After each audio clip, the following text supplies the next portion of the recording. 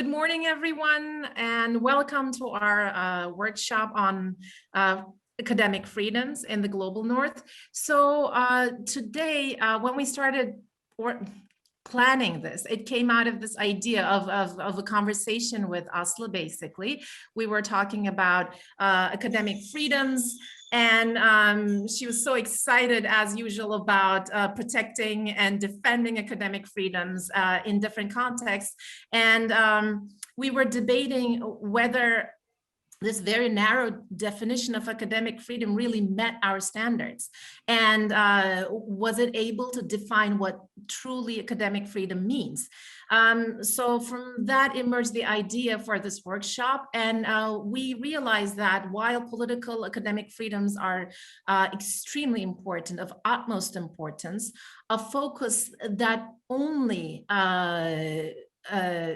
talks about political academic freedoms and only in the context of autocratic or autocratizing regimes is too narrow to understand what we're going through around the world, including the global north, because political academic freedoms are not too much at risk, at least not yet in the global north. We tend to think of academia as free from all kinds of intervention in Western countries, so in democratic countries. But we started thinking, well, Aslı has been thinking about this for years, actually, and she's been researching and writing about this.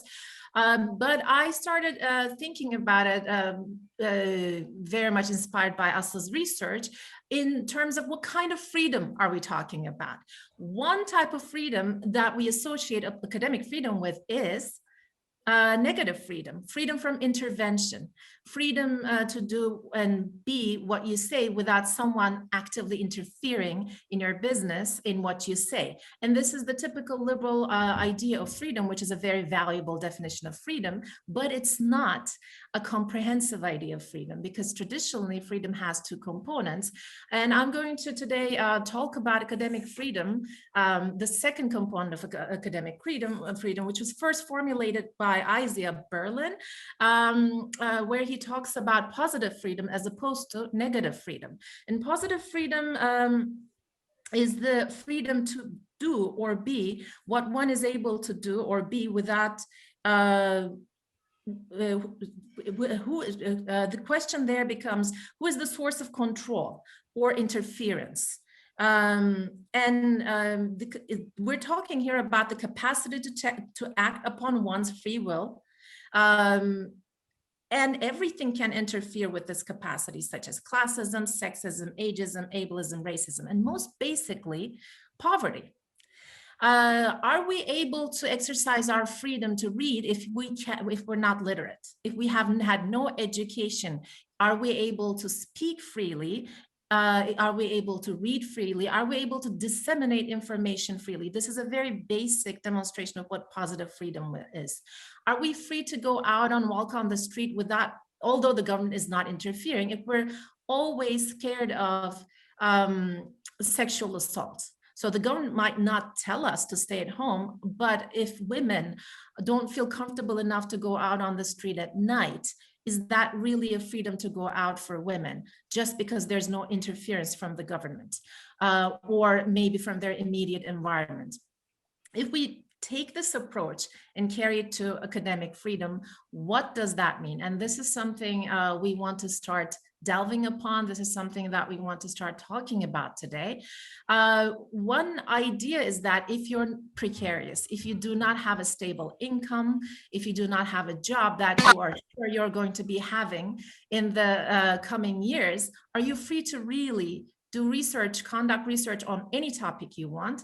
Are you really free to speak your mind?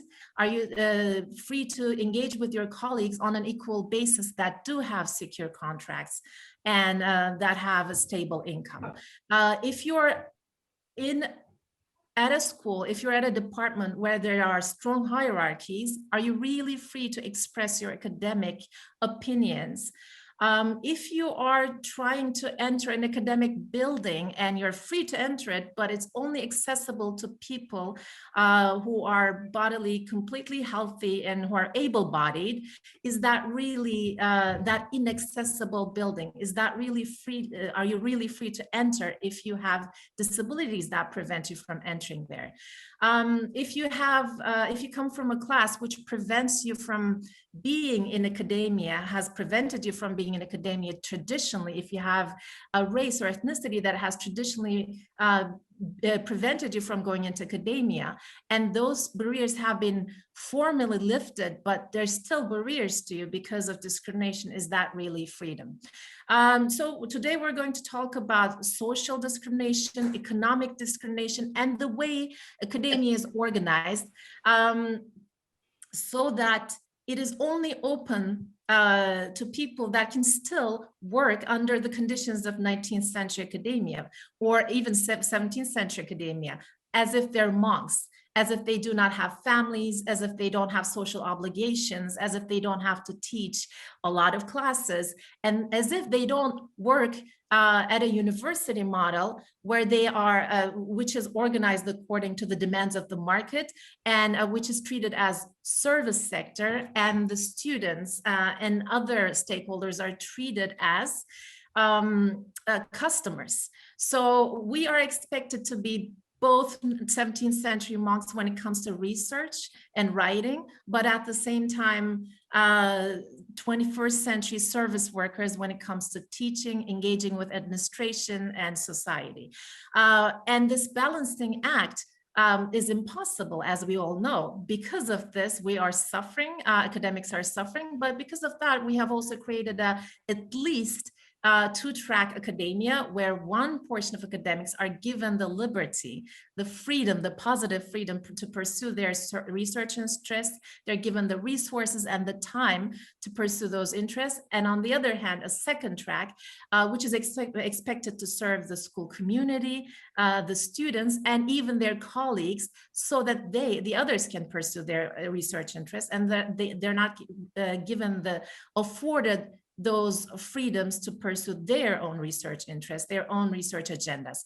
So I'm going to stop here by mentioning Nussbaum's capability approach, and how we want to, in the future, and in the book that we are going to actually, Aslı will probably talk about this too, that we want to publish as an outcome of this workshop, where we want to talk about academic freedom as a positive freedom, and want to talk about the capability approach, where we need to figure out what makes us capable of pursuing our academic interests.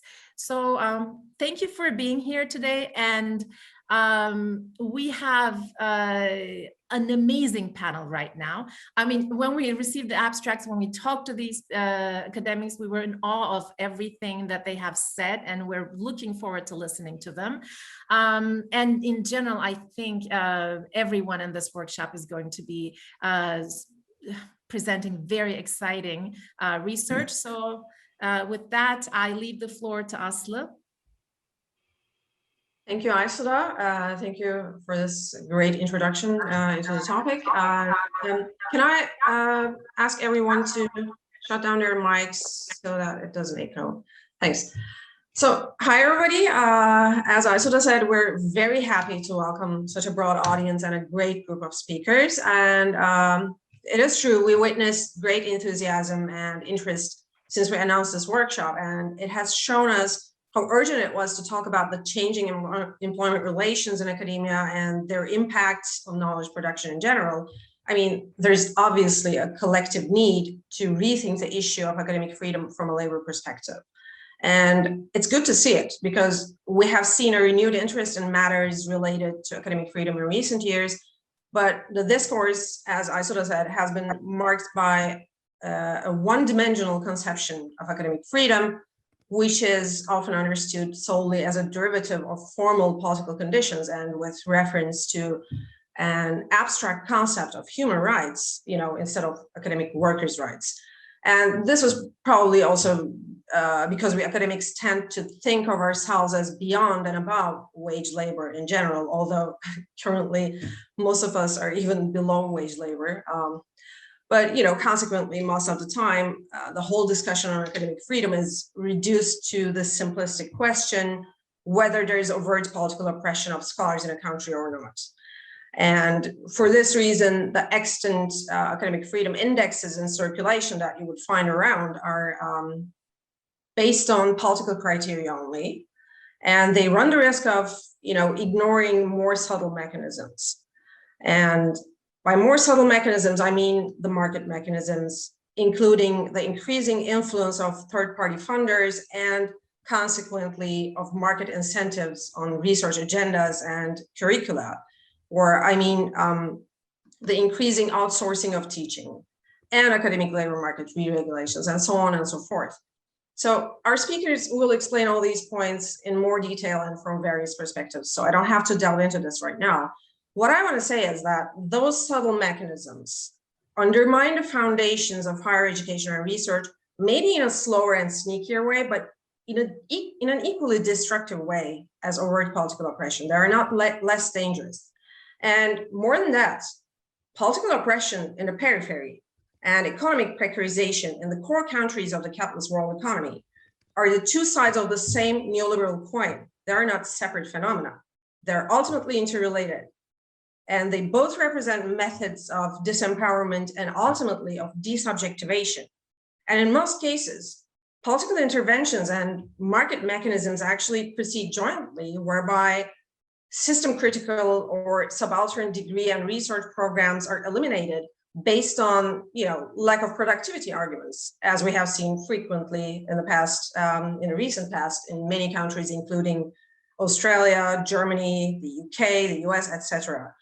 And in the same vein, financial crises or the threat of potential financial crises that are yet to happen are often used as justification for layoffs and cutbacks, as we have seen, for example, during the pandemic, how several universities in the UK and the US already started with massive layoffs of adjunct lecturers already in March 2020. I mean, way before anybody could have anticipated what was going to happen. So, and even in normal times, we have been witnessing the devastating impact of an increasingly instrumental and utilitarian approach to academic work and labor, and how it has been undermining the principles of free and critical research on different levels.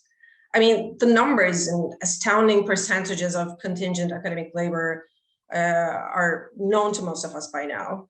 But this new faculty majority, this non-tenured staff, consists of like 68% in the UK.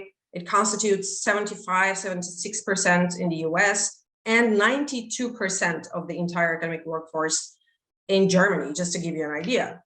And this new faculty majority reportedly suffers from many things, including unpaid overwork, self-exploitation, exclusion from social benefits, lack of infrastructural and institutional support, exclusion from institutional decision-making mechanisms, and in many cases, vulnerability to mobbing and sexual harassment. And although they constitute the majority in most contexts, they don't have a seat in the faculty boards and administrative bodies. They don't have a say in designing of curricula. I mean, the courses they teach are often imposed upon them.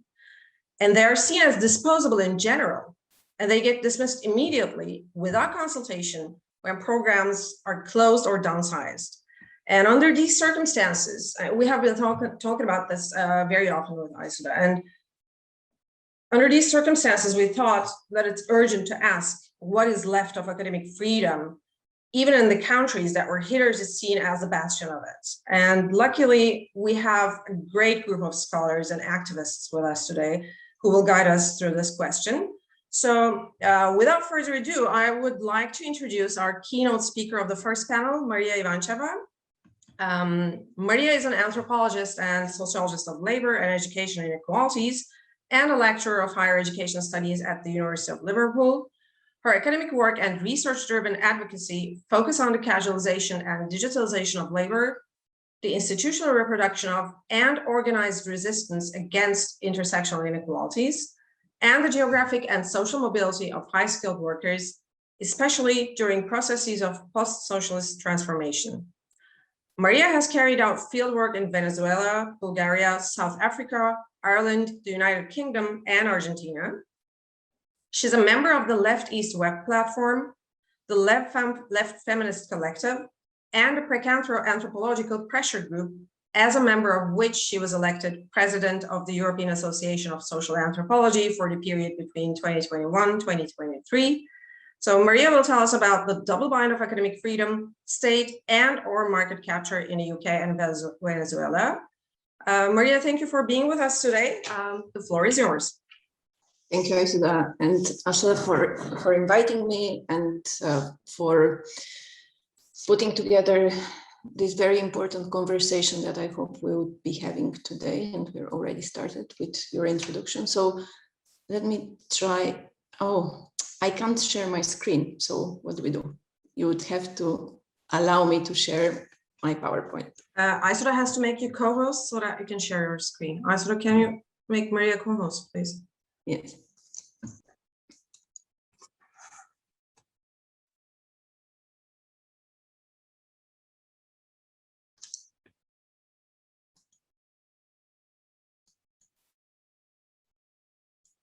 I don't hear you. I can also share, like I can also email you my slides, but I think that would be more difficult to do. You are the co-host right now. Okay, so right. Now let me share this and go into a presentation mode. Great, thanks again. So as Aslı said, I would speak about the double bind of academic freedom, and I would reflect on two fieldworks that I've done, one in Venezuela and one in the UK. These are quite opposite examples in some way, so I'm contrasting them, but you know, they also have different historical depths and different ways in which academic freedom has played out. So it is a kind of comparison by contrast, but I think it also allows us to see certain processes that Aslı called subtle, but I would say they're not very subtle. And I would also say that when we speak about third-party funders, I don't think that's what's happening. It's not that funders are funding the university, it is that the university is used in order to fund private businesses. So I'm going to speak a bit about that as well. How am I going to structure the presentation? I'll start with some definitional issues around academic freedom. I'm asked to admit humans. I'm sorry. No. I'm going to speak about the UK, where the market enters, and Venezuela, where allegedly it had to exit in a socialist situation, and I'll draw some conclusions. The talk draws on a few papers that I have written and can be accessed. One is called The Discrete Charm of University Autonomy, Conflicting Legacies in the Venezuelan Student Movements, and is part of a special issues on student movements and political change in contemporary Latin America. Kathleen Lynch and I wrote a paper on academic freedom and the commercialization of universities with a focus on Ireland and the UK, I would say mostly. And then the paper itself will be published very soon in a collection that is opening the university Thinking and Learning with Refugees, that has been edited by Celine Cantat, Ian Cook and Prem Kumarajaram, and is part of the Central European University, and nowadays I think Bard College as well, program Olive for refugee education.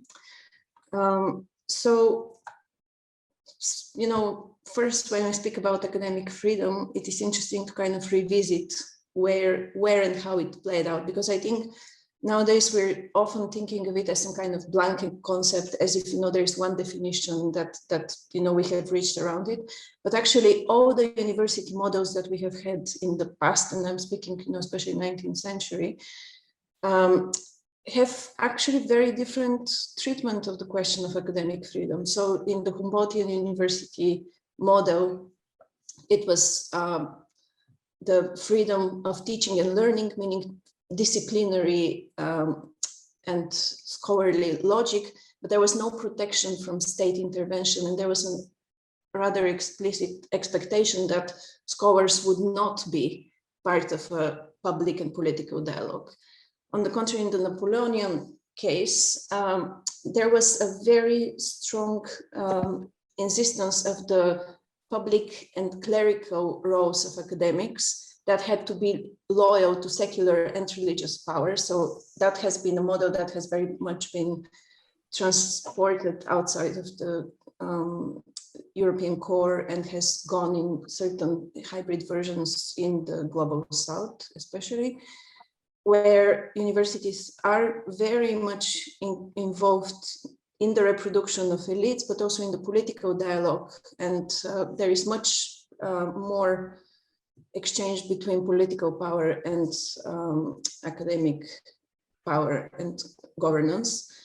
In the US, research-intensive university, on the contrary, almost like there was a very strong sense of individual and guilt privilege and protection. So academics were supposed to have protection to speak almost anything, be it to power or in the public debate, but it also meant a very strong sense that the institution should not have public accountability. So there was a protection, but no sense of giving back to the community in a certain way.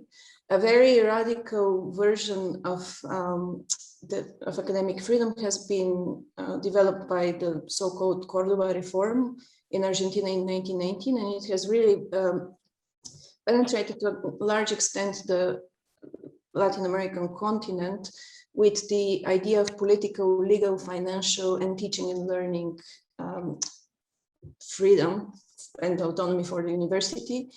But that has also meant free access to, well, at that point, still only male citizens, democratic co-governance of the university, transparent recruitment, and applied knowledge for the benefit of communities. So this has somehow gone hand in hand with the understanding of autonomy, and universities were supposed to have a very strong public service function. Now, what has happened, like a lot of this debate has been forgotten, and nowadays when we speak about academic freedom, we usually speak about repressive states in the peripheral global south, which I think this event is really trying to subvert.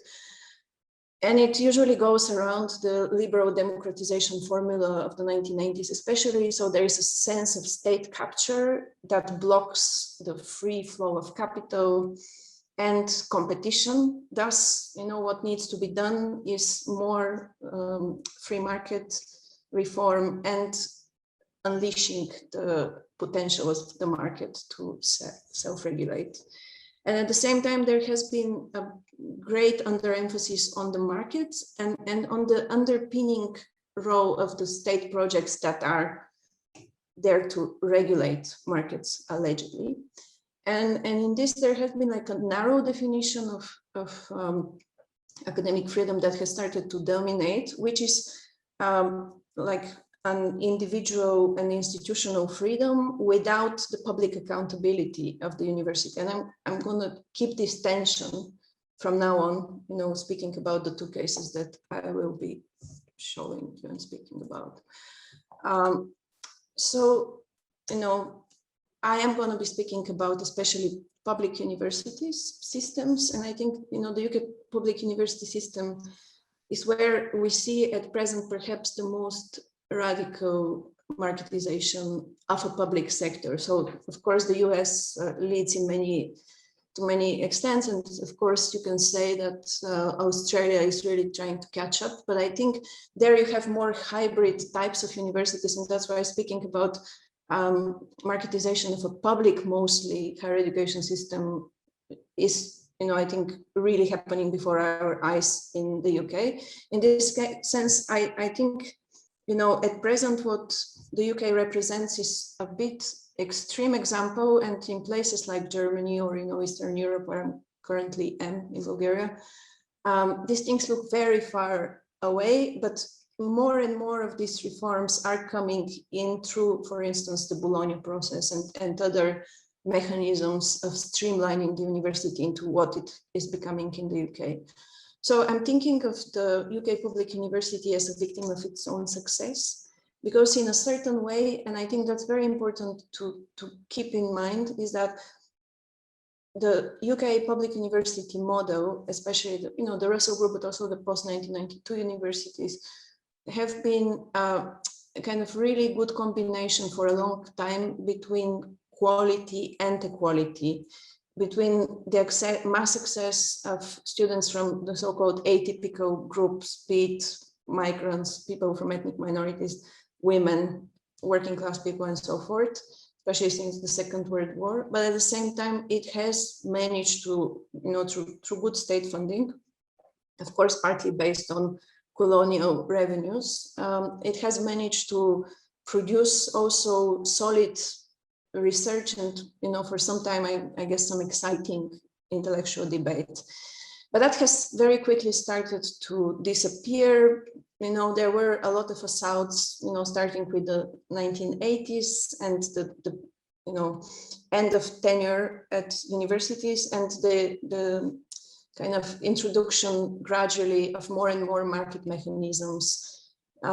Partly, of course, that has to do with student fees that have started, that have been introduced first in the 1990s, but then have been gradually increasing for home and EU students, to the extent that nowadays there is a kind of minimum fee of £9,000, but also there are programs, especially master's programs, where some foreign students pay up to £25,000 just in student fees.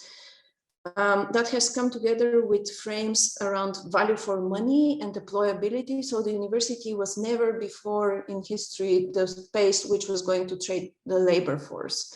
The labor force was trained by businesses, companies, factories, and so on and so forth.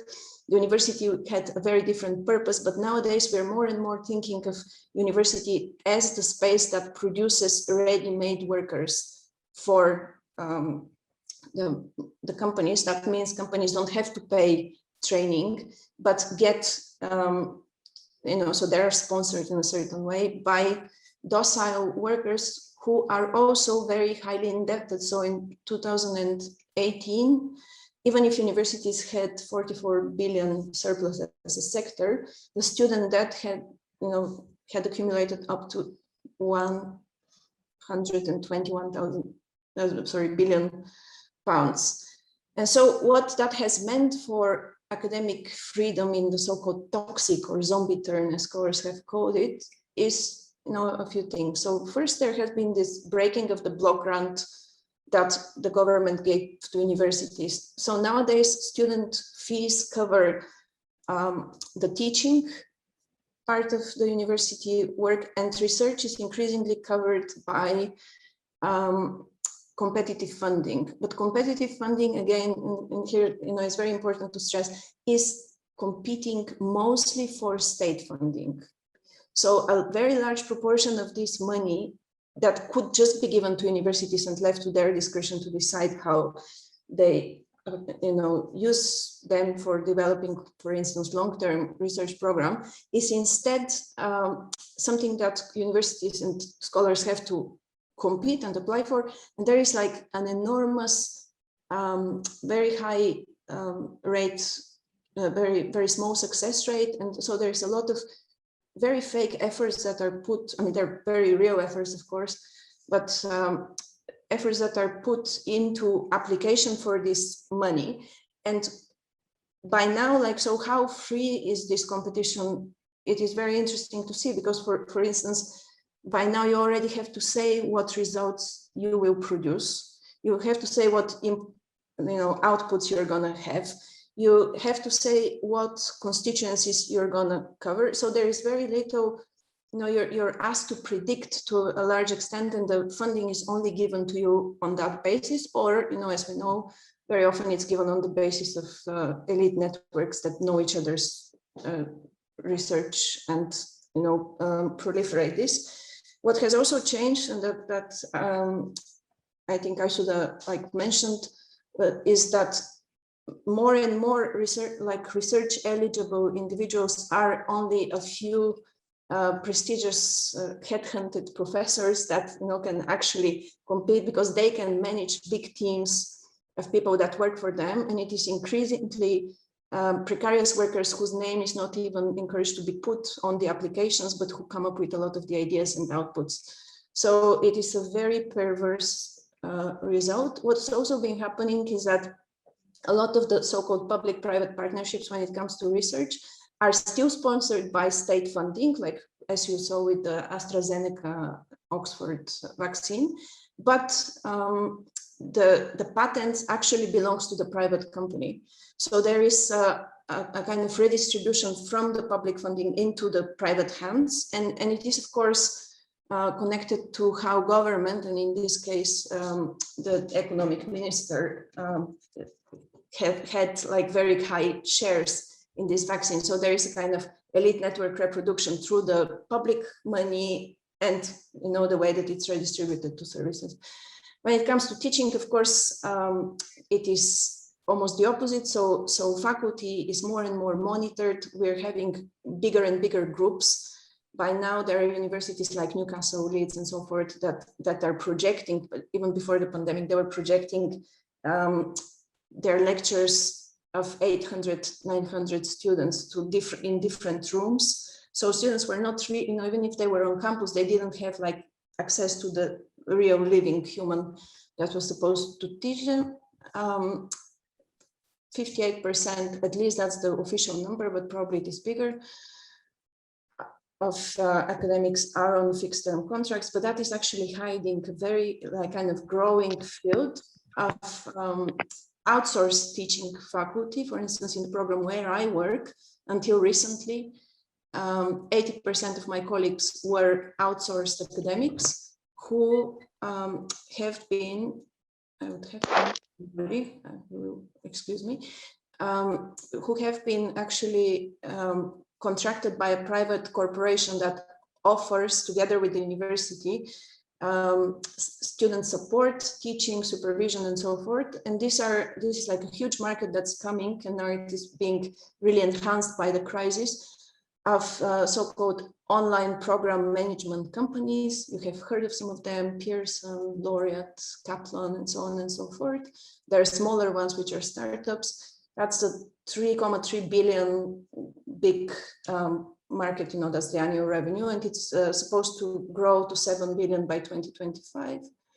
And so and I've changed my slide, I'm sorry.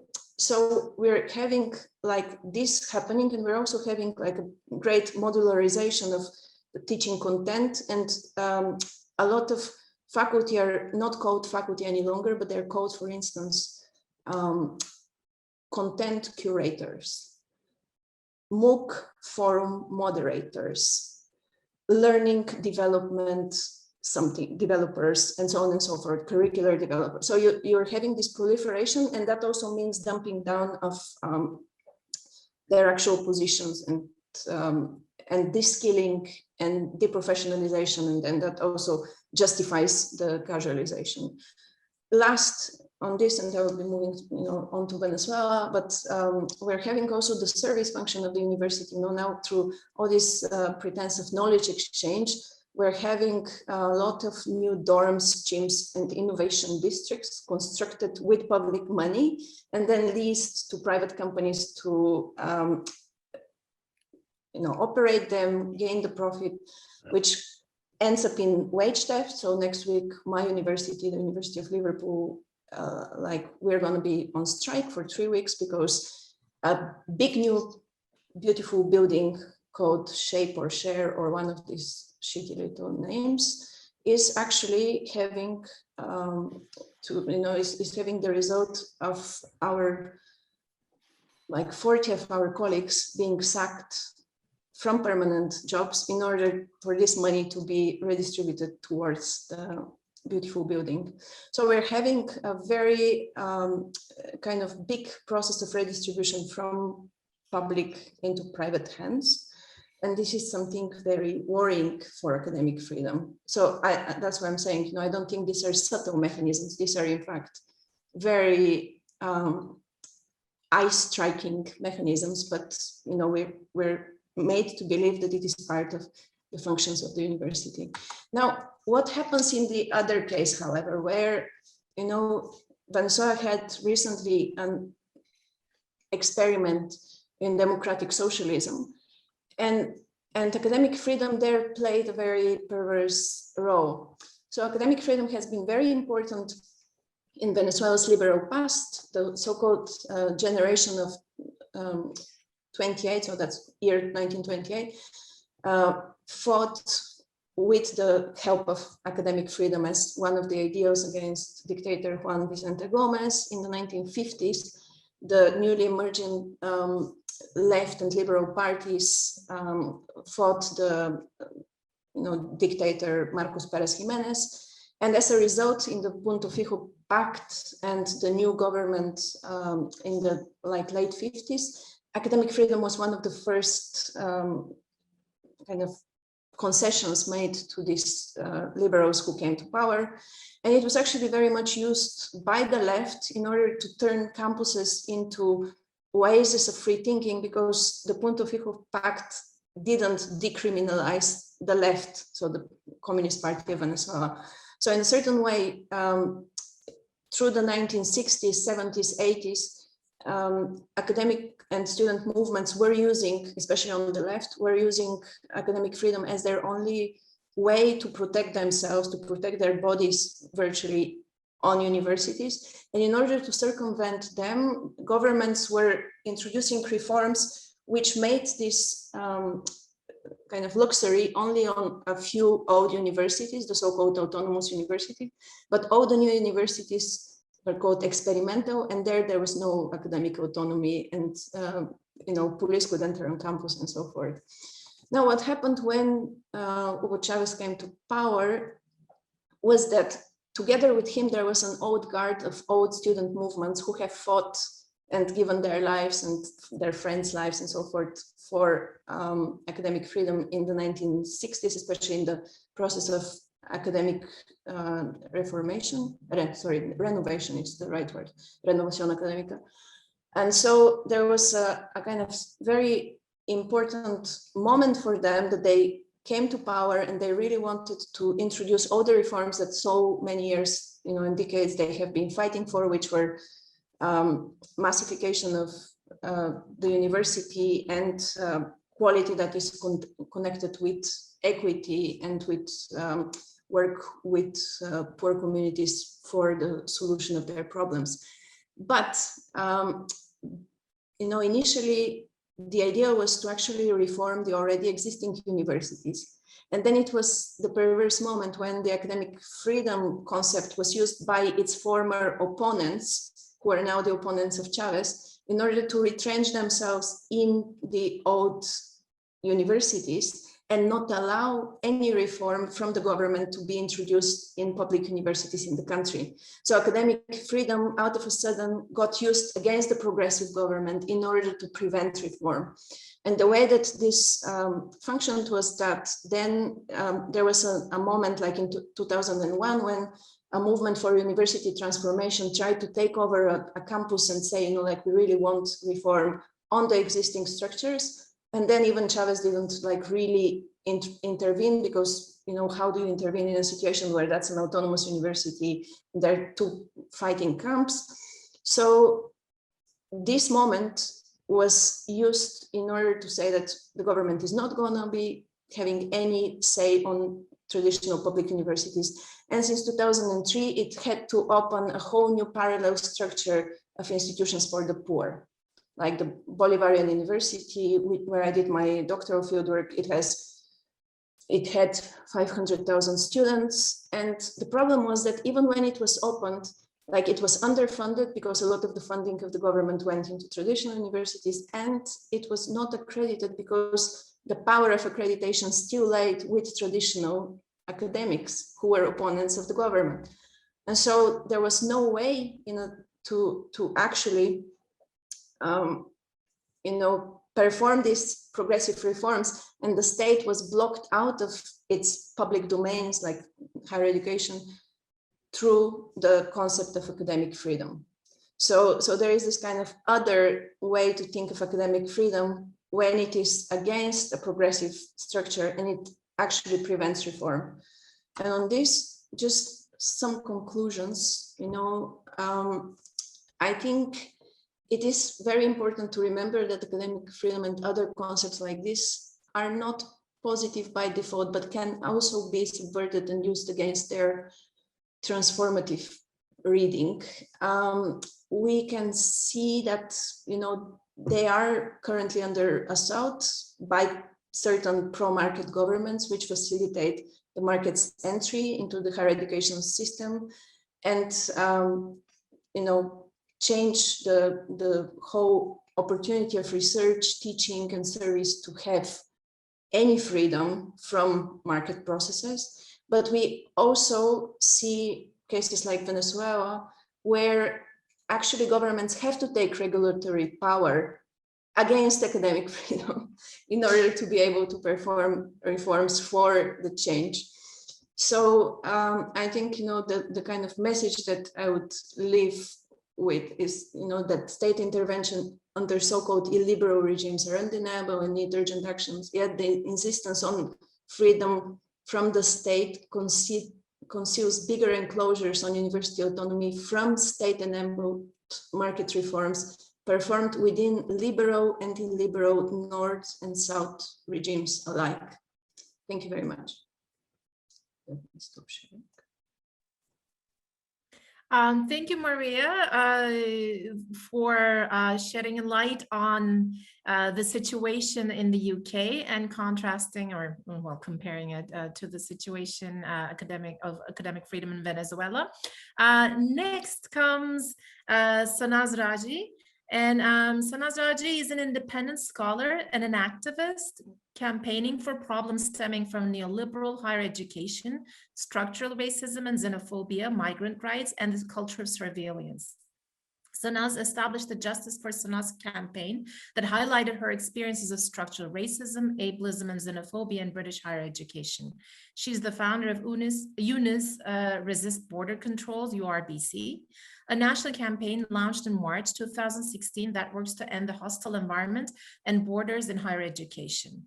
Sanaz is a published author and writer in the field of Iranian diaspora studies, critical race studies, migration studies, and social media. Her work has been featured in The Guardian, Red Pepper magazine, in addition to academic journals and edited books. Oh, thank you so much.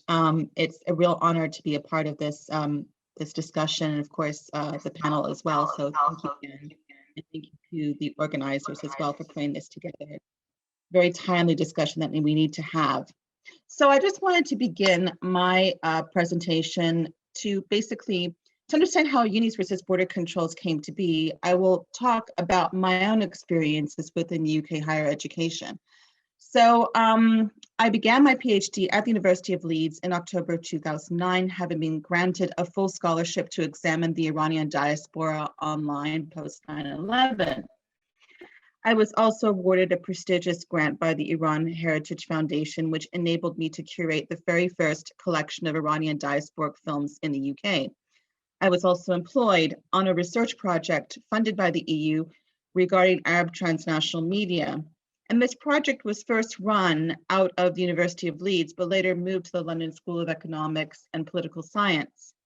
However, despite these achievements throughout my doctoral studies, I was subjected to an unrelenting barrage of institutional racism and victimization each time I requested a change of supervisors. In the third and final year of my PhD in August of 2011, I was forced off my scholarship. Without the PhD scholarship, I was unable to pay for the expensive international student fees for my last year of study, in addition to my living costs. The University of Leeds then withdrew me permanently from my studies when I could not come up with the funds to pay my tuition fees. By forcibly withdrawing the scholarship, the School of Media and Communication Studies put me into financial precariousness, forcing me into a period of homelessness, health problems due to homelessness, in addition to a long fight with the Home Office that still continues to this day. Meanwhile, the University of Leeds failed to deal with my complaints procedure within a reasonable period of time. It took the university nearly a year to make a decision concerning my case while my immigration status was about to expire. In retrospect, this was done deliberately by weaponizing my precarious immigration status to create the barriers for my case and to prevent me from appealing any further. In a Freedom of Information request conducted in 2014, I had found that my supervisors had commented in an email during the time of my internal complaint with the university that she wished I had failed to remain legally in the UK. So it was quite clear that the university and the PhD supervisory team understood the precarity of my immigration status.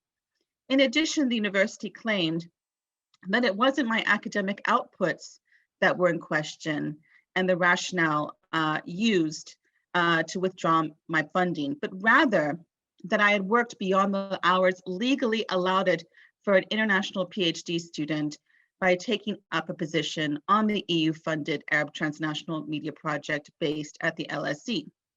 In effect, the university had successfully weaponized my immigration status against me during the first introduction of the hostile environment policy in order to quell a discussion and further investigation on institutional racism and victimization within the School of Media and Communication Studies.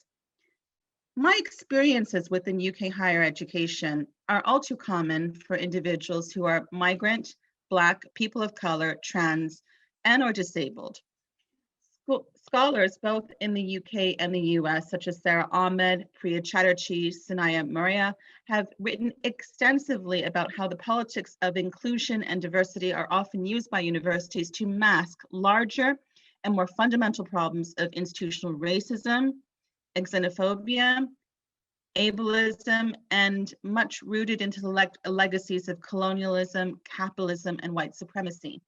So what I experienced during my PhD studies as a migrant Muslim woman of color, impacted by the first wave of the hostile environment policy, led me to establish Unis Resist Border Controls, URBC, in March of 2016. URBC is the first grassroots national campaign composed of migrant academics, university students, and activists seeking to end border controls and specifically the hostile environment policy as exercised within UK higher education. For over 5 years, URBC has provided free casework support to migrant students, lecturers, and researchers who face problems within their university as a result of the hostile environment policy.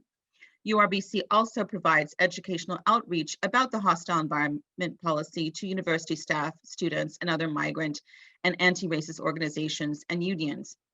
We also conduct research on the hostile environment policy inside UK universities, which has been covered in The Guardian, The Independent, Financial Times, Pluto Books, and Die Tageszeitung. Finally, URBC engaged in direct action protests outside of detention centers and in coalition with other anti-hostile environment activists and border and prison abolitionist organizations. The URBC manifesto explicitly states that we are both a free movement campaign, so free movement for all migrants, not just specifically for EU migrants, in addition to a campaign that advocates for free education, again, for all students, regardless of their immigration status. So as I will elaborate further, marketized and neoliberal higher education in the UK is fueling not only inequalities and exploitation against British students and university staff, but even more so for those who are on precarious immigration statuses. So URBC sees border controls within higher education, not just through the prism of longstanding xeno-racist immigration laws from the 1960s onwards, but also through universities and their complicity in investing and or giving intellectual arguments used to justify draconian border policies. Most recently, we uncovered in November of 2020 that 2 departments within the University of Cambridge, the Neuroscience Department and the Cambridge Center for Data-Driven Discovery, had promoted a recruitment message from the Home Office subgroup Border Force, which called for academics within these respective departments to work on research in digitalizing border security in the UK for the next wave of the hostile environment policy. And as the Israeli settler colonial apartheid violence continues in Gaza and the rest of Palestine now, such campaigns like the Palestine Solidarity Campaign have found in January of 2019 that 100 UK universities have invested of 450 million pounds in Israeli companies complicit in the ethnic cleansing of Palestine. And as we know, some of the collaborations made by UK universities with Israeli companies are then used to bolster and strengthen UK border violence against asylum seekers, undocumented migrants, and underdocumented migrants as well.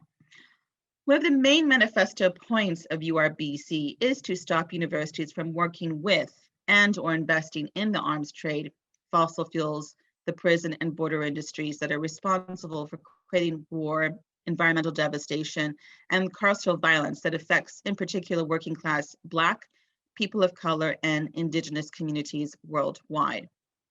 So as I've spoken at length about URBC's opposition to the hostile environment policy and UK's xeno-racist border policy, we must describe what exactly this policy is. Now, it goes without saying that migrants in the UK live an incredibly precarious existence. Organizations like Corporate Watch, for example, in 2018, My Goodfella in 2019, have shown how successive immigration laws since the 1960s have pandered to racist scapegoating, moral panics, and colonial logics. Migrant precarity has been further exacerbated by the implementation of the hostile environment policy in 2014. This policy essentially turned British citizens into border guards and created barriers first for undocumented and underdocumented migrants, but later extending to lawful migrants on visas in accessing the National Health Service, schools, university education, marriage, housing, employment, and banking. Now, after the immigration of 2020 that just recently passed, the hostile environment has now been extended to include EU citizens, in addition to ending free movement between the UK and EU. However, the border regime in UK universities predates the current hostile environment policy associated with 2014 and the 2016 Immigration Acts. It was a Labour government that introduced the points-based immigration system between 2008 to 2010, which first required universities to monitor international staff and students from non-EEA countries in order to maintain their license as immigration sponsors.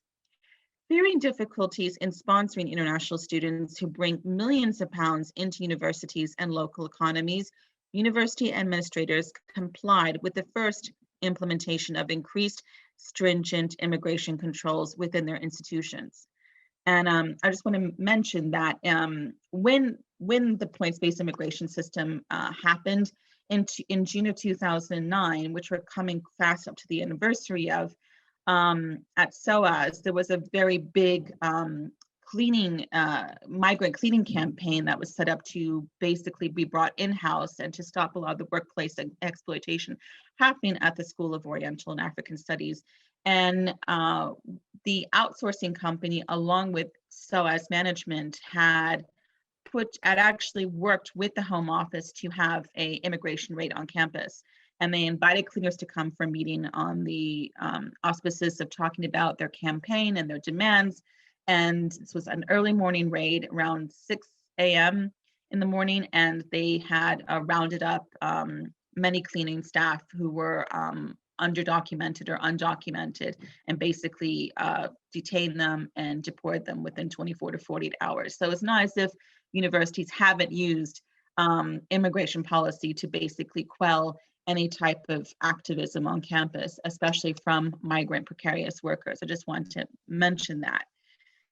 And of course, as I've mentioned previously before, the Parliament has now enacted the Immigration Act of 2020, and the hostile environment will be extended to EU students and staff who will find themselves under this kind of draconian monitoring regime that currently exists within UK higher education.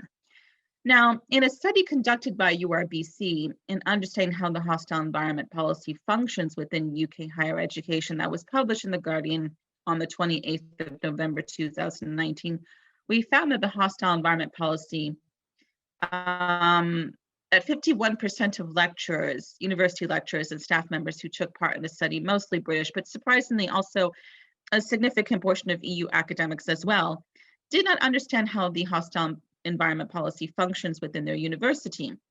This suggested to URBC that a much larger group of university staff are complying with the policies without knowing how they actually work and who are affected by the hostile environment.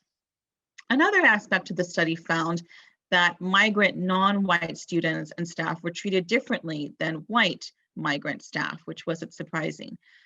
Types of discrimination varied, but they included increased institutional scrutiny, quote, suspicion and condescension, end quote, at the individual level, differential pay, unfair performance standards, and retaliatory and escalating hostility in response to complaints. In light of the growing inequalities of migrant, Black, and people of color, especially PhD students reflected in the URB study, it is disappointing that even within university college unions, that's UCU, and also the National Union of Students, NUS, there still persists a lack of discussion and intervention concerning how the hostile environment policy is actually strengthening institutional racism within UK higher education. Interestingly, UCU activists and members seem to view the hostile environment policy as not just a human rights issue, but primarily a labor rights issue. And while the hostile environment policy does impact migrant labor rights, to merely see it as only that erases the other structural violences that it contributes to. And so there is a growing movement within UCU branches at the moment to have migrant university staff visa and international health surcharge fees be paid for by their university. And while some universities, such as, for example, Oxford and Cambridge, do pay for the visa and international health surcharge fees of their migrant academic staff, particularly those sought after by the university to teach in the UK, this policy by some UCU activists and branches essentially promotes the good, useful migrant versus the bad migrant discourse that is itself responsible for the current harsher and more draconian immigration regime, especially for asylum seekers and undocumented people. This sort of union activism also discounts how universities can and do weaponize the immigration statuses of its migrant staff, and how this could potentially be a manner by the university to discipline further its migrant staff who are compensated in this manner. So recently there was a piece by two URBC members, Gwyneth Lonergan and Sam Solomon, who reminded fellow UCU members that high visa fees and the international health surcharge are policies designed to affect and marginalize further undocumented migrants, and particularly those who are racialized in the UK. Therefore, solidarity from university staff should be to work with organizations, migrant rights groups like Docs Not Cops or URBC, in trying to end the high visa fees and the NHS surcharge fee or the international health surcharge fee for all migrants, not just for a particularly select group of migrants. But if UCU members continue with policies in making hostile environment more palatable for their members, and particularly migrant academic staff with tenure status, rather than working to end this policy harming working class migrants and those without status, we will see further cleavages between migrants,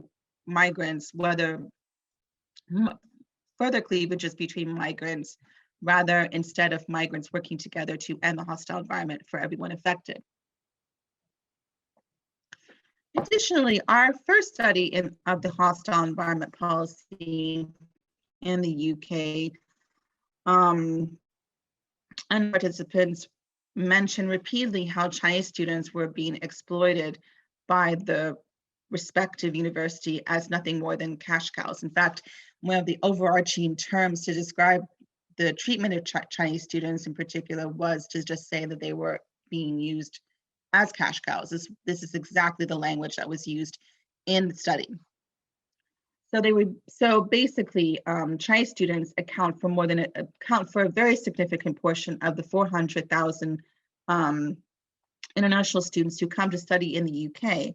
And nowhere was the term cash cow more apparent than during the global pandemic, whereby universities in Manchester, Wales, and Northern Ireland had chartered flights during the regional lockdowns and at the very start of the second national lockdown to bring Chinese students to the UK.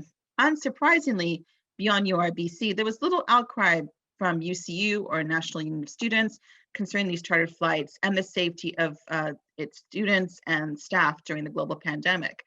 So this is something that did concern us when these chartered flights were happening. And as this academic year is coming to a close, universities are increasing tuition fees of international students. For example, at Goldsmiths, University of London, the increase is £670 per course. So the course fees are for international students. So for international students on Tier 4 visas, so non-EEA students, but also EU students will be impacted come the following academic year. Tuition fees are anywhere between 16 to 17,000 to, in some cases, some universities up to 50,000. So at Goldsmiths, I believe it's around 30,000 or so as the cap mark.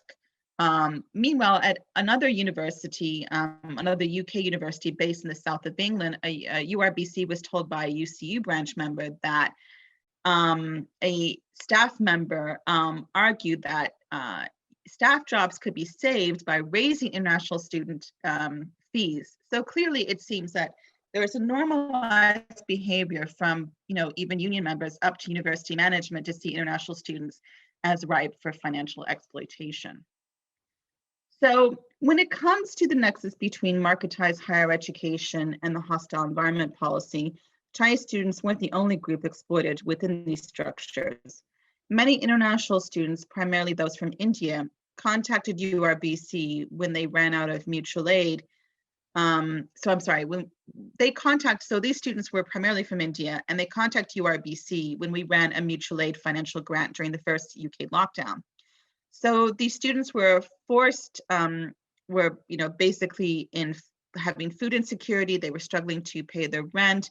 Many of them had lost their part-time jobs. As an international student in the UK, you can work 20 hours per week. So you are allowed to work 20 hours a week. But they had lost a lot of them were employed in gig economy jobs. And they had lost those jobs that basically not only supported them, in paying their rent fees and whatever else, but also in some cases were even remittances sent off to their families. So unlike British students, international students, especially those on Tier 4 visas, have no access to housing support or benefits as a result of the no recourse public funds conditions introduced over 20 years ago. So to better understand the precarity of international students we were experiencing during lockdown, URBC and the Migrant Rights Network conducted a joint study in June of 2020 and found that among students who responded, 56% were either destitute or at risk of destitution during the initial lockdown. International students also faced difficulties receiving hardship grants from the universities, with 15% rejected for these, while 36% of the respondents indicated that they had received no response to their inquiries for support. The impact of this scenario is especially stark for those international students in precarious socioeconomic positions, particularly working class and lower middle class students who have taken out exploitative loans to study in the UK. Compounding matters, an increasing number of international students on Tier 4 visas have been withdrawn from their university courses and are now facing visa curtailment and possible deportations as we speak. URBC has obtained figures on a number of UK universities and found that during the first lockdown, Portsmouth University reported 169 international students to the Home Office for visa curtailments and deportations, while Central Lancashire University reported a further 116 students. Several universities refused to answer as to how many students they have reported to the Home Office during lockdown. These also included the University of Hertfordshire and University of East London, which has withdrawn a number of students for being unable to pay their tuition fees, putting them under threat of deportation. And in response to this, on the 10th of August, URBC launched, so 10th of August 2020, URBC launched 2 letters, one addressed to the Home Secretary and the other one addressed to the Minister for Universities, demanding a tuition fee amnesty for international students unable to pay their tuition fees because of economic problems as a result of COVID. Both letters received support from academics, students, union representatives, and anti-racist and migrant rights organizations. Yet, despite this, unfortunately, it has to be said that there has been little uproar little uproar both within UCU and NUS concerning the problem of international students finding themselves destitute, starving, homeless, and being deported out of the UK simply for being unable to pay their tuition fees during a global pandemic. The lack of an outcry, much less joint activism on campus by university staff and students, painfully illustrates how ignored international student issues are within the university system. Meanwhile, there's been a lot of rent strike campaigns and tuition fee strike campaigns across the UK. And while a lot of international students have actually taken part in these strikes, the demands don't often reflect the precarious situation on the ground for international students affected by the violence of both the hostile environment policy and marketized higher education structures. And as I mentioned from my own personal example, complaints procedures in all UK universities often work against international students and often weaponize their precarious immigration status to prevent them from going further with their case. And so it was unsurprising for URBC when we were told by a couple of campaigning groups that international students who took part in a tuition fee strike that had a group complaint at the Glasgow School of Art have now hit a roadblock because they're no longer in the UK and thus not able to take their case further. In closing, I just want to say that unless organizing on the ground to basically push back, not just against the hostile environment policy but primarily also to push back against marketized neoliberal education, if it fails to continue the particular issues that migrant staff and students experience as a result of these issues, we're not going to really have any way of really combating them. And I feel like there's been a real schism because when people talk about workplace inequalities, they don't necessarily think about international staff or migrant staff. And we're not talking about just migrant lecturers, for example, or migrant academic staff, but we're talking about staff from cleaning staff, from custodial staff, from people that work in cafes, all the way up the spectrum of higher education. So while URBC envisions activism against the hostile environment policy on campus that includes, let's say, cleaning staff, catering staff, IT staff, amongst the microcosms that keep university running, we need students and academic staff to get out of their silos, to make those connections and provide tangible support with other precarious members of the university that goes beyond merely writing letters and passing motions. And this kind of solidarity needs to be extended to underdocumented and undocumented migrants, which do exist within the higher education structure, and not merely just this exotification of refugees, which I think is a real problem in really kind of looking at some of the structural inequality issues that happen with migrants. And I do believe this type of unity can happen. And I think we saw it last Thursday. It was best exemplified actually at the Battle of Kenmure Street, where in Pollokshields, a suburb of South Glasgow, over 500 residents joined in border abolition in preventing a morning immigration raid from taking place. And these people stayed for 8 hours despite police presence and violence until 2 men were released into the community. And although it's a different context to what the situation happening in UK higher education, I do believe that the Battle of Kenmure Street brilliantly illustrates that when we all come together within higher education, we can win. And hopefully in the next leg of UBC organizing, we will succeed in pushing back these inequalities within higher education. So thank you again for your time. Thank you, Sanaz. Thank you very much for this very interesting presentation. So basically, we're looking at a situation where students, international students who have the ability to pay, appear to be cash cows to universities in the UK, and students who do not have the ability to pay, they have their precariousness weaponized. I love that term, that weaponizing precariousness.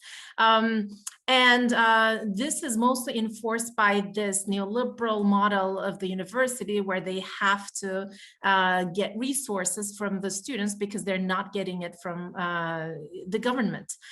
So it's a combination of racism, classism, and a combination of both the educational system that's very discriminatory, and also an immigration system that's very discriminatory, and an entire economic system which allows this kind of exploitation. So Sanaz, thank you for also reminding that in the university, it's not only the professors that need to be given freedoms for the university, for the academic freedom to be exercised, but also the students, as well as everyone that works on campus, because if we're divided, we're not going to have the kind of freedom that we really desire. So thanks a lot, and I would like to leave the floor to Aslı now so that she can introduce our next speaker. Thank you. Thanks, Aysuda. Could you mute so I don't echo? Thanks. Thank you, Mariya, for the keynote, and Sanaz, both great presentations, and I'm sure we will have a lot to talk about. But first, I want to introduce our third speaker of the first panel, Daniel Mekonnen. Of Eritrean and Ethiopian origin, Daniel Mekonnen is a Geneva-based independent consultant and scholar and fellow of the African Studies Center at Leiden University. In his scholarly work and practice, he focuses on pressing issues related to international human rights law and migration and diaspora studies. He has particular interest in the working methods of the UN Human Rights Treaty monitoring mechanisms, with focus on the UN Human Rights Council. He is a practitioner of cause lawyering, a form of activism involving the deployment of legal and non-legal skills in the pursuit of human rights. As a persecuted scholar, welcome to the club, Daniel. We have a lot of persecuted scholars here in this group. He's continuously engaged in the research agenda of scholarship at risk, including in the context of his forthcoming book titled Activism in Exile, An African Story of Cause Lawyering and the Enduring Search for Meaning. We are looking forward to this great publication. And Daniel will talk about neither in nor out, a forced migrants' view on the demographic diversity of the Swiss sector of higher education and its knowledge production processes. Thank you, Daniel, for being with us. The floor is yours. Okay, thank you, Aslı, for the nice introduction, and good morning, everyone, formally. Can I have access to display my PowerPoint slides, please?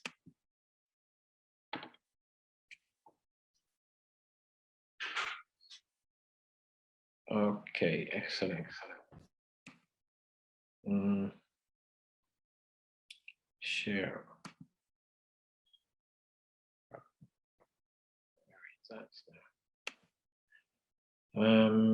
It may take a few seconds to display my slides, I suppose.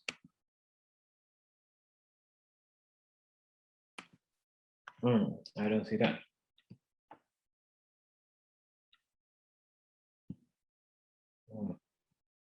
Okay, so maybe I shall use my PowerPoint presentation from here. I don't think I would be able to. Are you sharing slides or sharing screen?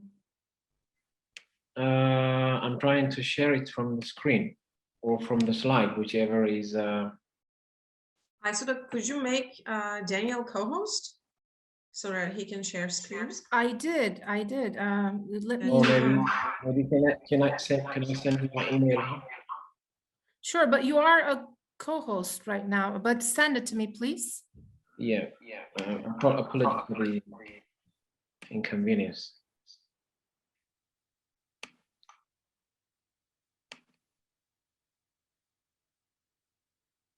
Here we go.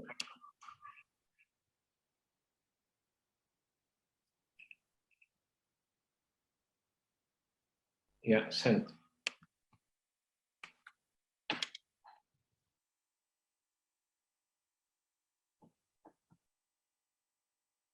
One participant, okay.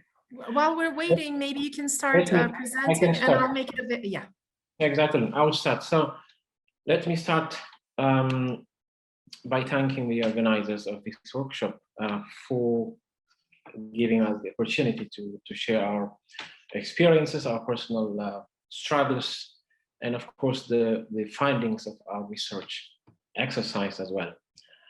What I'm going to do in my presentation is I discuss demographic diversity as a very important vantage point in understanding the knowledge production process of higher education. So apparently, I take Switzerland as a case study. I focus mainly on the diversity of senior teaching staff and tenured faculty staff. And I relate this with the broader debate of academic freedom and academic precariousness, which are all interrelated with knowledge production processes. But more so, I focus on the plight of highly skilled forced migrants, in particular, scholars from the global south in Africa, African scholars, and their experiences of academic precarity. And that will be explained in the context of my observations about some key elements of demographic diversity. So the aim is that of exposing some deeply seated problems of these knowledge production processes of the higher education sector. But I don't focus, or I don't try to show this only by revealing the outcomes of my survey of the demographic diversity. I also try to explain and engage with the problems by discussing two concrete case studies that will be revealed in a short while. But before I do that, I need to briefly break down the major components of my topic. Why do I say neither in nor out? I mean, the literal explanation of that is one can be physically or geographically located in a global north, like myself and like many other colleagues in this event, but professionally, academically, and emotionally, we may not be included. So in essence, we live in the margins of precarity or in a detained emotional state, which is prolonged and problematic.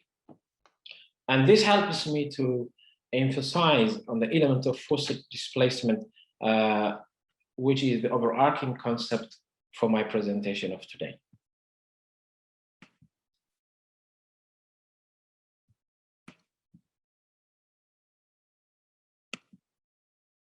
Okay, so I think I will continue from my own version of the PowerPoint slides. I really don't want to be involved in some technical issues, so I can continue from here. Okay, all right. Well, in the next slide, I will briefly explain my methodological approach, which I characterize as evidence-based dispassionate presentation. The primary method I use is, of course, examination of the so-called knowledge production process. In order to do that, I have done a cursory survey of 10 of the most important public universities in Switzerland. I will explain this in a short while. There is a second supplementary method, which is based on my own personal experience as a highly skilled forced migrant living in the global south, in the global north. Of course, presently in Switzerland, but previously in several other European countries, in Norway, the United Kingdom, Germany, Ireland, the Netherlands, Belgium, and Hungary. At some later stage, I may hopefully be able to include also observations based on numerous formal and informal interviews, including semi-structured and in-depth qualitative interviews I have conducted over the last 12 years with countless forced migrants residing mostly in Europe, but also some others in North America and other places. But for today, I'm not going to discuss much of these observations. I will focus mainly on the one hand, on the aspect of the survey of the demographic diversity. On the other hand, there are also two elaborative case studies that I will be discussing, one of which is related to selection processes of applications for opportunities and specific instance of knowledge production by peer-reviewed academic journals.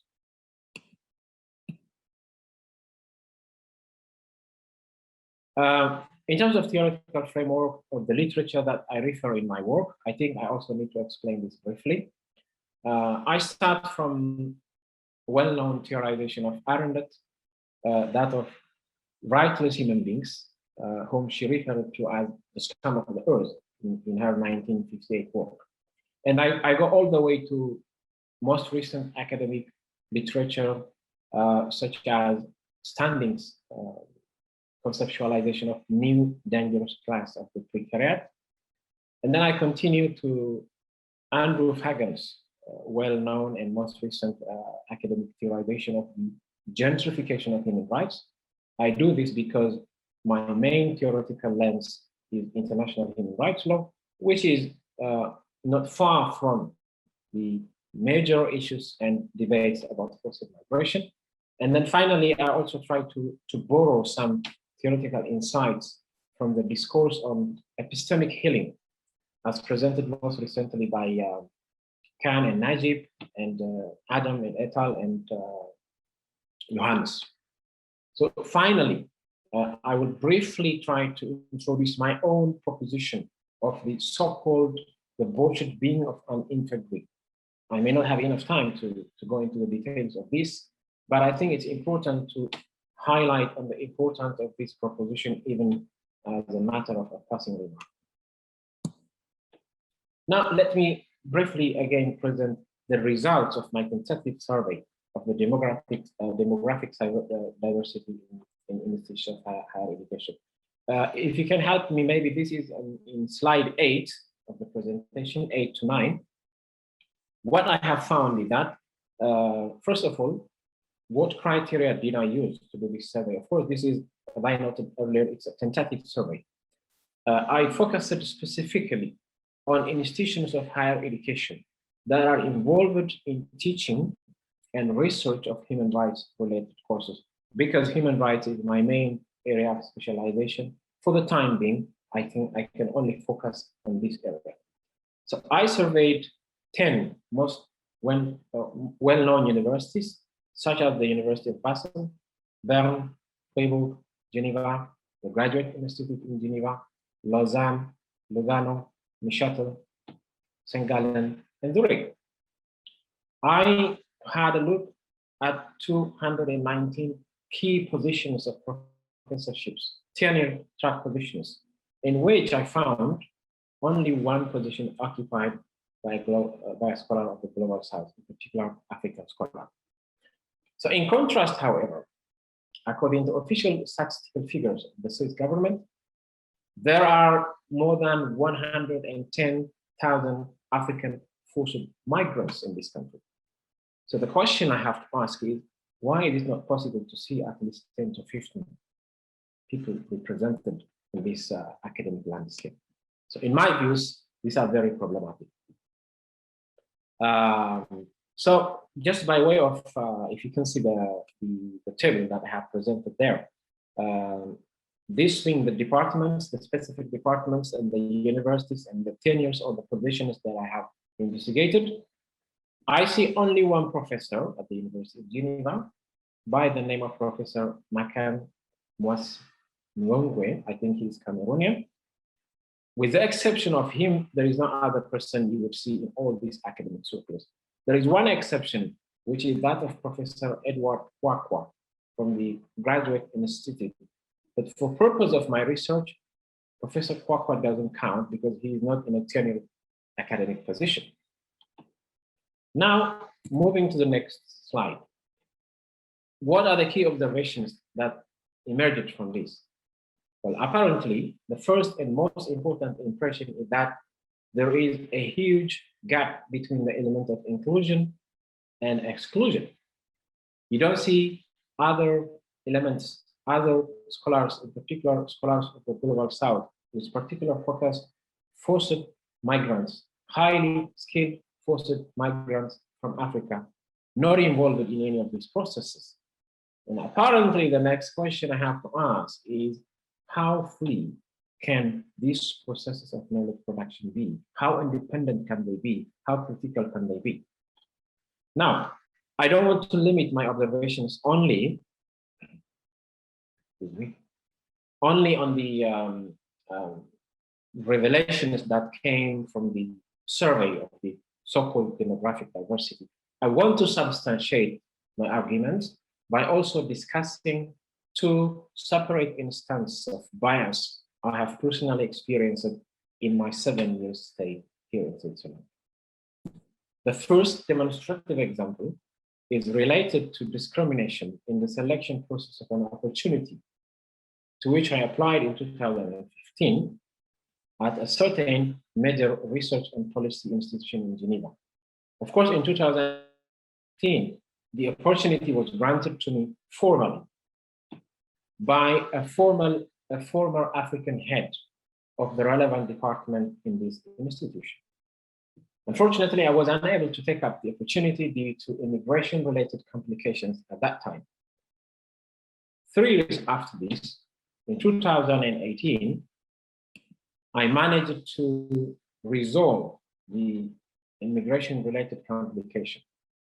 But unfortunately, I was unfairly requested to reapply for the opportunity.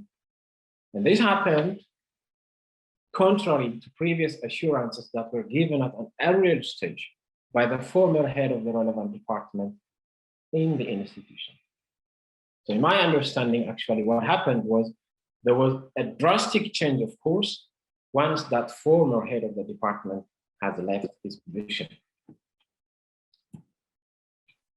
Finally, of course, I succumbed to the requirement of the application and I reapplied. And no formal response was given to me for 2 years. And in which context, again, a more disturbing behavior transpired on the part of the institution which was processing our application, which is apparently discriminatory practice, of course. I formally complained about this practice in 2020. My complaint was not properly addressed. As I speak now, I am waiting for a formal legal opinion from a labor law specialist, which means this is a kind of pending legal procedure. That's why I'm not able to divulge more details about this experience at the moment. However, I would like to make it clear that at such later stage and time, I will have to come up with full details about this experience because it is very much related to the broader discourse and debate that we are having today, which is essentially knowledge production process of higher education, academic freedom, and academic precarity. My second demonstrative example is related to an instance of epistemological violence that has been perpetrated against me by a peer-reviewed academic journal, the editor of which is also based in a Swiss or at a Swiss university. In 2020, last year, I was asked to peer review an academic article specifically dealing with integration of forced migrants. And for the record, I'd like to mention that I have done this in the past for close 20 journals, 20 peer-reviewed academic journals, from human rights to development cooperation, to migration studies, diaspora studies, and so forth and so forth. So I'm not a newcomer to the practice and field of peer review. So in the first cycle of the review, I recommended the publication of the academic article subject to certain revisions, which is a very common standard practice. Then the article was sent back to me for me to double check whether it has been revised according to my recommendations. which I made sure that it was divided according to my recommendations. And right away, I gave a green light for the article to be published. To my surprise, what happened was, with no sufficient explanation, I was asked to do a third, a fourth, and a fifth fresh rounds of reviews of the article. And this happened in spite of my persistent refusal to do that. So effectively, the editor of the journal was questioning my judgment as a scholar, my judgment as an expert, probably because I'm African, or maybe for other reasons. That remains to be explained by that person. In that context, a major disagreement transpired between me and the editor. So I finally brought the matter to the attention of the publisher of the journal on the basis of an alleged ethical misconduct on the part of the editor, which I described as an instance of epistemological violence. The publisher responded to my complaint, but in a haphazard fashion, and apparently with the intention of covering up for the misconduct of the editor. And after this, I expressed my intention of seeking remedial action from the court of public opinion. And only at that particular stage, the publisher made sure that an official apology was tendered to me by the editor, for which I was very happy, of course. And that was my request from the very beginning. So finally, what the editor did was came up formally apologizing as follows. With hindsight, I should not have asked you to revisit or reconsider the definitive recommendation you made at the point of the second revision. I apologize unreservedly for any upset caused. So with this, the case was closed. Of course, I'm not interested to mention the name of the person, the name of the university, and the name of the journal, because eventually they have apologized the way I wanted it to happen from the very beginning. That said, I will now go back again to the broader debate, which I have started at the beginning of my presentation, and which I would like to continue in the following manner. There is a burden of double jeopardy, of academic precarity for scholars of the global south currently based in the global north. Of course, I borrow here some analytical explanation, which I take from the field of criminal justice. Some of you may know the concept of double jeopardy, which literally means no one shall be prosecuted twice for the same crime, although we have not committed any crime for that matter. Why I use this analytical explanation is as follows. For some scholars, in particular scholars of the global north, academic precarity is a matter of a singular process of disadvantage. Whereas for us, for scholars of the global south, currently based or working in the global north, it is a process of disadvantage incurred from two simultaneous sources. The first one is, of course, related to a radically transforming academic landscape, which is giving rise to increasing precarization of the academic labor force.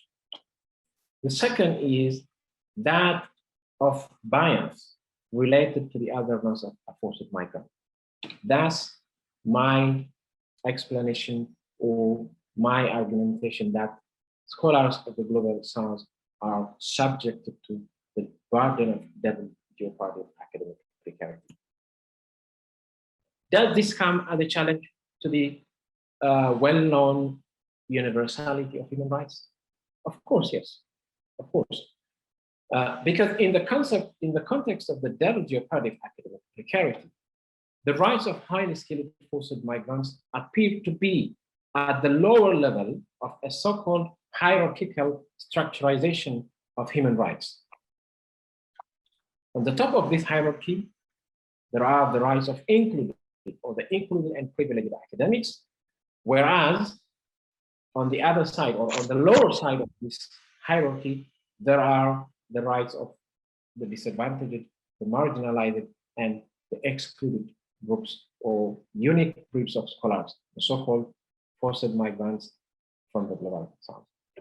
So in my understanding, this is clearly diametrically opposite to the old age principle of the interdependence and indivisibility of human rights, which is a very well-known discourse in the global human rights movement.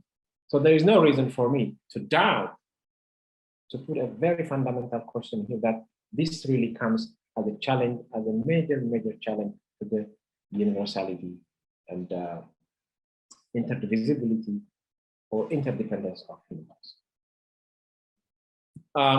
In the last two slides, I will try to wrap up by focusing on the way forward. What needs to be done? So I have tried to explain the problems.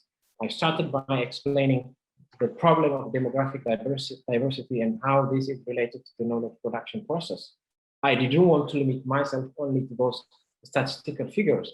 I have included experiences, examples from my own personal experiences, which are well evidenced and documented.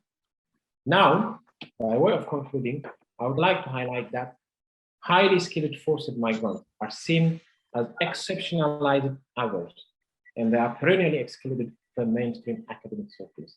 This is what the demography shows, and this is also what my own personal experience shows.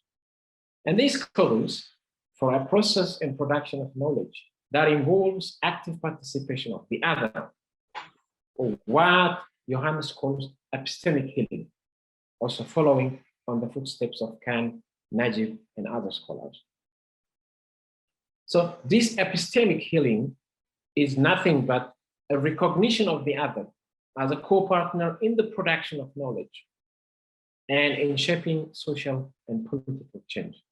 These are very essential considerations for reaching the global, the goal of adequate amelioration and inclusive change. My apologies. So finally, I would like to conclude with the following key observations. For all the change that we want to happen, precarious academics need to transform themselves to activist scholars and need to galvanize their efforts by building inspirations from the global movement for inclusive citizenship. And in particular, the well-known motto of the disability rights movement, which is a Latin term, nil donabis sine nobis. In English, it means nothing about us without us, so to say. So because in essence, academic freedom and knowledge production processes are meaningless without allegiance to the quintessential requirement of egalitarianism. So however disturbing such calls may be to some quarters, they need to be involved in. So this brings me to the conclusion of my presentation, ladies and gentlemen. I would be more than happy to take your questions and comments as soon as possible. Thank you, and my apologies for the technical difficulties about my PowerPoint slides, but I hope I have made my points clear. Thank you. Thank you, Daniel. It was great, and you made your point very clear despite all the technical problems. And we are sorry as well because these are the perks of being on Zoom.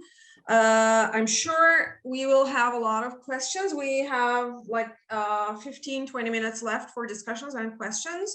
As far as I can remember, Olga wanted to ask something, and I see her hand. So Olga, and are there any other questions so that I can collect names and then give the floor to you?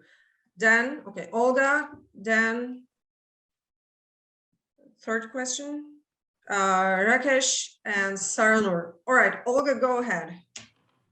Good morning, everyone. Can you hear me? Yeah, okay. Thank you very much, everyone, for the insightful speeches and sharing your experiences. I've been a migrant academic myself for the past 15 years or so in various countries, so I can relate to many of the things that have been said. I'm also working on a book on migrant academics' narratives of precarity, which will be an edited volume where a bunch of scholars will share their own experiences, and we will try to synthesize, systematize, and conceptualize all that. So this all fell right, onto the fertile ground. So thank you a lot. My question is maybe to the speakers, maybe to us as a group, and it relates to in how far experiences of one country trickle down, or practices of some countries trickle down to practices of other countries. You know, we started this, I think, I don't remember who said it, but we started by saying that, you know, some countries used to be seen as bastions. Yeah, I think Aslı in the opening remarks was saying that, you know, some countries have been seen as bastions of academic freedom, and now we see so many problems there. And Mariya gave us an account of, you know, what's going on in the UK academia, and how marketization and all that, you know, has resulted in a very unhealthy climate, so to say. I'm currently based in Belgium, and what I see is that Belgium is basically following the UK with 5, 7, 10 years delay. Yeah, so depending on the issue, certain practices and standards are, you know, being picked up. You know, the research funding logic, you know, marketization, service approach, raising the fees. Of course, there are specific country peculiarities, but a lot of things are being copied with a little bit of a delay. And sometimes we already see that it's crashed, but we're still copying it. You know? So I wonder, you know, what's your account there? I mean, why is this happening? What's at fault? And what would be the remedies? I mean, is it up to academics to share better and more, like to share louder? Like, listen, this model doesn't work. You know, don't try. You know, don't repeat at home. You know, like in those, you know, safety warning. Don't repeat yourself. Yeah, it's not like a question. I can't formulate it as a question. It's just something I see happening, and it's, you know, like a train going into a crashing, and we can't stop it. I just have this good illustration. Our department is going to move this summer to a new building that was built with the open space office. And this decision was taken, I think, 15 years ago. It's just taken very, very long to mobilize the funding and to actually build it. Things move very slowly in Belgium. So by the time we're going to move, research has concluded that open space office doesn't work, especially in academia. So we already know it's not going to work. The staff is already unhappy we haven't even moved, but we are going to move because the building is there. So, you know, how can we prevent similar things in the future? And yeah, sorry, this is not a very focused question, but more an intervention. Thank you, everyone. Olga, was that a question directed to Mariya, or? Yes, maybe let's frame it as a question directed to Mariya. Things are really not going so well in the UK academia, and we also heard more about that from Sanaz later. But yet we see lots of specifically European continental countries copying that practices. What's at fault? Is that university ranking and that everybody wants to be higher? Is that, are the metrics at fault? What's going on? What's going on? Mariya, would you like to reply now, or shall we get other questions from collect some questions and I can reply, and every one of us can reply to whatever has been asked. Okay, well then continue with the questions. Dan, you're on. All right. Thanks a lot for great papers and already interesting discussion. I also think my question is quite broad, so I think everyone may be able to respond to that. I see that these papers in separate ways address a crucial issue, which is about what would, you know, a just academia look like. And I think my question to Mariya in that regard would be, what was it that you thought was so successful about the post-World War II British model? You mentioned in passing that somehow this model seemed to work, the massification of universities seemed to democratize learning and so on. But it could be great to hear why you thought that was a successful model, and maybe also critique it. So to Sanaz and Daniel, I think you're giving us two very different narratives of why we need to think more broadly about inclusiveness in academia and the kind of struggles that are necessary to open up our thinking on these issues. And I thank you very much for these presentations. But they're also very different tactics, right? There is a kind of a struggle from below, the grassroots movements, where we connect labor and migrant issues. And there is Daniel's insistent and very important interventions into discrimination Swiss academia. But what are then the solutions here? Are we looking to recreate an academia which then has more representation and is more diverse, or are we also trying to break some of the limitations that are on the way in which academic knowledge is still an exclusive for certain groups of people in society, and obviously also for certain social classes.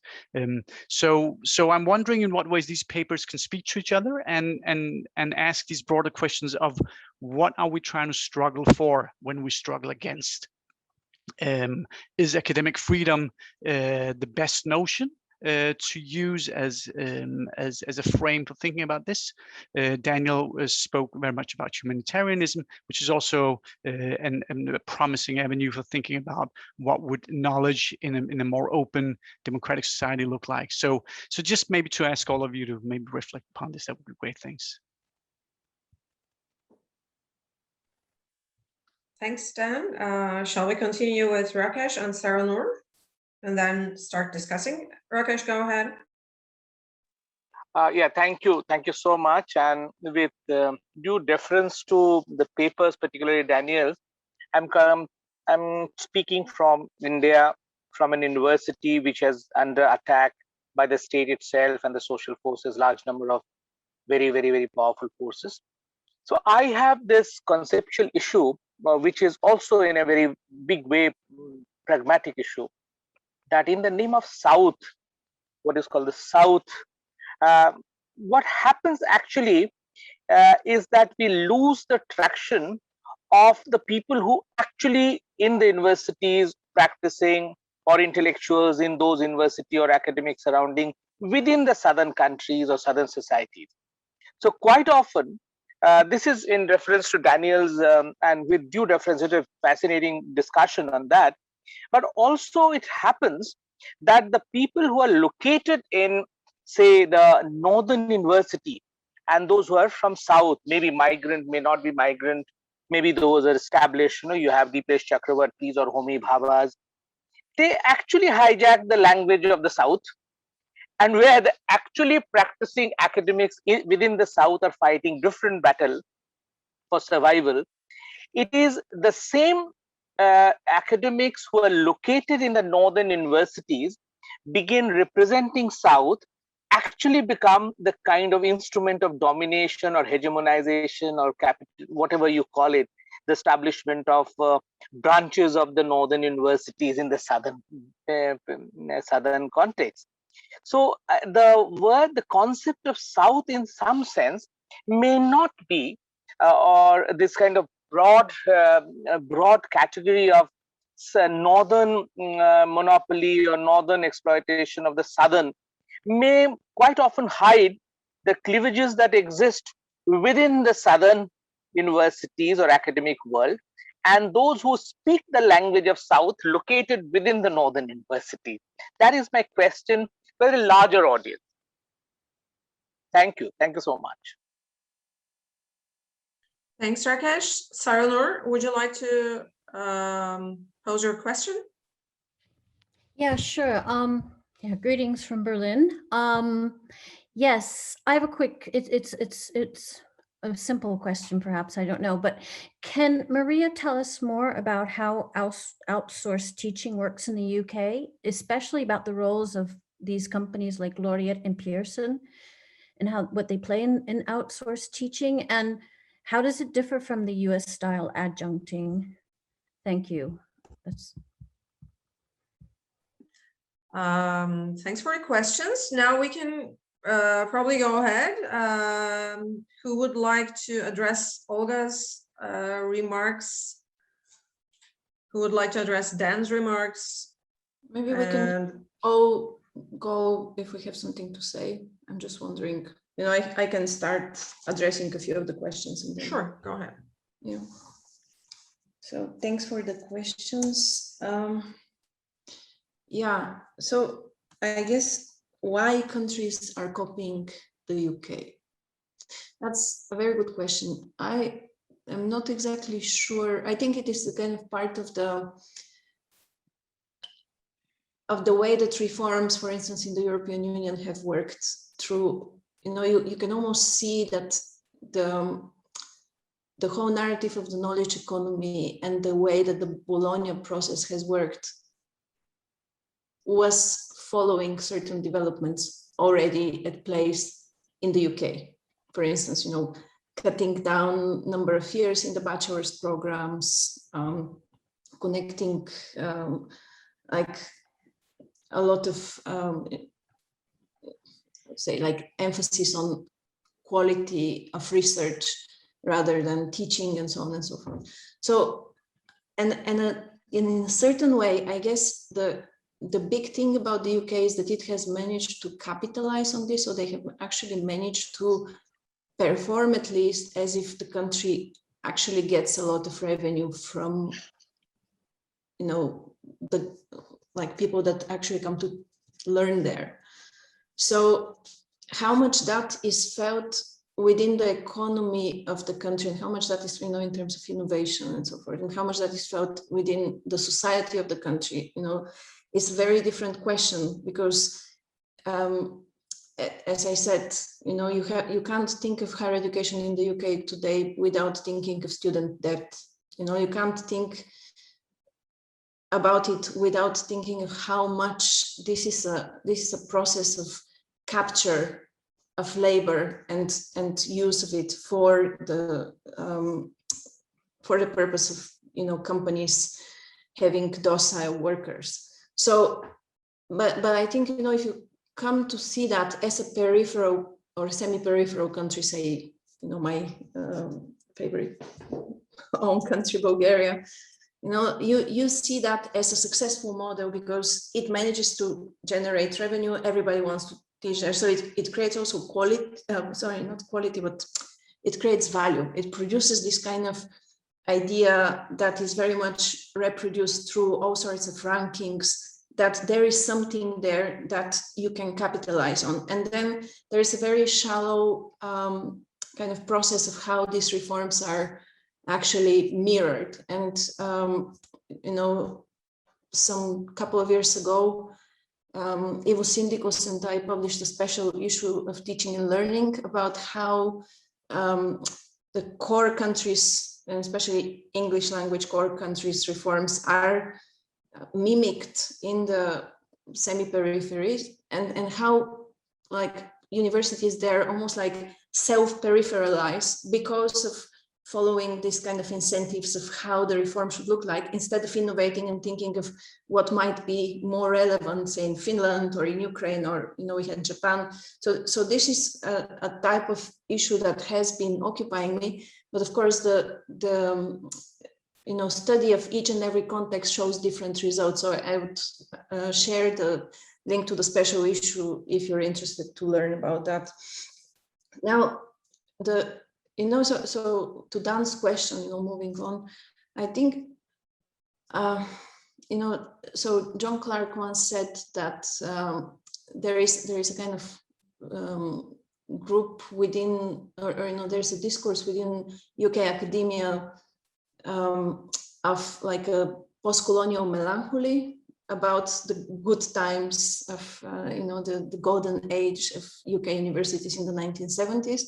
Which is, of course, a very dangerous discourse because it neglects a lot of problems that existed at that point in universities. So I think what needs to be done, you know, is instead of just thinking of that as some kind of golden age, you know, some perfection, to see what did work then and why was it, you know, a perhaps successful model. And for me, it is a question of massification. It was the question at that point still of quite a good link between local industry, you know, and university. So there was quite a well-functioning system in a certain way that was, you know, producing effects in terms of like the overall well-being of the population. Now, how has that changed now with the whole marketization is, you know, a much bigger question. But for me,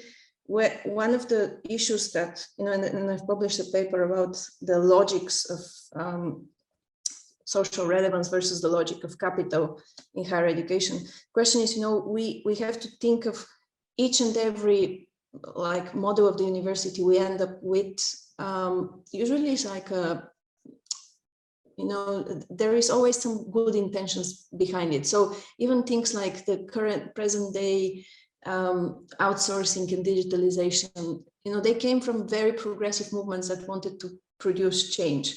And for me, it's always a question when you look into, you know, the final product, what are the parts that you can salvage and which can be turned into something progressive, and what were the kind of rotten apples that need to be thrown out. So I would think of this in terms of also like the Venezuelan case of the Bolivarian University. So that was like a fantastic model that was really trying to ground knowledge production into help and, you know, improvement and empowerment, mobilization of poor communities.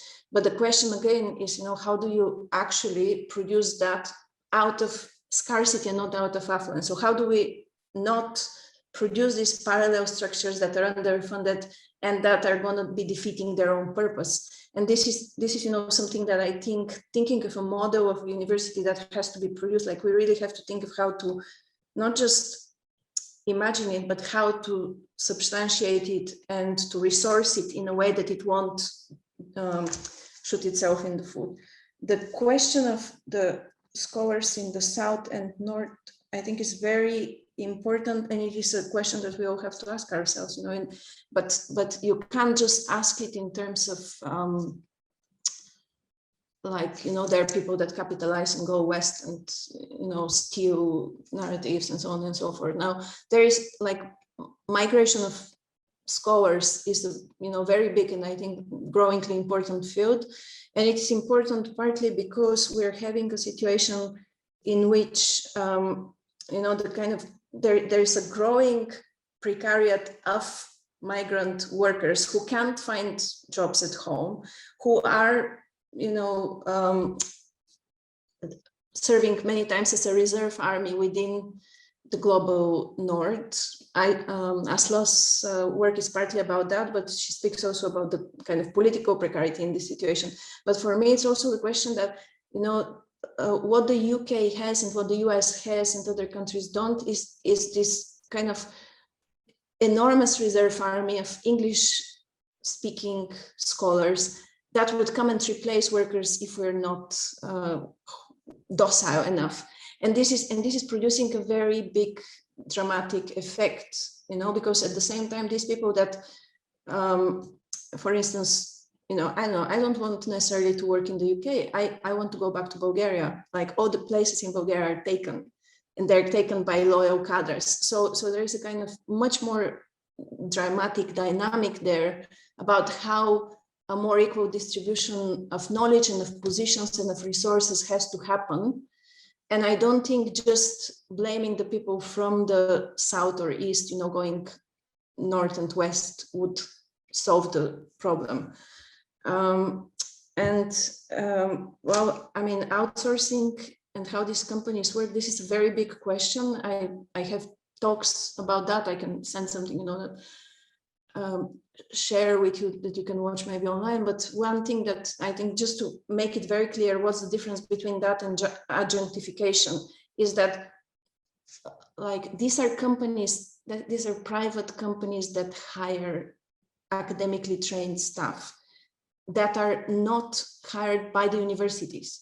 So we're having a situation in which increasing number of, like, you know, Pearson laureate and so on and so forth are hiring colleagues who are then paid usually flat rate, very low prices, do a lot of extra unpaid work, and are more and more teaching within programs together with universities. So you announce a program behind the brand of a big university, but actually the university doesn't have control over who the company hires, and the trade union of the university cannot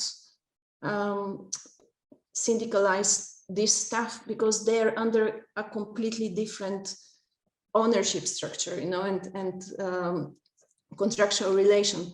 So for me, one of the ways ahead in that is to try and insource as many colleagues as possible. The problem is that when that happens, and now my university is going through that, they are insourced as suppliers, like, so they're not really hired as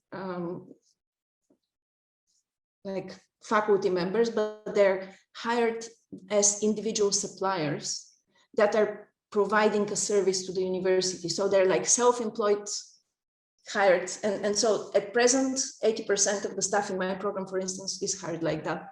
You know, they're insourced. At least now they're part of, you know, they can be unionized, but like they don't know of each other because they're not meeting each other. They're meeting with us within the program at the university and with their students. So it is a very difficult conundrum for me how trade unions can deal with this reality. And my very easy answer to this, how they deal with it at present, is they don't. And this is, it's becoming high time that we start paying more attention to this process, because this is like exactly the main point through which like an enormous de-skilling, casualization and precarization of stuff is happening. So I'll end here. By the way, not to interrupt this extremely important discussion, actually, we have been having a parallel discussion with Paula on the same topic in chat. But here's a little remark. We were actually supposed to take a break for an hour between 12 and 1 p.m. How are you guys feeling? Do you want to continue discussing and just dispense with the break? Or shall we take a break to, you know, eat something, go pee? I don't know, refresh your makeup. How do you feel? We need a break, I think. You need a break. Yeah, we need a break. I do want to mention just really one tiny point, and I think it relates to Dan's comments, but I think, and I can't really speak for Daniel, obviously, but I will say this, that I think from my position is that we're not, I don't think URBC or even my own politics, we're trying to work within kind of an inclusive diversity, you know, framework or fabric. We're really trying to push that because the diversity and inclusiveness is neoliberalized, and it discounts or in cases like, for example, there's a huge decolonizing movement in UK universities, but the individuals who do those type of does the type of labor or who are hired to do that type of administrative work tends to be people of color who are sometimes migrant, but oftentimes who are completely underpaid for the roles they are doing and have this insurmountable task of decolonize university that clearly does not want to decolonize. It doesn't actually want to change the neoliberal structures that are actually oppressing us. And we have to understand that UK universities are wedded to colonialism. They have profited from colonialism. And if it's not just, you know, the stark nature of colonialism, they have, you know, basically instrumentalized colonial logics within how universities function.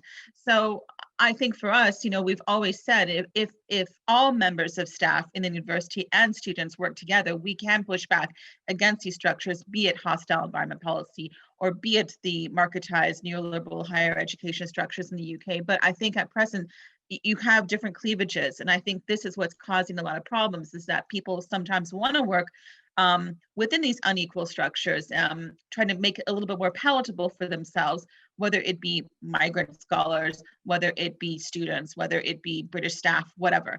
But I think this is the problem, is to look beyond those silos and actually really push back collectively. And that takes a lot of work, that does take a lot of time, but it can happen. But I think we need to work outside of our silos and outside of our rubrics that we are currently in. And that's what I'm just going to say.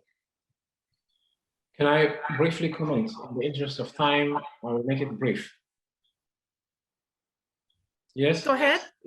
Yeah. My comment is in response to the gentleman from India, I guess. When I make reference to scholars of the global South, I'm not by any means presenting myself as a representative of the entire community of scholars in the global South. No. It is, I'm mainly concerned, which is precisely my own precarious situation as a scholar originating from the global South, currently living and working in the global North. So in that context, I believe there is no other befitting conceptual framework as of now, which comes into my analytical discourse. But if there are alternative theoretical frameworks. I'm more than willing to consider those in my future academic work. I just want to briefly say this, but thank you all for your very insightful comments and questions. And I hope we will be able to engage more in some other questions. Thank you very much. So, Thank you. Aysuda, go ahead. Yeah, we shall take a break. So we'll see each other at 1 o'clock, but can the presenters come 5 minutes before? If you could, that would be great. So we'll see each other at 1, and it's a very, very intense panel. There will be 4 presentations that talk about the situation in 4 different countries. So we expect you in about an hour, 50 minutes. Thank you for attending, and thank you all for the wonderful presentations. Hi, everyone. Welcome back to our second panel. The second panel is taking a comparative perspective, mostly from Europe, but also from North America, from the United States. We have presenters from Denmark, the UK, United States, and wait, I'm confused. So we have actually 4 presenters in the second panel. We have less time to discuss, but what we hope is that people who want to discuss can stay on, and we will keep moderating the discussion for another 15-20 minutes, or as long as people want to stay. But we will officially end it just like the previous panel after 90 minutes. So I'd like to start introducing our first panel, our keynote speaker, Dan Hirslund. Dan Hirslund is a social anthropologist from Denmark and teaches at the Center of Global South Asian Studies at the University of Copenhagen. He conducted his doctoral research among activists of the Maoist movement in 2009, focusing on the post-revolutionary Maoist transition to parliamentary politics. After receiving his degree from the University of Copenhagen in 2012, Hirslund was awarded funding for a project on solidarities of labor in the context of capitalist globalization in Nepal. He has since published on precarity in affluent economies and led a struggle against casualization of researchers. He joined the Frontlines project in 2018 and has carried out research on luxury hotel construction in Kathmandu in 2019. In his current research, he continues to explore capitalist dynamics of, including questions of precarity and class politics, while continuing to probe the question of political mobilizations against austerity and neoliberalization. Yes, Dan, we're listening to you. Well, thank you very much, Aysuda, for these kind introductions, and to both of you for organizing this and inviting me to this conference. I've really looked forward to this, and already we had a great discussion. And I'm also looking very much forward to hearing the other people after me on this panel and getting acquainted with their perspectives and work. So I want to take a slightly more comparative approach to what I want to present here. So it's not just going to be Denmark. I want to problematize what often happens to be a nationalization of these problematics and see if I can engage a slightly wider discussion. And also I see this this focus on my paper on disappearing freedoms as an effort to maybe deepen our critique of what happens to precarity, how precarity challenges maybe notions of freedom and of how we see academia working. So I hope that I can contribute to that debate and look forward to the discussion afterwards. So how do precarities in academia link up with questions of freedom? While undoubtedly a field rich with divergent problematics from the realm of policy over capitalist monetization to the intricacies of cultures of exploitation and the corridors of departmental governance, I think we might discern 2 major narratives with different histories and quite divergent political outcomes.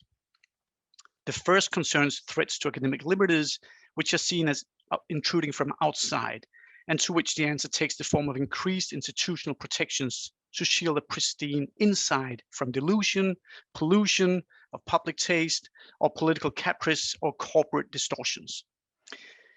This tradition has most clearly been associated with the Humboldtian conception of the 3 principal academic liberties, Lehrfreiheit, Lernfreiheit, and Freiheit der Wissenschaft, particularly in European debates on the role and place of the academic vis-a-vis civil and political society. The second critique is of more recent origin. as it has evolved from the democratization of higher education in the post-war years, and is concerned with the limits to freedom stemming from internal properties of academic life, power-blind curricula, entrenched privileges, and narrow class interest of academic elites, as well as, more recently, the steady solidification of a dualized labor market with tenured professors on one side and a growing academic precariat on the other. The lines that connect these two groups, or academic classes, are the same that always connect privileged and underprivileged populations who depend on each other for, respectively, the reproduction of class power in the first instance and the reproduction of livelihoods in the second. These are favors, obligations, arrogance, gratitude, subservience, and silencing.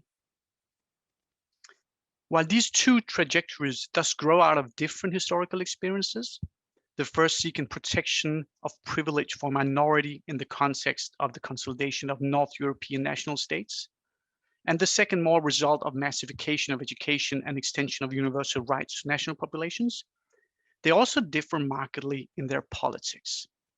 If the Humboldtian tradition was coterminous with the positivist push in the sciences, with its related superiority of perspective that made its efforts at insulation befitting for its claim of an objectivist knowledge, the second, what I would now call the injustice thesis of academia, took form in the era of decolonization movements. This was Derrida's deconstruction and Foucault's formulations of epistemic power, just to name two. These movements unceremoniously ripped away the innocence of science, a critique which had so far remained on the margins, and revealed the power plays and skewed knowledges that sustain the hegemony of academic institutions. Yet today's ruthless marketization of knowledge assets has introduced what we might consider a third mode of operation, through which freedoms are being undermined, and which I, for lack of a better term, will call the commodification of careers. While a classical labor perspective in academia is primarily looking to relations between groups of workers, a critical perspective on careers as commodified, subjectivized identity projects reveal a more insidious process through which persons become wedded to processes of extraction. Such a proposition raises uncomfortable questions to both academic labor and academic freedoms because it transcends limits of vision that we have come to take for granted. Moreover, a perspective prioritizing academic life as lived experiences with its multiple contradictions can be useful in opening up questions about the contemporary organization of precarity. And just to add here, that's why I think this conference today is so exciting, because it combines activist perspectives with academic knowledges. And I think this is really where one can push these boundaries. So how then to think about ideas of academic freedom to open a dialogue with contradictions of experience? Let me offer two snapshots from struggles at New York University in 2005 to fight for better working conditions. Apart from important contributions on how to organize resistance and the neoliberalization of American higher education following the Bayh-Dole Act in 1980, two distinct narratives interest me here. One, from Mike McGee, is a damning critique of casualized labor, which we have unfortunately also become too familiar in Europe, of the gradual disappearance of tenure as the foundation of academic work, and the consequent proliferation of informal labor arrangements. This leads to a paradox. While university leaders are seeking to, or indeed are required to, brand their institutions as high-quality locations for students to invest in degrees, the part-time faculty running these programs are breaking apart under this labor regime. The result is that, quote, "This is not an egalitarian community. It is rather a super-stratified organization in which undercompensated teaching faculty are expected to eagerly greet the arrival of superstar faculty poached from other universities with six-figure salaries and penthouse suits," unquote. Remember, this is New York. And this was written in 2008. So these things are unfortunately still with us. The freedom that Mike McGee envisioned here is minimalist, located within the body of the laborer. This is graphically illustrated in the article through the drawing of an adjunct with bloodshot eyes from working overtime, a sore throat due to lack of health insurance, and aching back from carrying the office in a backpack, as well as, quote, "furrowed brows from worrying about being arbitrarily terminated at the end of the semester, unquote. Freedom here would mean free from worrying, from overtime work, and from struggling to make ends meet. In the other portrait, we meet neither individuals nor talk of working conditions, but the academic community's confrontation with non-academic bodies pressuring to take over command of academic products with an eye to productivity and transferability. Quote, in almost every instance in which academic freedom is imperiled, it is because outsiders seek to make academic decisions, a situation that seriously threatens the quality of higher education, unquote. The academic freedom here, in the words of the author, is, quote unquote, a professional attribute. It stems from internal procedures like peer review, etc., through which academia act like or becomes a successful community. Academic precarity is a problem for her because it leads to stratification, which in turn undermines solidarity, without which this community cannot push back against unprofessional interference. Ellen Schrecker, the author of this important discussion, sees the academic community as an institution which should be united against encroachments to its freedoms from both without and within universities, as a new class of managers have become successful in reordering and redefining academic work.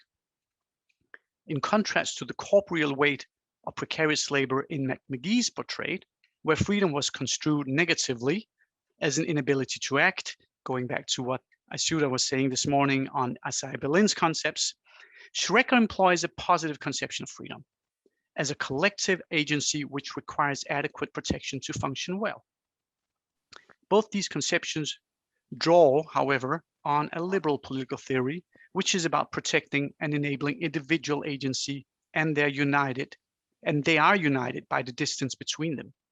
McGee's adjunct workers are physically hindered by the absence of freedom to move to the other end of the same scale where Schrecker's hopeful community of academics reside. This is in that sense a closed circuit. And despite their very different critiques, McGee protesting working conditions and Schrecker a fractured solidarity, they share an underlying assumption that academic institutions are or should be nuclei of excellence rather than expertise, protecting a unique academic culture. If the first finds that excellence is undercut by casualization, the second looks to the academic community and its independence to bestow quality and titles upon its members as the foundation of this goal. Yet, is academic excellence an adequate conception of the goods that the academic community should be seeking to protect? What role does this idea reserve for the individual academic? And what are the limitations of such a liberal, non-relational view of freedom in academia? Let me now turn to the case of academia in Denmark, within which most of my thinking on these issues have developed and which offers a unique but illustrious case. Unique in the interdependence between welfare regimes and the public university system, which have offered stable union-backed career paths. This is what Guy Standing refers to as the standard employment relationship, in exchange for close cooperation with the state. It is an illustrious case because, as Susan Wright and Jacob Urberg have argued, the Danish state endorsed the EU-driven neoliberalization of higher education and research institutions, most notoriously through the Bologna process, with surprising ambition, since it coincided with the coming to power of the Liberal Party in 2001, which sought to implement Tony Blair's third-wave politics of global accommodation. Prior to this shift, academics in Denmark enjoyed a relatively high rate of succession, as tenure was only loosely regulated by the late adoption of the PhD degree system, allowing for some exchange between academic and non-academic work, and with local departments wielding great influence over employment decisions. With the comprehensive university reform of the new millennia, or reforms, most notoriously the 2003 university law, universities in Denmark were reconceptualized as semi-autonomous entities targeted with producing knowledge and graduates, two crucial components of the new imagined global knowledge economy. Consequently, Danish universities were not starved into submission, this happened later, but rather saw increased investment in what was called strategic research areas, at the same time as the governance structures were overhauled to replicate them as efficient corporate bodies operating in a dynamic market economy with an external board of directors under government control. The aim of these reforms, Sue Wright and Jacob Øberg, quote, was not to hasten the death of the Danish public universities, rather the opposite. It was to restore politicians' trust and make universities and their graduates contribute more actively to society and economy, unquote. Almost overnight, the public universities had lost their formal independence. They had never been economically independent. And they experienced a managerial revolution from above as appointed leaders incrementally moved strategic, in particular financial decisions, upwards in the new university hierarchies, at the same time as the government, even after the return to social democratic hands in 2011, became more activistic in interfering with both educational and research policy through a series of reforms that undermined the economic security of universities. In 2006, the government released additional funds under its so-called globalization program, but soon after began a process of defunding public institutions, which continued until last year. The 2010s consequently saw several severe crises across all of Denmark's largest universities: Aarhus University, Aalborg University, Copenhagen University, and Roskilde University, and where for the first time tenured staff were being routinely fired everywhere based on purely economic arguments. At Copenhagen University's Faculty of Humanities, where I have spent the past 6 years, the latest round of austerity politics occurred in 2019, where 48 positions were so-called removed and 11 people directly fired in what was merely an internal budgetary realignment of the university rather than an externally produced shock. So these developments have led to multiple contradictions with regards to academic work. But what interests me here is how they have affected processes of succession. Already in 2006, the Danish National Research Foundation released a report on what they called the postdoc challenge, as they acutely experienced the paradoxes of financing so-called centers of excellence with first-class researchers while unable to secure their long-term career prospects. Since then, this skewed relationship between the overproduction of degree holders and the underinvestment in employment has only been intensified, leading to a ballooning of and underemployed researchers without credible structures of support, let alone coherent institutional strategies for securing career continuity. I think it's tempting to see this crisis as threatening the very viability of Danish academia. And I have to admit, I did this myself for a couple of years. Since the reproduction of academic careers through the attainment of degrees, research supervision, and cooperation and tenure have lost their stepping stone logic. It is now much easier to become stuck as a researcher than it is to get tenure. But like all good crises that have been nurtured through years of reforms as opposed to neglect, there is a deeper dynamic at play here, which may help us think through academic labor. What the Danish policy regime has managed to accomplish in an impressively short time span is to overturn the university's own semi-autonomous system of career reproduction, based in departments, disciplinary environments, and relative autonomy, and to replace it with an alternative, open and globalized system based on the marketization of careers. Of course, this latter system, with which we are all instinctively familiar because we grew up in it, is in a position of struggle against remnants of the old, which still has its allies in older professors and some powerful departmental heads, as well as the cadres of junior scholars that petition their elders for special treatment. We are in a transition phase where the new is not yet victorious, and the old, particularly through the idea of intergenerational solidarity, has not quite lost its grip on our imagination.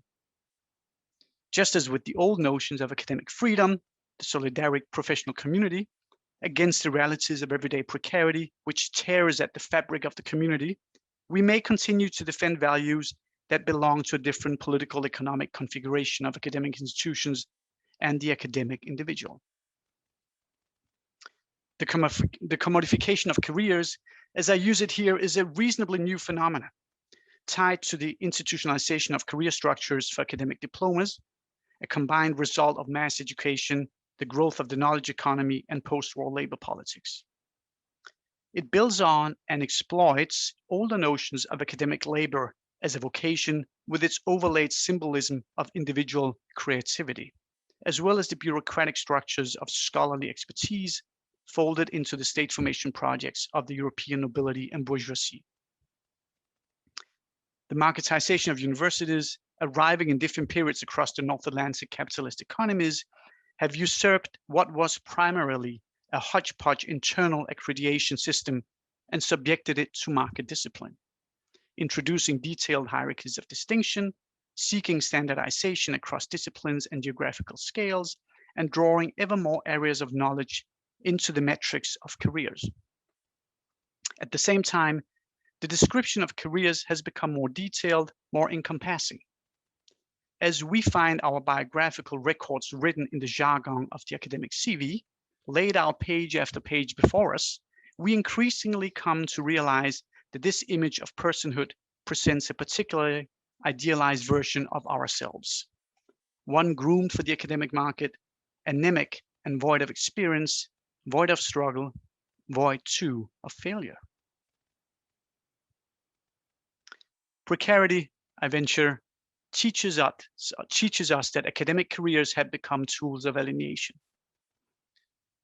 Following Henri Lefebvre in his critique of everyday life, we can see alienation as a normal part of life in the way we enact roles and wear masks that we then make our own. We know as well from anthropological studies of identity, particularly in the Foucauldian tradition, that separating narratives of the self from the realization of the self introduces new paradoxes when we search for languages to explain altered experiences. Yet to suggest that careers produce alienation, not just precarious lives, is to follow Lefebvre's dialectic of alienation, which, building on a Marxist conceptions of fetishism, locates alienation in the gap between the use and exchange value of commodities. The dialectic of alienation, explains Lefebvre, is one that separates woman or man from human, but does it in and through the labor that also produces life. It is manifested in forms of externalization. Career as identity enacts such a split in the human, forcing upon the labor that produces academic life an externalization of the self in a particular frame of reference.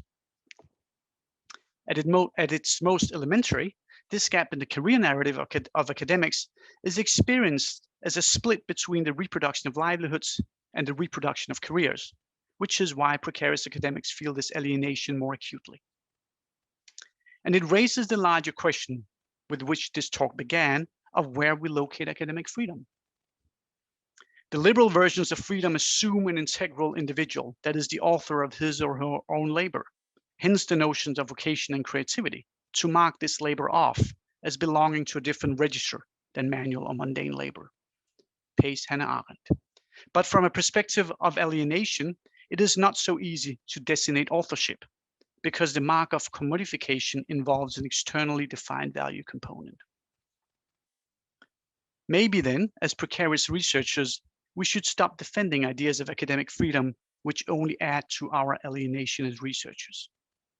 First, we alienate ourselves through personal sacrifices, such as overwork, postponement of social reproduction, and so on, through which we pretend not to hope to outcompete other precarious academics. Then we alienate ourselves when we uphold ideals of an academic community which unscrupulously patrols access to knowledge and learning, resources that should be shared, not hoarded, and the same patrolling which keeps us on the margins. And finally, we alienate ourselves when we invest in commodifying our careers, engaging in labor, which makes us appendages to narrowly patrol ideas for what counts as academic work and, by extension, socially valued scholarly knowledge. It is time, maybe, that we develop a new theory of academic reproduction. Thank you very much. Thank you, Dan, for this excellent. Sorry, it was a little long. Sorry, no, actually not. Actually, you were exactly on time. Okay. 25 minutes to the point. And we actually started late. Thank you very much for this excellent presentation. And you gave us so much material to think about, actually. I want to go to the, move on to the second presentation now. Ana Ferreira will be presenting her very comprehensive research. Ana Ferreira is an assistant researcher with a fixed-term contract at the Interdisciplinary Center of Social Sciences of Nova FCSH. Currently, her research is focused on understanding how modifications in sciences organization, increasingly relying on non-permanent labor and management, practices increasingly short-term, top-delineated and application-driven, an epistemic culture, which is performance-oriented, are translated into scientific knowledge production. She has participated and coordinated research projects and is the author of several journal articles and book chapters, including the paper, Profiles of Malaria Research in Portugal, Organizing, Doing, and Thinking in Science Under Capitalism, published in 2009 by the journal Science and Technology Studies. She's a board member of CICS Nova, being the current coordinator of the research group Citizenship, Work, and Technology. Thank you so much for this kind presentation. I'll start by sharing my PowerPoint with you. Oh, no. Okay, I cannot find it. Ah, it's here, sorry. Okay. Let me just put it on full screen. Here and this. So I'll start by thanking the organizers for this great initiative that we're having here today, and for the opportunity of presenting and discussing the work that I've been developing in the past year or so with you. I'll start by saying that from a theoretical standpoint, my work is inspired by the traditions of academic and epistemic capitalism that, in extremely simplified terms, say that in recent decades, science and higher educations were witnessing profound modifications that were driven by the accumulation of economic and other forms of worth, and is reshaping science's organization, practices, and epistemic culture, as was being said just recently. In Portugal, these transformations were accompanied by a significant growth in scientific labor force. As you can see on the figure on the left hand of this slide, the researchers in Portugal from the beginning of the 21st century till present have been steadily increasing. The same is to be said about the number of PhD graduates that have been steadily increasing in the same years. This resulted, however, most of these workers were still working on fellowships, on postdoctoral fellowships. This resulted in, within the past government, the past Portuguese government, in several legislative initiatives that I'm not going to go over, but basically what they wanted to do was to transform these fellowships into fixed-term contracts or to tenure-track positions. However, when we look, and there were two big initiatives, two big legislative initiatives, this Stimulus to Scientific Employment and this PREF-PAP. However, when you look at the numbers, and these are numbers given to us by the government, what you can see is that only 5% of the positions were tenure-track positions in teaching, and 3% of these were tenure-track positions in research. Also, the total number of positions were 4,000, and the number of PhD graduates over the past 10 years were around 20,000. So not only it affected very little working researchers and teachers, it mainly attributed labor right to researchers, but it did not address the rising numbers of precarious scientific workers and was not translated into tenure-track positions. This resulted in all these changes, and increasing numbers resulted in tensions that became ever more visible, with governmental and institutional decision makers perceiving precarious labor as a precondition for academic freedom And the quote that I have there and that I translated comes from the Portuguese Ministry of Science and Technology and Higher Education, Manuel Heitor, and where he says that fellowships are the best instrument that one can give a young scientist, especially a young scientist, to give him total freedom, freedom of action, freedom of thought, and freedom to explore new ideas. On the opposite hand of these tensions, we see scientific grassroots movements, associative and trade unions representatives that understand precarity as a form of exploitation. So on the picture on your left-hand side, what this panel says is that research fellowships equal the freedom to exploit. And on the right-hand side, what we see is that we do not accept to be slaves of precarity. So in spite of all these tensions, these transformations, these rising numbers, there was no recent research in Portugal that characterized precarious scientific workers, their work and labor relations, nor their subjective relations with scientific activities and their lives. And that was precisely the goal of the work that I've been developing to characterize these workers and their labor relations, as well as their subjective relation with their activities and their lives. Just a brief overview of the questionnaire. It was the population that was analyzed was composed of scientific workers on fixed-term contracts, on fellowships, some independent workers that are considered service providers, so they are paid by a specific activity that they developed, and some researchers and teachers doing unpaid work. So we had a total of over 2,000 validated answers to this questionnaire, which was applied online between the beginning of December of 2019 and the end of February 2020, which is just before the pandemic's hit Portugal last year. And it integrates the quantitative analysis of the answers with qualitative techniques to analyze the speeches of these precarious workers. So who are the respondents? So mainly they are women. They have an average age of 38 years old, so they are much older than the speech of the Minister of Science and Technology would reveal, and almost half have children. For the purpose of this presentation, I will focus on 3 specific groups because it is totally impossible to go over all the work positions. And the reasoning for focusing on these 3 groups are expressed in the narrative, in the speeches of the respondents. The first one that says that I was a postdoctoral fellow for 3 years, and on the first opportunity, I was awarded a fixed-term contract.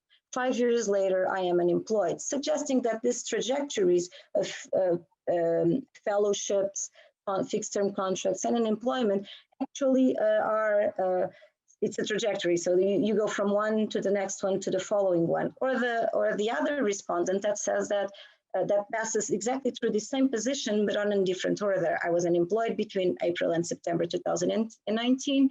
Currently, I have a postdoctoral fellow, and I was recently awarded a fixed-term contract. So these 3 positions are the ones that I am going to go over in bigger detail. So first, through fixed-term contracts. So what we see is that over 80% of these workers were on fellowships for over 5 years, with 43% of them being on fellowships for over 10 years. So this means very long periods with fellowships. The opposite image it can be seen on the graph in the middle, where you see that 75% of these people, of these workers, were on fixed-term contracts for up to five years. Not only they have these trajectories of fellowships and of fellowship after fellowships intertwined with fixed-term contracts, they have very long working weeks, with 34% of them stating that they work more than 45 hours per week, which is far above the working hours in Portugal, which is the medium, it's 35 hours. And they are highly productive, with 95% of them stating that produce at least one paper indexed in Web of Science and Scopus in the year that they were reporting to. when we asked them about the impacts of precarity, one of the themes that came to their in their speeches was actually the impacts of precarity in academic work, and they state that it limits intellectual independence, it limits the development of more innovative projects requiring more time and thought. There is a pressure to publish, reducing scientific quality. Also that they are dependent on institutional decision makers, on career management and work. A second theme that comes very often in their speeches is this feeling of disappointing. And they state that after all, they like us when we bring money, mentor students, teach for free, as long as they are not responsible for our payment, as long as there is no commitment to us. A third theme that comes up very intensively in their speeches is the uncertainty in the future. They talk about lives being suspended with no stability. I do not see a future. And in what concerns life trajectory, this postponement of maternity and paternity is very much present also in their speeches. But it's not only on their speeches and on their lives that these effects of precarity come about. We also evaluated what the levels of professional burnout by a psychometric instrument called the Maslach burnout inventory. And what we can see is that this inventory allows us to evaluate 3 dimensions: exhaustion, skepticism, and professional efficiency. And you see that about a third of these workers have high levels of professional burnout. And when we analyze their speeches, what we see is that this burnout is associated with precarity. They talk about an extreme tiredness and uncertainty. They say that precarity is responsible for stress and anxiety, that is sometimes difficult to explain to our families. How can we live like this? A gradual lack of enthusiasm for all life dimensions, constant fear of failing grant deadlines, constant anxiety as a background noise, despair. A final result that I'm sharing with you is the one regarding satisfaction with work and labor relations. And what this questionnaire allowed us to confirm was that these workers are very much satisfied with the work they did and very much unsatisfied with their labor relations. And we can see this both quantitatively and through the analysis of their speech. For instance, when they say that I feel strongly disappointed by the research career, but I'm not disappointed with the research work I develop. Or another one that says, with such working conditions and all sacrifices, the only researchers who stay are the ones that survive because of their enormous passion for science. And this is a line that comes over and over again and again, this passion for science. So just going over very briefly over the postdoctoral researchers, the ones on fellowships, what you see a similar pattern of long periods with fellowships and much less time and much less people that have previous fixed-term contracts, both in research and in teaching. Long working hours, very productive. And again, the same for teams coming up in their speeches when asked about impacts of precarious work. So regarding academic work, they say that there is a constant look for stable job means that you have significantly less concentration, dedication, and commitment, too much pressure and vulnerability in face of superiors, uncertainty in the future. I'm going to immigrate. There is no future for me in my country. This feeling of disappointment, very strong feeling of disappointment is huge, like this respondent says. Also constantly questioning my choices. Daily, I feel extremely frustrated. I'm 40 years old and I can no longer take this. Or I am sorry I chose this profession. I'm 42 years old, 2 kids, warrant the future to my children. I'm considering to immigrate or to change profession. I feel ashamed without my family for being always at risk or getting unemployed. Life trajectories, the last theme that they talk about, again, the questions about maternity and paternity, limits to family budgets, low retirement plans, low protections on illness. Regarding professional burnout, the same 3 dimensions with at a higher prevalence now. and the speeches, again, connecting precarity to professional burnout. I fall asleep thinking on what will happen if I get sick or when I retire. I can no longer live with the weight of being on a fellowship. Constant restlessness, anxiety, and constant fear of unemployment. Again, this ambivalences of loving their job and really disliking their labor relations. There are limits to what one can support. The passion for this work can't compensate everything else. Or I love what I do, and despite having always been on precarious jobs, I never looked for something else. I have 2 children, but fortunately my husband had always have a stable situation that allowed me to have this choice. Lastly, on unpaid work, I have to tell you that because most of these people have been previously on fellowships, they do not have unemployment benefits, so they have no protection when they get unemployed. Some of them had previous work contracts, but most of them really did not have anything. And this group of people is actually composed as the 2 narrative speeches that I have on the bottom part of this slide are actually described quite well this group of people. The precarity of researchers between 40 and 60 years old is unthinkable. It is my case, only with a fixed term contract when I was in Spain, in Barcelona, otherwise living on fellowship since '98. The invited scientist fellowship I had ended in November 2019 from a project in which I was the principal researcher. So this person got her own project and got a job position inside the project, so it's a self-employed, or between fellowships, teaching and researching without any payment. The impacts of precarious works are on the same 4 dimensions: on academic work, on the speed of production, on the magnitude of what can be accomplished. They talk about the lack of support from our institution as a cruel reality. They only care about results and outputs, not if one has money to eat. Again, the uncertainty in the future. I can no longer live on my parents' money. I can no longer keep on paying to work. I need money to survive.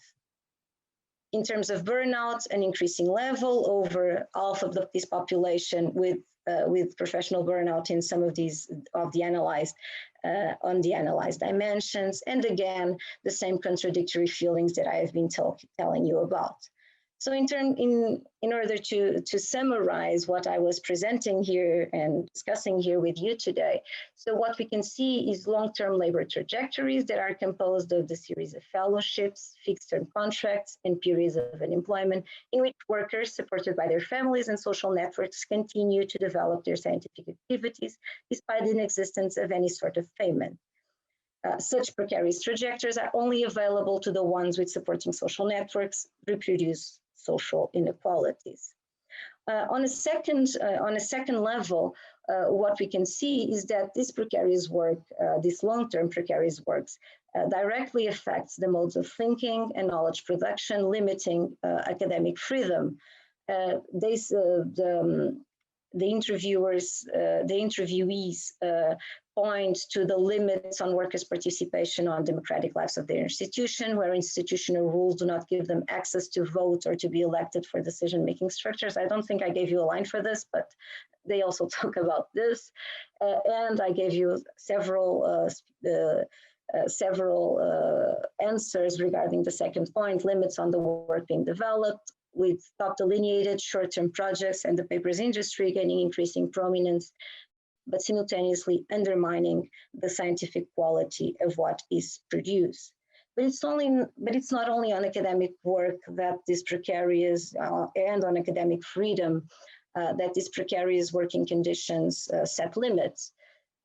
Also, it imposes the postponement of family plans and independence to somewhere in the future that they cannot even imagine. It shows the intertwining of work and leisure times and spaces. And also it's this high levels of professional burnout somehow reveals this embodiment of precarity, with scientific workers reporting anxiety as a constant background noise, and at least a third presenting high levels of professional burnout, a level that reaches more than half of the analyzed population in more precarious working conditions. Finally, this question also allowed us to conclude that there is a reproduction of the dominant structure that is actually revealed on these ambivalences of scientific working cultures, on this rhetoric of self-realization, and also the rhetoric on meritocracy. Most workers report dissatisfaction with labor relations, but are still highly satisfied with their work. Discursively, a passion for science justifies the maintenance in situations of precariousness recognized to be harmful at multiple levels. And at a second level, I think that the picture that you have there actually illustrates very well what I mean by this about this the reproduction of this meritocracy culture. So this is a manifestation in Portugal with scientific workers, where they have this headline stating that we are the rankings. So what they're doing is that they are putting themselves as the ones that are not only responsible for the rankings, but being the rankings themselves. So these academics are reproducing this meritocratic ethos that's far beyond their own academic practices. So it's not only a question of producing papers, and it's more than that. So they see themselves as these university rankings. These workers are trapped into a vicious circle that pushes them towards immediacy, sets them apart from the quality work they wish to perform and the lives they dreamed of.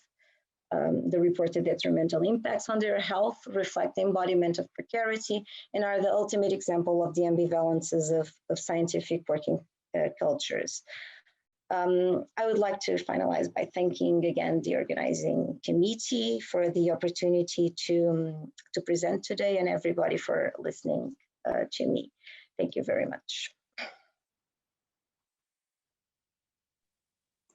Thank you, Anna. Thank you for this brilliant presentation and this research that so much work has gone into this research, clearly. You also seem to have a passion for science. Although I don't know how much this kind of science will benefit your career. That's the problem, right? Thank you for talking about all the unfreedom so that we can see what freedom means.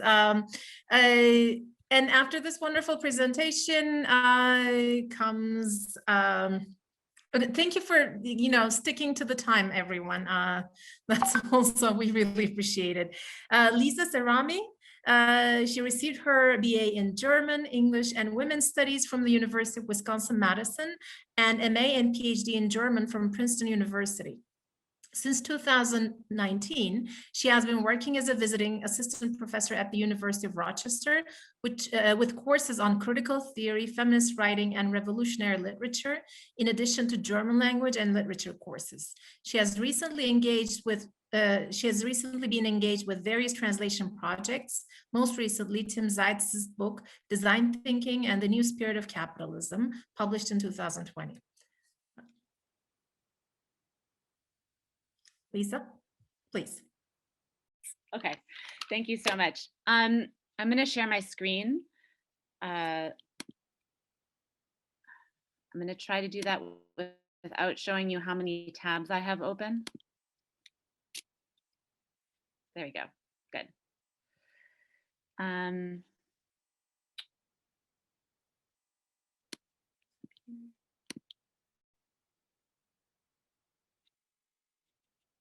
Great.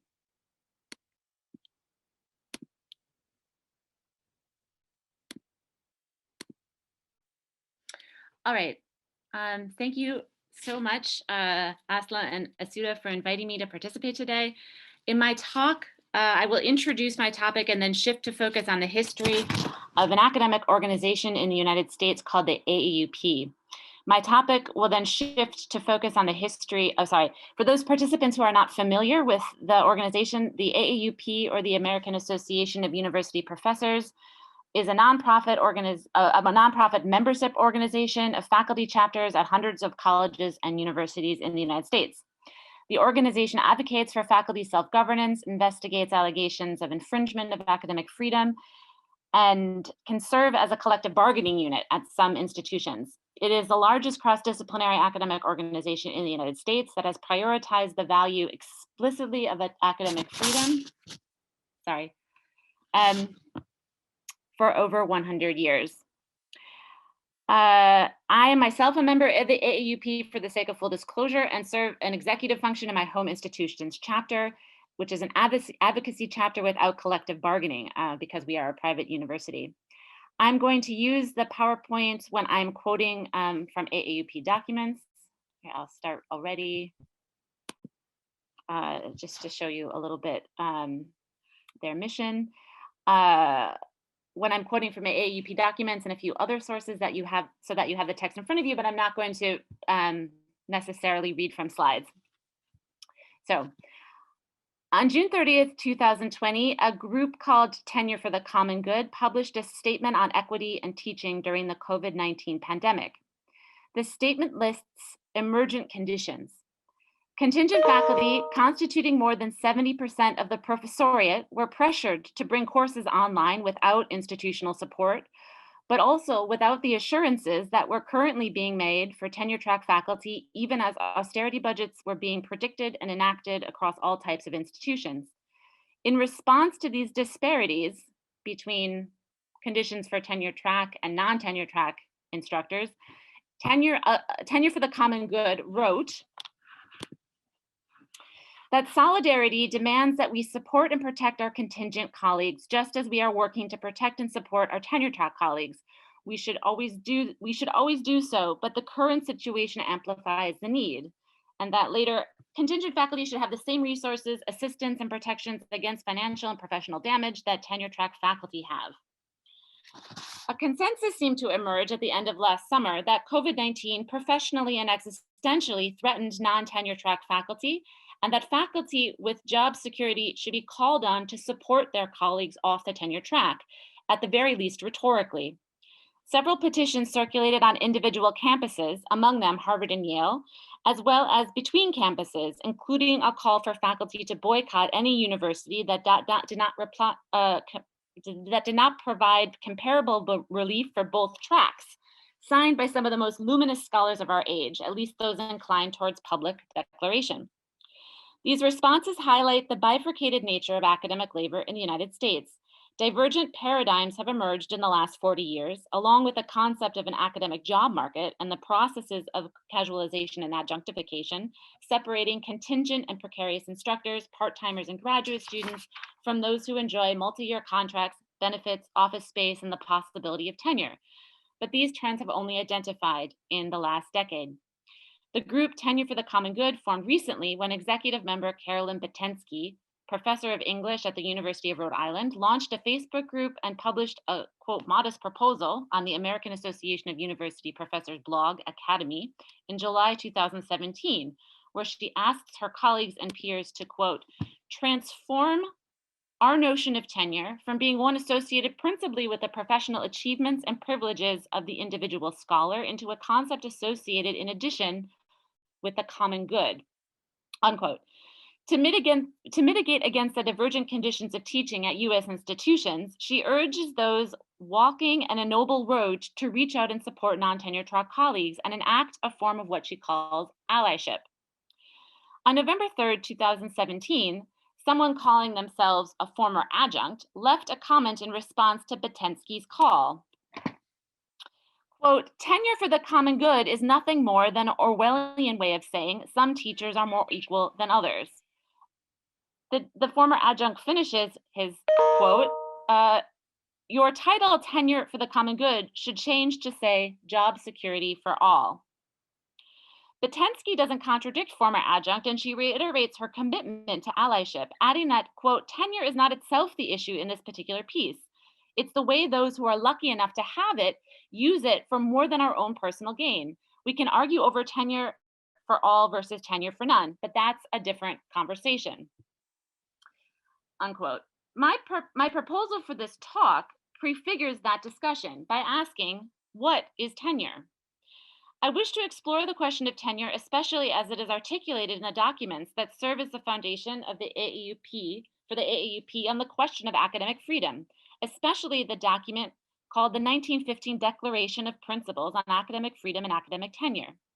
I wish to center the AAUP's formulation of tenure in its relationship to academic freedom, not as much as an enthusiast, but as a critic of the ideological forms that imprint the emergence of tenure as a safeguard for what we call academic freedom in the United States, and especially in the AAUP's recommendations, which have served to guide institutions in their adoption of tenure rules since the early 20th century.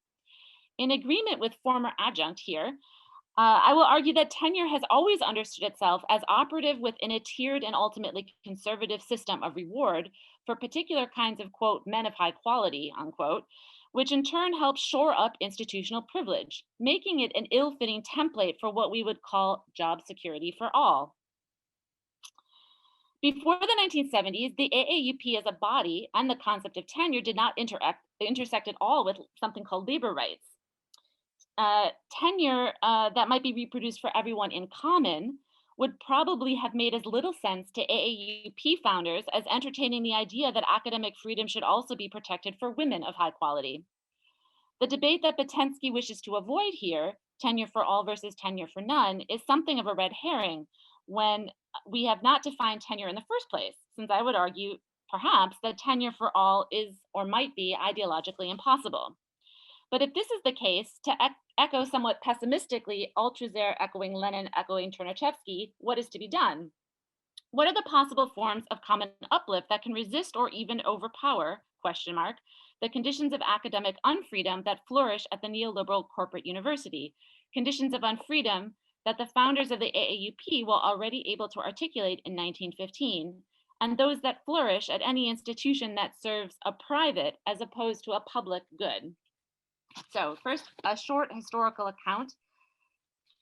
At the meeting, quote, at the meeting of the American Association of University Professors in January 1915, it was decided to take up the problem of academic freedom in general, unquote. So begins the prefatory note of the 1915 Declaration of Principles on Academic Freedom and Academic Tenure, also with a gesture of urgency. In that year, that is to say 1914, the committee formed to take up the problem of academic freedom. Multiple complaints of such infringement were brought before the committee. One of these became something of a national sensation, as 17 faculty members at the University of Utah resigned in protest over the dismissal and demotion of 2 colleagues, released from their duties by the president of the university, who, according to the AAUP's report, explained that the offending faculty members had spoken disrespectfully of the chairman of the Board of Regents, unquote. Since the mid-19th century at Utah, as stated in the report, all but 8 professors, quote, above the rank of instructor, unquote, even while serving under limited term contracts, i.e. not having tenure, enjoyed the assumption of continuous service. This service, however, was governed not by laws, but by men. The 1915 report on these was generalized so as to consider the problem of academic freedom as a whole, and thereby concretize a set of principles that call universities to adopt regulations that, quote, may effectually prevent any infringement of academic freedom. Academic freedom, or as it is curiously glossed in the 1915 document, Lehrfreiheit, is most endangered at institutions whose boards of trustees, quote, the ultimate repositories of power, unquote, are unable to protect public trust.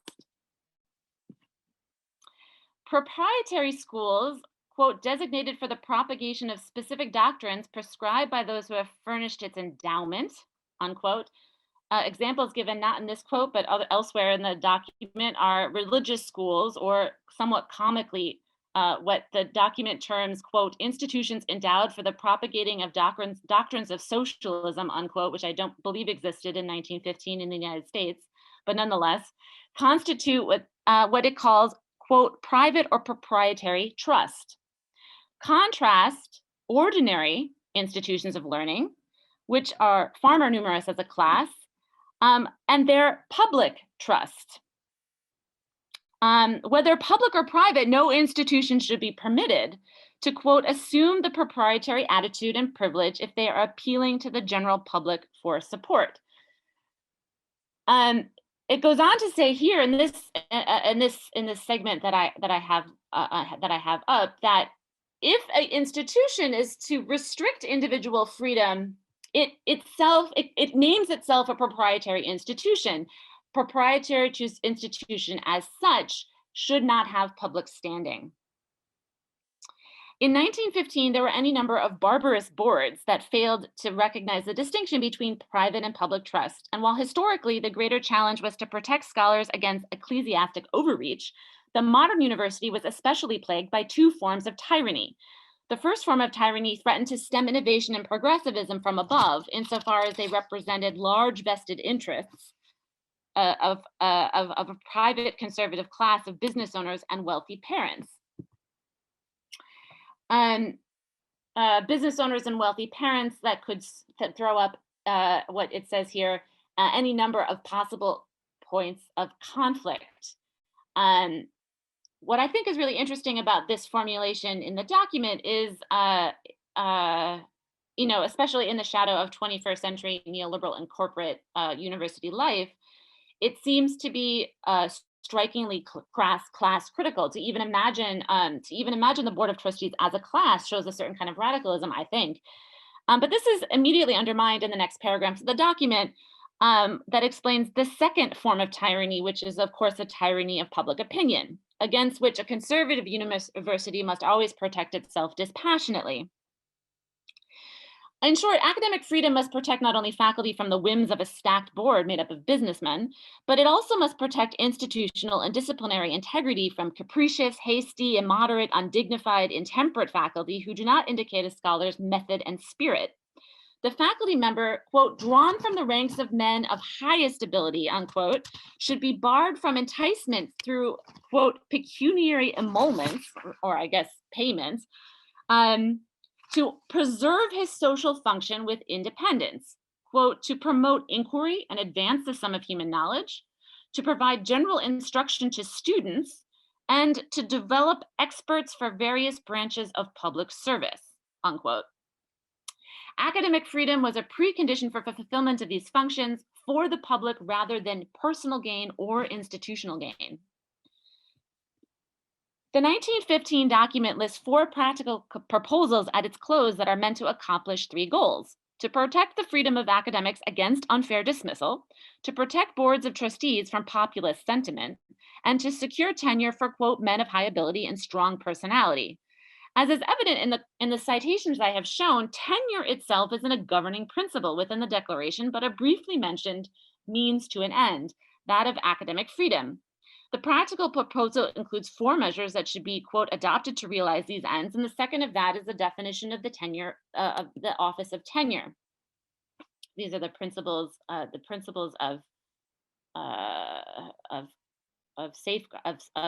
for safeguarding freedom, and here are the definition of the tenure office. It demands all positions above the grade of instructor, and I'm going to come back to that formulation, after 10 years of service should be permanent, and if this cannot be legally mandated, it must at least be regarded as morally binding, which I think is a wonderful formulation. So this was in 1915. The 1940 Statement of Principles on Academic Freedom and Tenure, which are the current guidelines re-articulated by the AAUP in contemporary times whenever violations of academic freedom or tenure rights hit the news.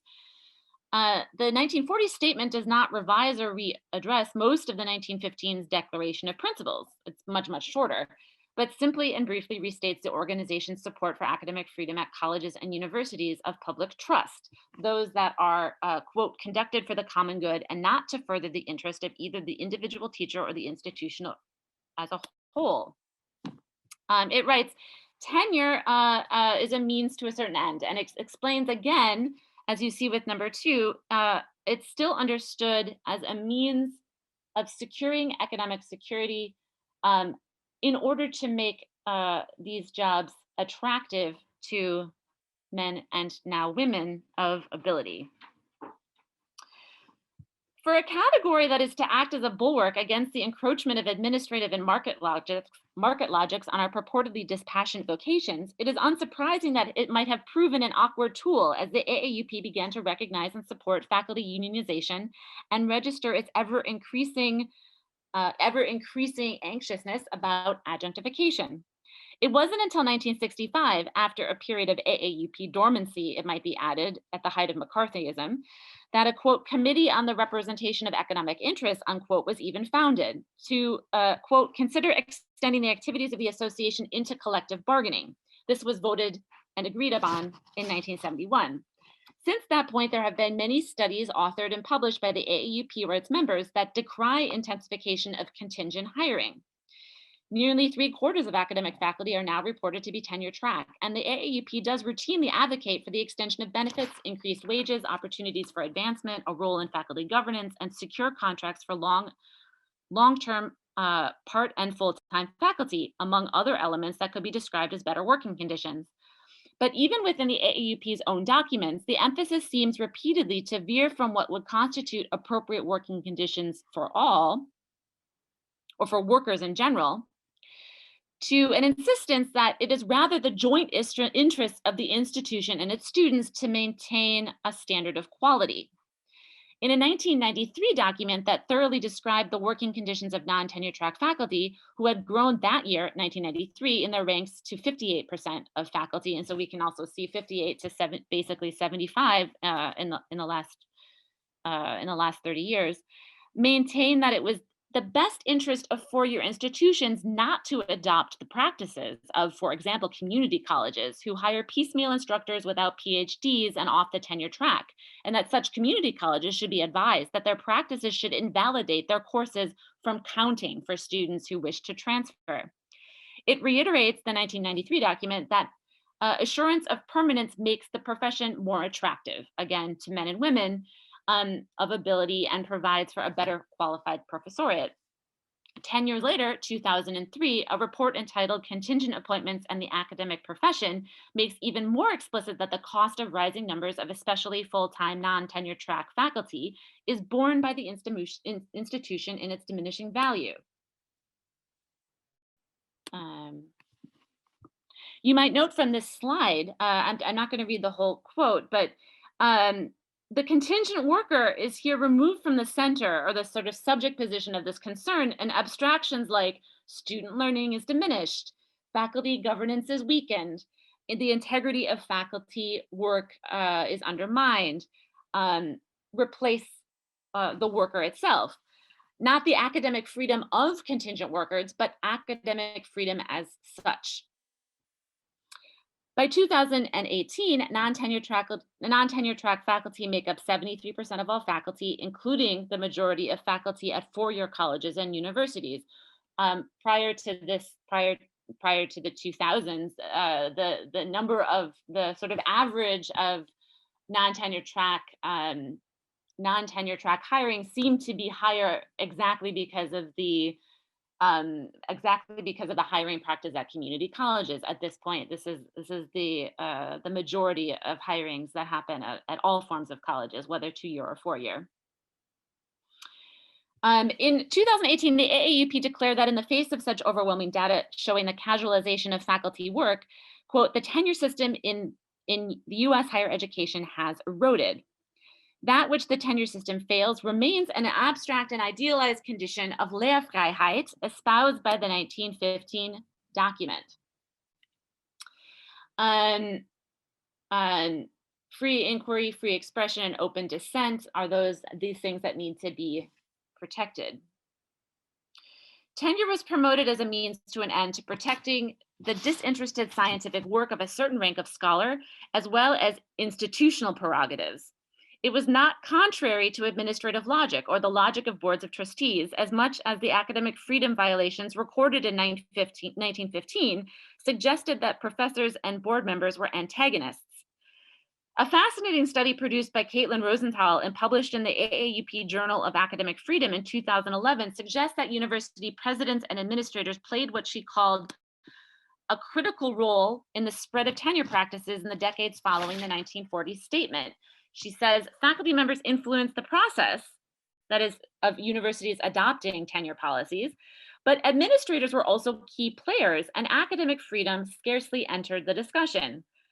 The discussion revolved around what she calls these human resource considerations. Institutions focused, this is the last sentence, on the second of the AAUP's goals, making their universities sufficiently attractive to recruit and retain excellent professors. Especially in the post-World War II hiring boom, the effort to attract top talent was, of course, critical. This logic persists in the inverted efforts by faculty groups today to see to it that institutional rankings are somehow dinged on US News and World Reports for their over-reliance on adjuncts. In neither case are labor rights particularly cogent.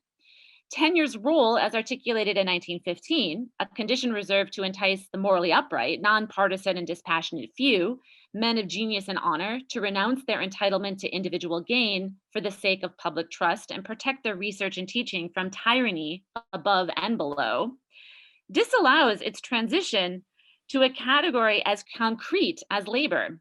Labor justice is somewhat incompatible with notions that worker protections should be parceled out abstemiously and only to those of a certain rank, a rank which has all but disappeared. As such, tenure presents itself as an ideology, not toward the end of ensuring academic freedom, which it might not be able to do, according to the 1915 Declaration of Principles, at proprietary institutions. And no neoliberal institution can maintain the fiction that their mission adheres to a dispassionate notion of public trust, at least none that manage an endowment. Some of ours, of course, are reaching into the billions. But toward the end of the reproduction of the conditions of reproduction. Althusser writes, quote, "In order to exist, every social formation must reproduce the conditions of its production at the same time it produces, and in order to be able to produce," unquote. To become a professor, to be trained in a discipline and ultimately, hopefully, though more and more unlikely, to assume a position to train others, is not only a matter of learning skills, but what we require, to speak with Althusser, quote, "a reproduction of its submission to the rules of the established order, i.e. a reproduction of submission to the ruling ideology for the workers and a reproduction of the ability to manipulate the ruling ideology correctly for the agents of exploitation and repression." The practice in this case is the maintenance of a fiction of academic freedom, as well as a dispassionate, nonpartisan scientist, freed from both material and ideological commitments. The maintenance of a fiction that, quote, "job security," unquote, should be a merit, reward, rather than a base level condition of work, whether for the few or the many. It is not really a debate whether or not tenure should be for the commons. The notion of tenure cannot simultaneously accommodate that which is common, or gemein, to arbitrarily deploy another German term to mark the seriousness of my claim. While there is no tenure for all, the system's erosion, not of tenure itself, but at least of the notion of public trust, and thereby the very condition of possibility for academic freedom, in the event that this wasn't phantasmagoric from the start, can bring about the end of tenure. Award for some might of course be better than award for none, but not likely at the expense of the supermajority underclass. And it is possible that those rewards inhibit participation in a truly collectivist project of job security for all. Tenure for the common goods efforts, though kind and well-intentioned, will probably not build mass power, not only because of their paternalism. To have tenure is to have worked toward it and likely to have been subjected to the ideological pressure to conform against the commons. Indeed, tenure would be impossible to achieve without a competitive, individualized, meritorious profile, one that secures an ultimate meaning in one's work against professional and institutional marginalization, and necessarily in contrast to marginalized others. And I do not know what is to be done about this. Thank you very much. Lisa, thank you for this thought-provoking presentation. So many of us were so committed to the idea of tenure in different contexts, in its various incarnations in different countries, but nonetheless, a lot of academics are committed to it, even as they're excluded from it. And it's, I think, high time to think about, the origins of the concept and what it was meant to do and what we're fighting for when we ask for tenure. Thank you. So next comes Colin Cameron and Colin, I'm sorry, my screen froze. Shall I take over? Yes, please, my screen. Okay. Please mute, guys, because I'm echoing if you don't. Lisa and Aysuda, thanks. Yeah,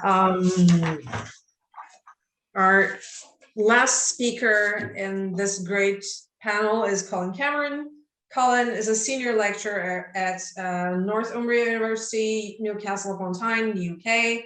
He teaches sociology and philosophy on guidance and counseling and health and social care degrees, and supervises postgraduate students in social work and disability studies. He has been involved in the disabled people's movement since 1992 and has published widely on disability arts and the affirmation model. He's a member of the executive editorial committee of the International Journal of Disability and Society, and a director of Shaping Our Lives, the UK network of service user-led organizations.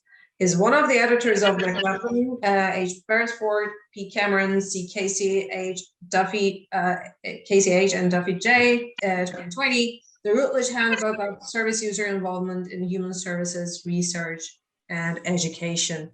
Colin, the floor is yours. Thank you. Thank you, Aslı, and thank you, Aysuda, for inviting me to speak this afternoon. I haven't used PowerPoint slides. It seemed just like something else to go wrong and to complicate things.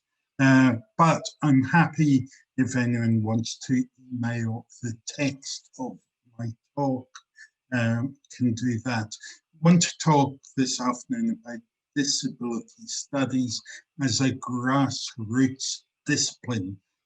Disability studies is an activist discipline. It emerged in the UK during the 1980s and 1990s, developing from the activity of the disabled people's movement, of disabled people and the organizations established to campaign for access, inclusion, recognition, and equality. This activity was the result of and forged new forms of consciousness and identity among disabled people. But without, I think maybe if I move that camera slightly. Oh no, it's too far down. That's a bit better, I think. All right, this activity was the result of, and it forged new forms of consciousness and identity among disabled people. These were rooted in the social moral principles established by the Union of the Physically Impaired Against Segregation in 1976 and outlined by Mike Oliver in 1983, which distinguished between impairment, which was seen as an embodied condition, and disability. Disability within the social model was recognized as the loss or the limitation of opportunities to take part in the normal life of the community on an equal level with others due to physical and social barriers. Or in other words, disability was recognized as a form of social oppression, something imposed on top of our impairments by the way we are unnecessarily isolated and excluded from full participation in society. This view was established in fundamental opposition, as Drake has put it, to the traditional medical or individual model definition that we find eloquently expressed, for example, in the 2010 Equality Act, the UK Equality Act. Of course, this says that a person is disabled if they have an impairment or condition that has a long-term negative impact on their ability to perform normal day-to-day activities. Within this view, disability is something wrong with people, and involves personal abnormality when measured against normality.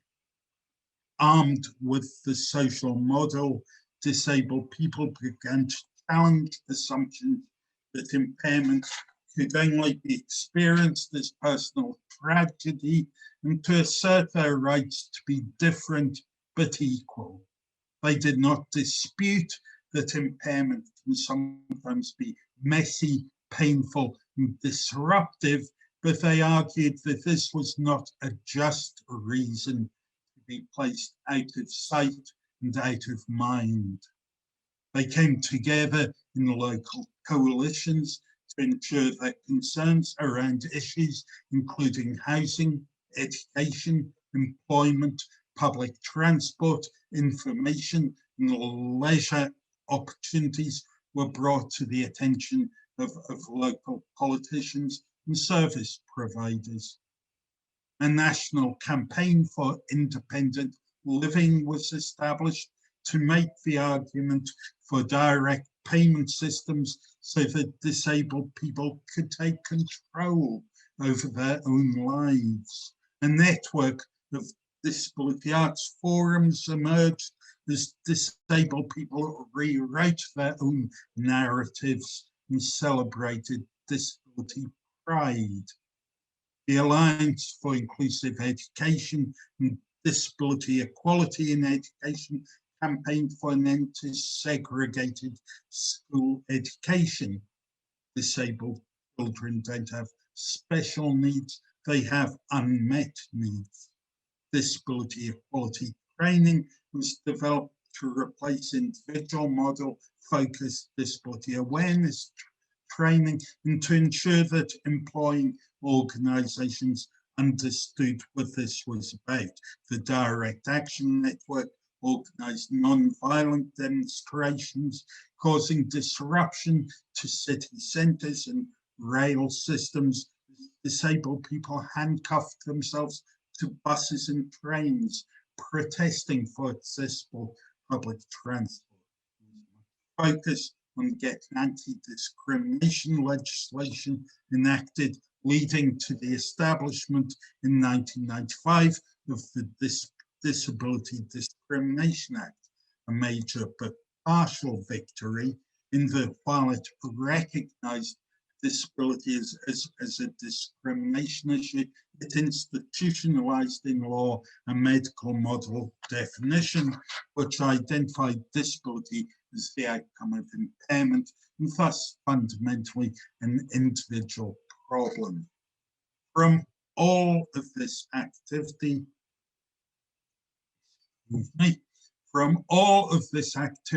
disability studies emerged, developing emancipatory research principles, insight, data, and understanding to progress the liberation of disabled people from the structural oppression they experienced in their daily lives. Academic activists like Mike Oliver, Colin Barnes, Jenny Morris, Simon Brissenden, Sally French, Vic Finkelstein, and many others were writing and publishing seminal texts.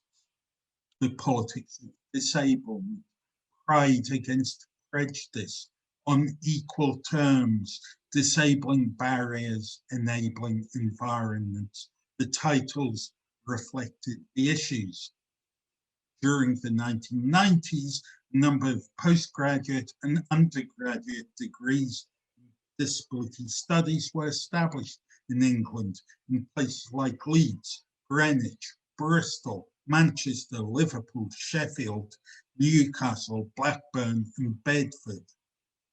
Though it took what I'd call a critical sociological perspective, disability studies did what sociology, which had only ever really considered disability in terms of deviance, hadn't done, and developed a new understanding.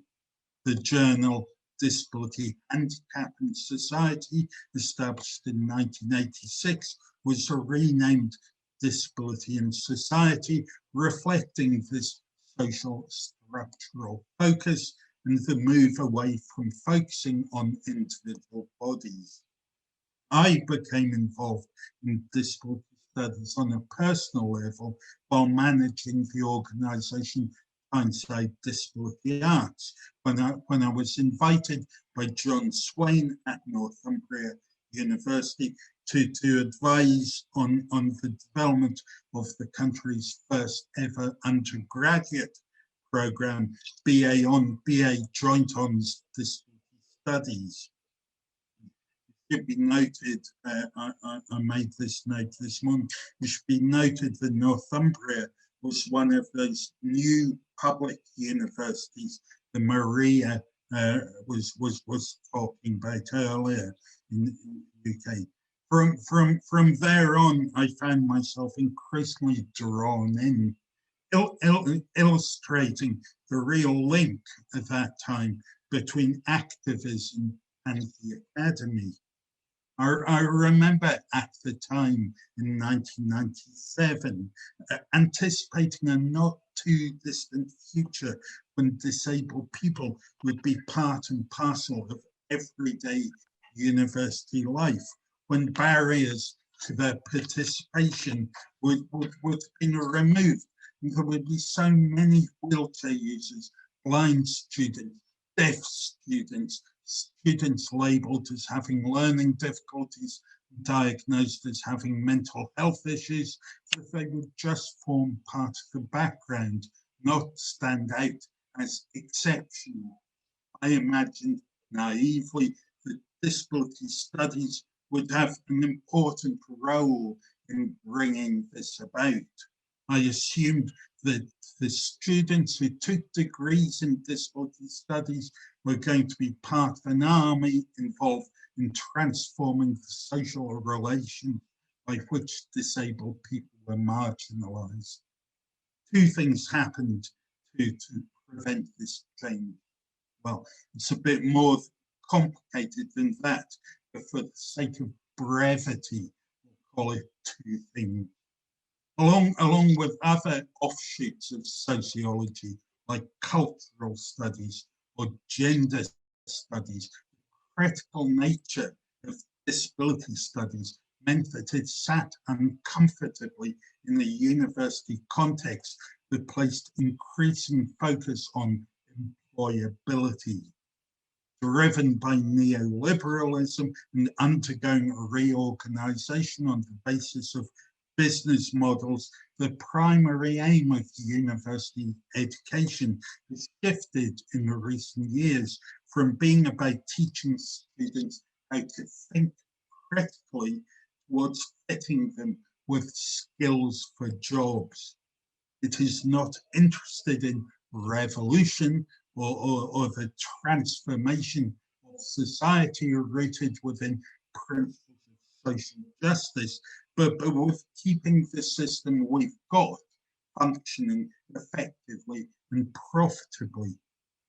Secondly, the worldwide economic recession of 2008, the take-up of austerity economics in the years that followed it, have led to the restructuring of welfare, massive cuts in disabled people's services and benefits, and the withdrawal of funding for many disabled people's organisations, leading to virtual disappearance of the radical activist voice that had given disability studies its legitimacy, its connection to disabled people's experiences.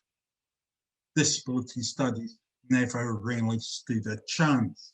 While it became established in Northumbria as a result of the links between the university and community, was never understood by the managers and the bureaucrats who increasingly steered the university's direction. Disability studies was assumed to be a degree about impairments, about medical conditions, and about training students for care work, not about problematizing the ideological nature of care or critiquing the assumptions underlying much professional practice. It was marketed by the bureaucrats, and surprise, surprise, over the years, it failed to recruit sufficient numbers or to generate sufficient increasing income for the university to be considered worthwhile. In 2018, the disability studies route at Northumbria was closed. What happened in Northumbria wasn't unusual. The undergraduate programs in Liverpool, Sheffield and Bedford, and the Sligo in Ireland have all either disappeared or been subsumed within special education degrees, a contradiction in itself, given that the word special is regarded in disability studies as a synonym for segregated. There do still exist a number of master's programs in the UK, and the discipline is burgeoning at an international level, but in terms of its growth as a taught discipline to undergraduates in the UK, it has stopped. This leads me to consider an absurd situation. In recent months, while sitting here in front of my computer screen at home due to COVID lockdown, I've seen the word disability used in emails and other forms of official communication more frequently than for many years, driven by what is termed an equality and diversity agenda. The university is required to demonstrate how effectively it is working to include what it terms people with disabilities. It must demonstrate how effectively it is complying with the Equality Act 2010 in order to open up more opportunities for more disabled students to come to the university as paying customers. It is required to show how welcoming and inclusive it is to students who, in terms of the Equality Act, are defined as having something wrong with them and as abnormal. Having made a number of points about the contradictions inherent in this situation, I was recently asked to attend a meeting with the university's head of training to see if we could come to some sort of resolution of this contradiction.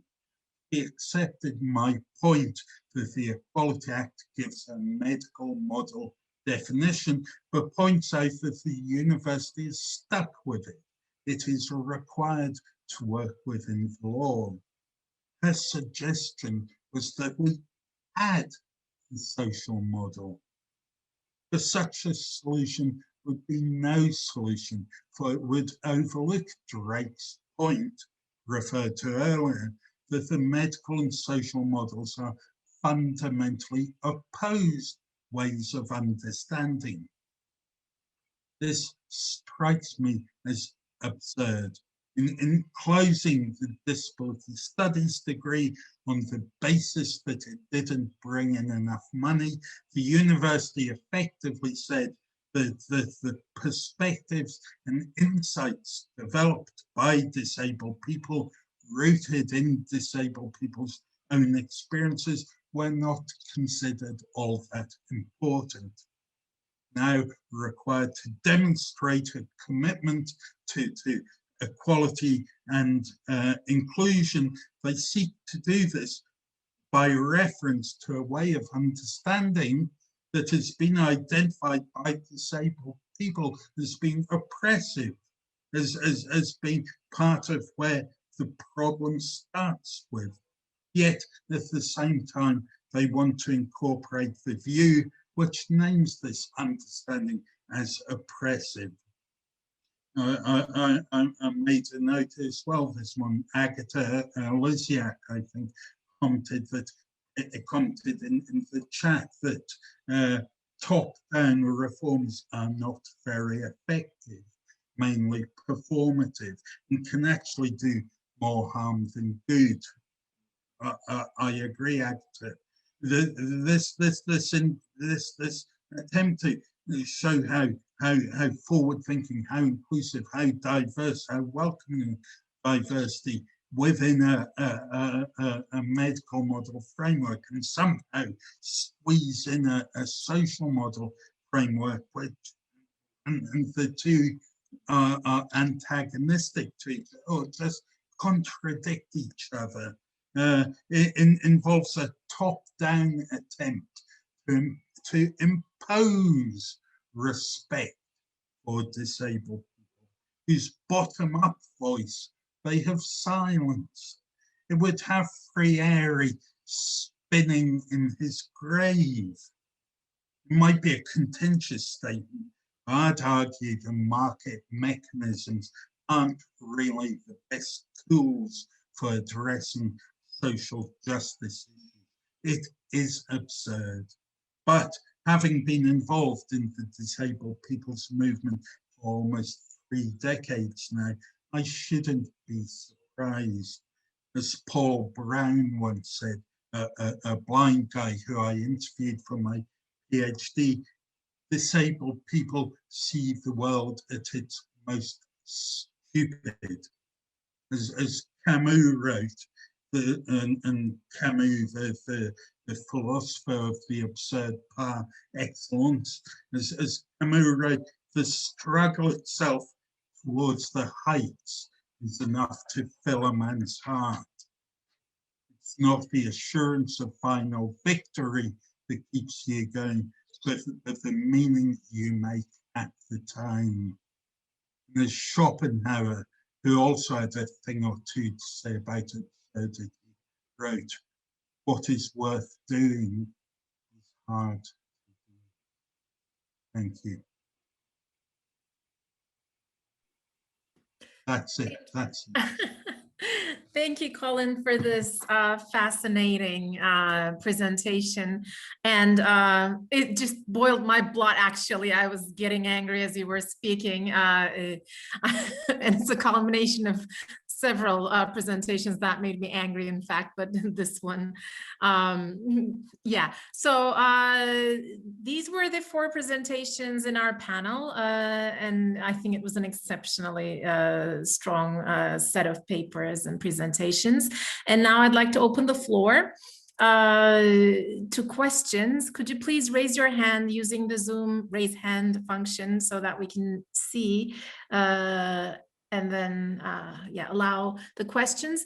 And because we've already, I mean, the presentations took a long time because there were 4, could we please keep the questions very short? I'm just going to say, you know, less than 30 seconds as a guideline. That would be great.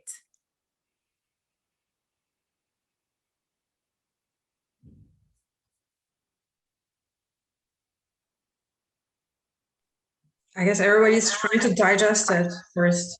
It was, I mean, this panel was really packed, and we have 4 speakers, and each more informative than the last one. So give everyone a second to digest first.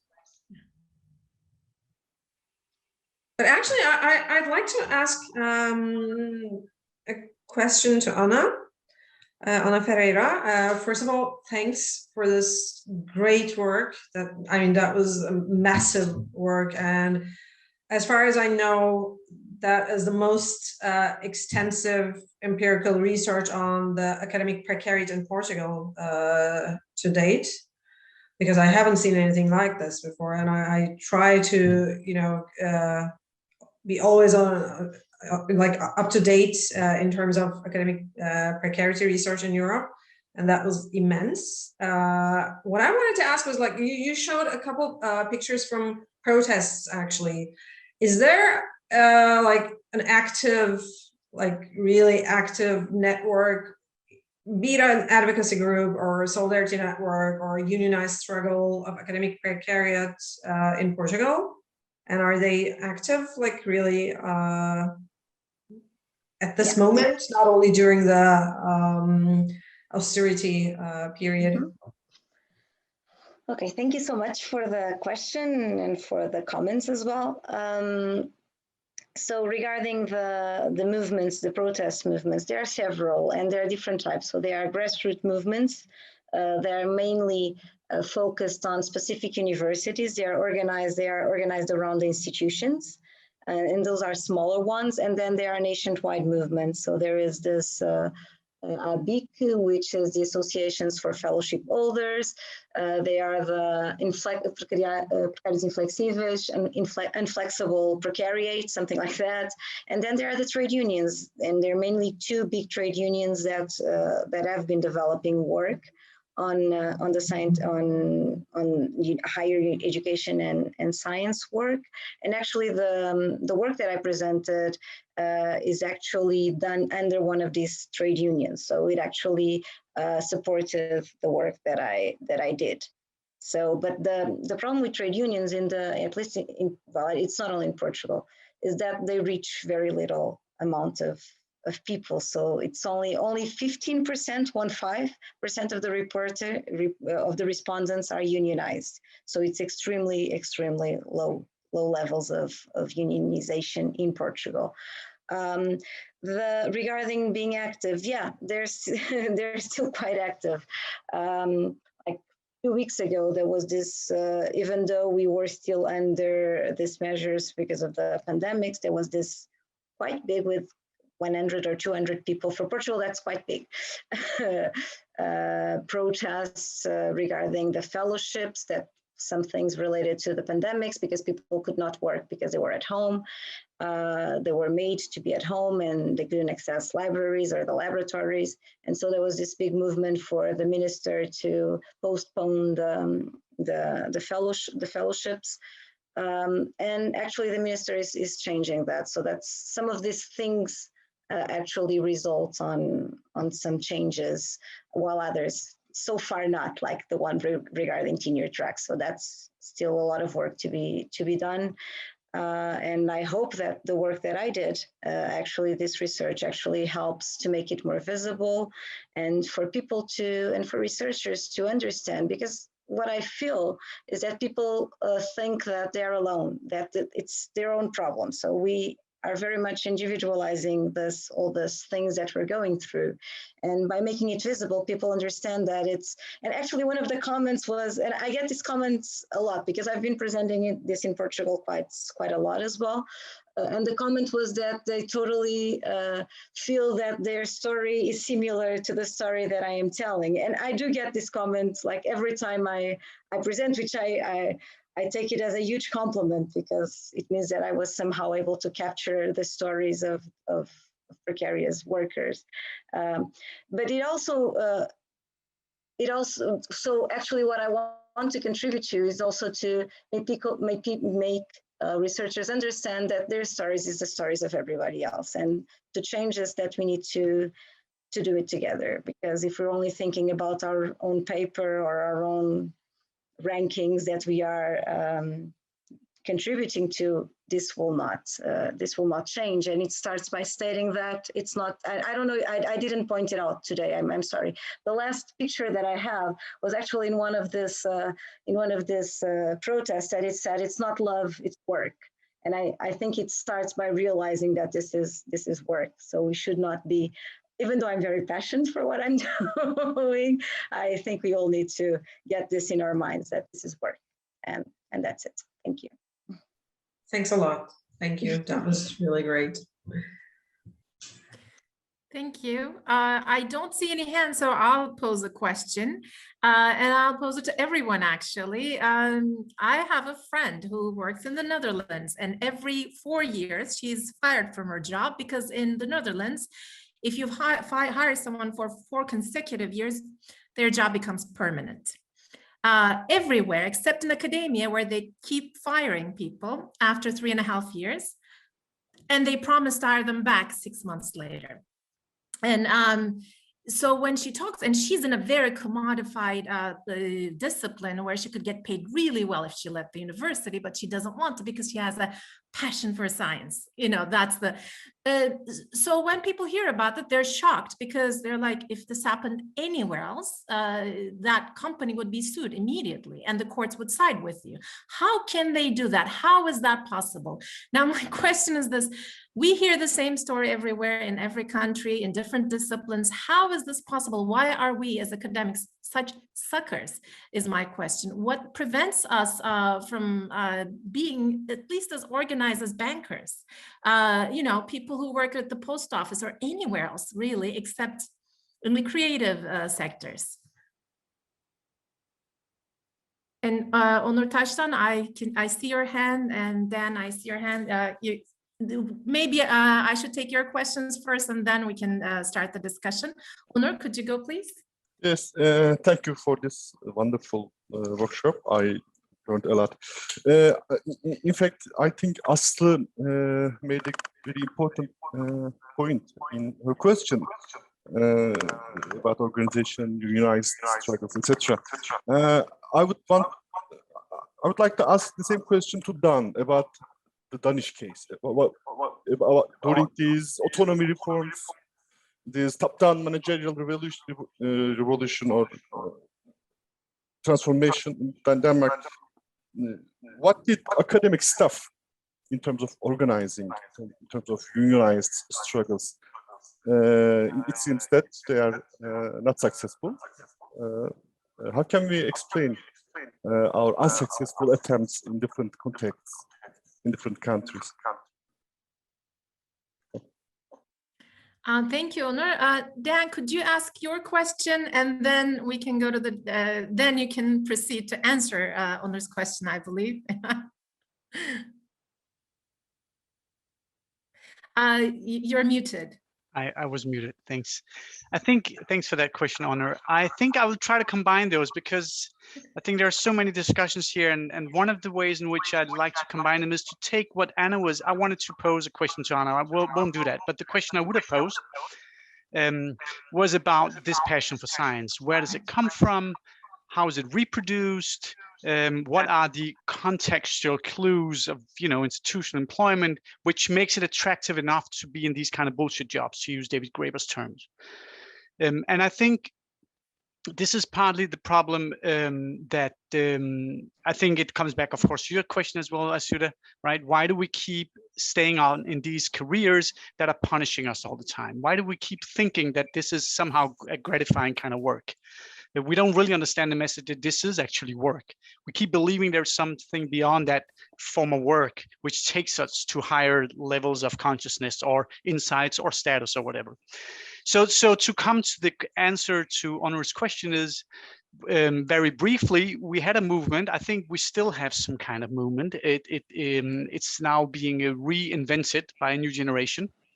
But one of the troubles we had very concretely, and with which I wanted to have started my paper if I had more time, was these very, very concrete experiences of people who wanted to participate, but eventually said, but I have this deadline. Of course, a self-imposed deadline. I need to submit this paper, I need to write this grant, and so on.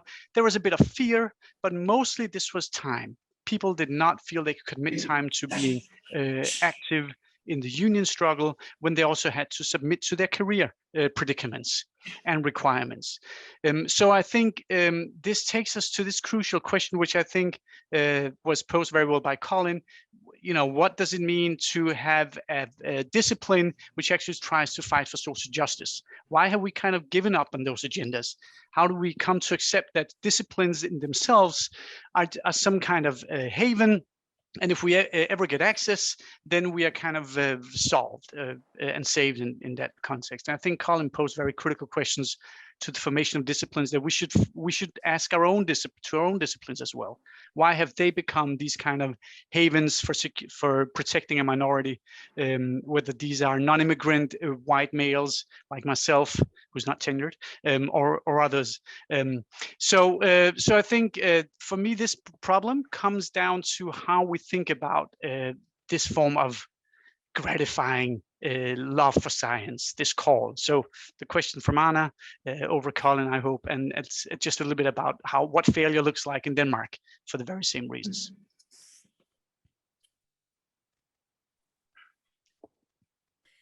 Thank you, Dan. I realize that the issue is too big to ask, maybe. So if there are no questions, we can take comments. Actually, there have been some comments in the chat box. Maria sent 2 studies. Somebody sneezed. God bless. The first one is of Maria herself on the Irish case, and the second one is of Paola Rivetti. She was in the first panel in the audience. Together with another colleague, they had done this study on the Italian case on the role of the rhetoric of passion in sustaining precarious work in academia, which is something that deeply sickens us, actually, at least me. What's love got to do with it is the title of the article. It's a great one. In case you want to read it, Maria has kindly sent the link. Yeah, and we all agree that the things that Colin explained in his talk were infuriating. They show us like the limits of this entire diversity talk and inclusivity talk. It shows out actually how these things like diversity, both in terms of human bodies and ethnicity, etc. They're just image props on a part of the universities, as we can see, and this is the part that actually infuriates us the most.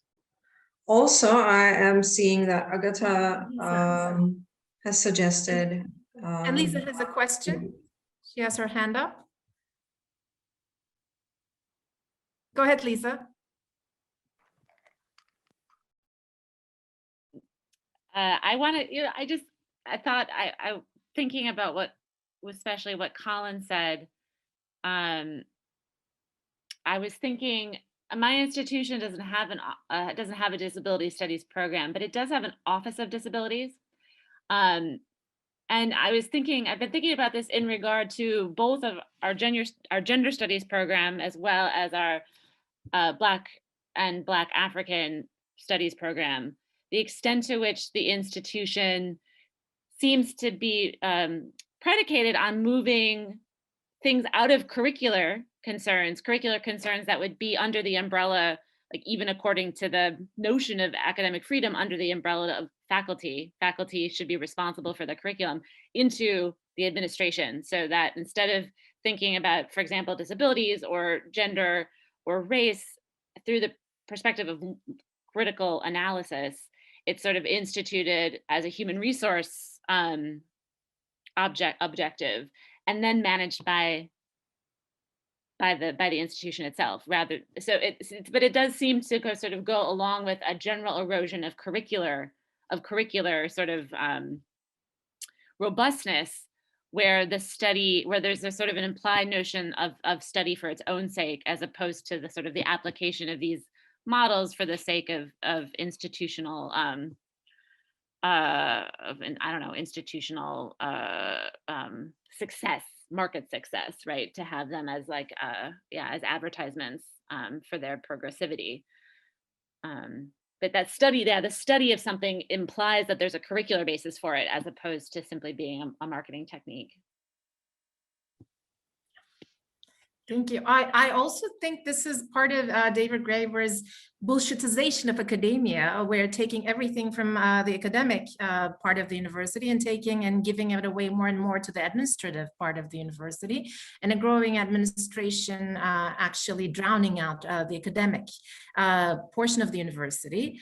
And I want to go back to Colin's points too, because I mean, it shows the hypocrisy of so many things so vividly.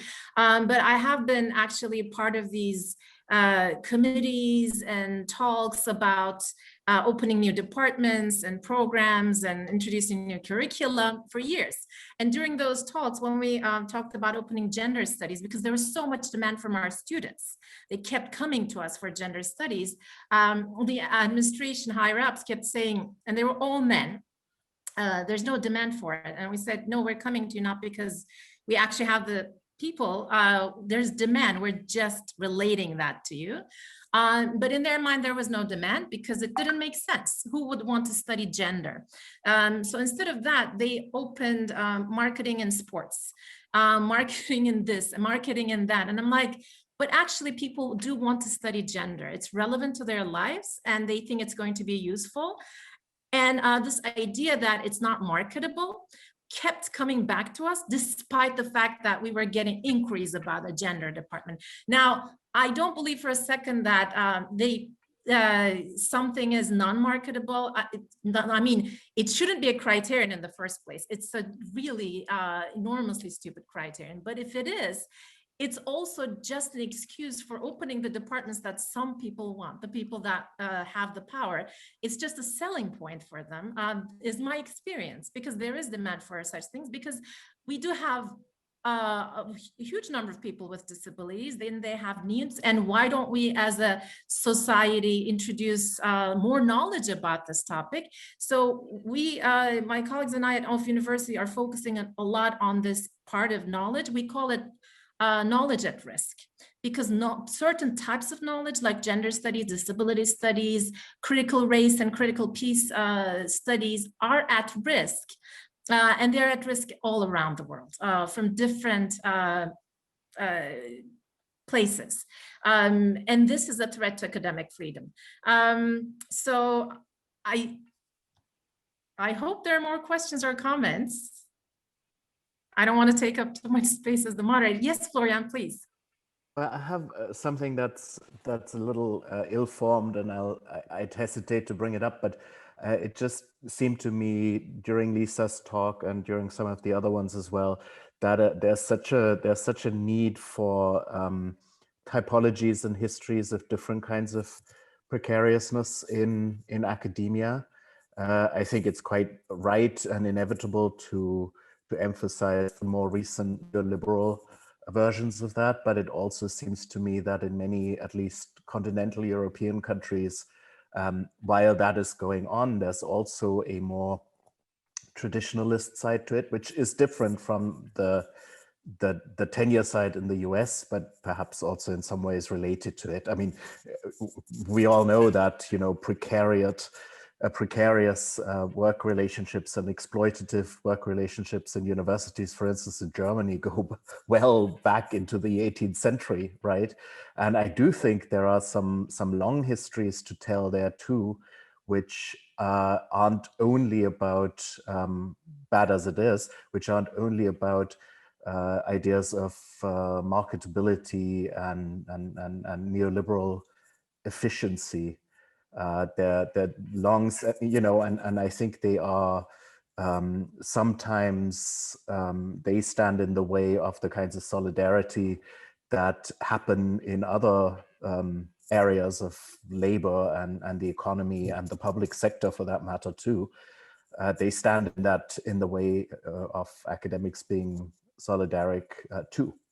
And we should really continue politically and as academics to interrogate ourselves, and I don't really mean so much the people in this round, as to what's going on there with our own ideas of merit and ways through the profession, which often are more feudal than bourgeois or capitalist, but just as harmful.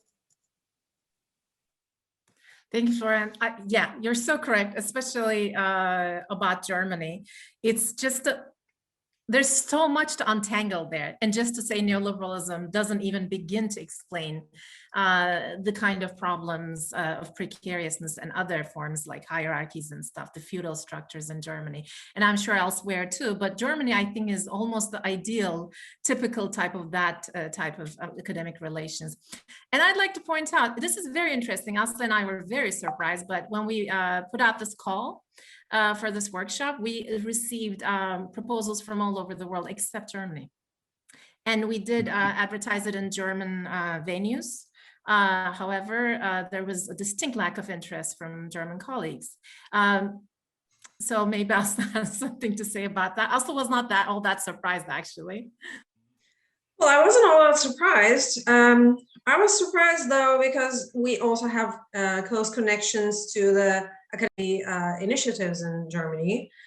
And it was kind of disappointing to see that this topic, which is actually very important in a public discourse as well, since Germany has the highest percentage of adjunct labor in academia, 92%, which is shocking ratio actually. But there was kind of a visible disinterest when it came to participate in something organized by non-German academics.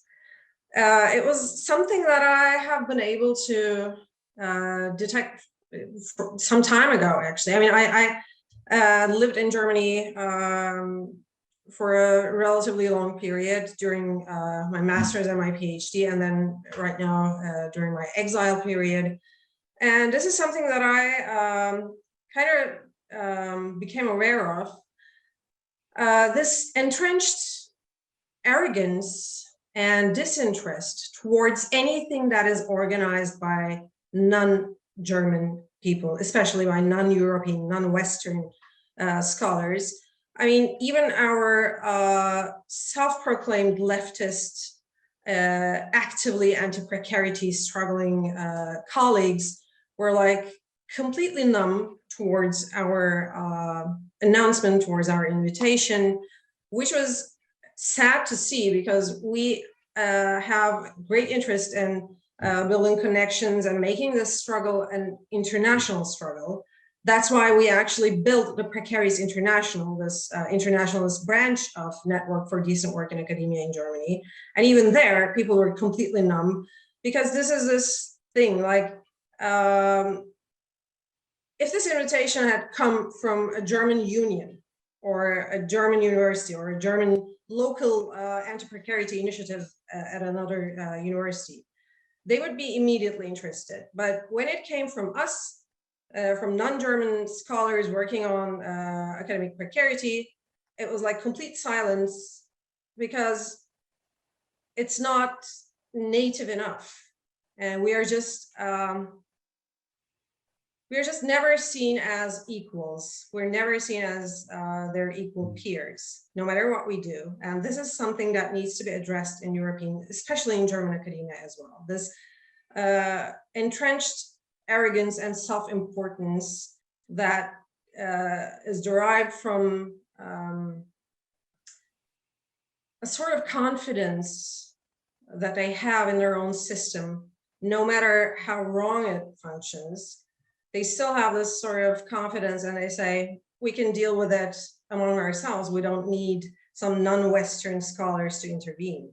We can say anything about their systems, but they're not qualified to criticize our system. This is the kind of attitude that I've been feeling in Germany. And I think I have a right to say this because I lived long enough in Germany. And I was raised by Germans. I mean, I went to a German high school in Turkey. So my connection to Germany dates way back. And this is something that I've been feeling since I was 11, actually. And this is really disappointing, especially when it comes to the international anti-precarity struggle. This is exactly the kind of attitude that we need to eliminate in order to be able to fight the great monster ahead of us.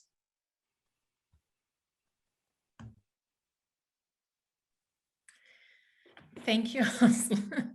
May I point out a few things and open them up for debate, maybe just keywords.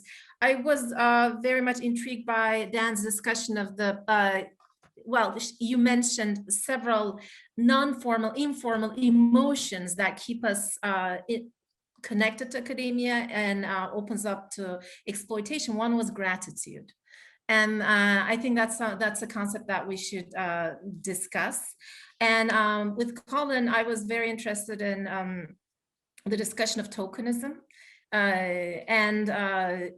With Anna, I think I just want to ask you, I think you should we should translate all your questionnaires to English and then have them replicated in every country, because these questions are so universal, they don't even need to be adapted to like the national context or anything.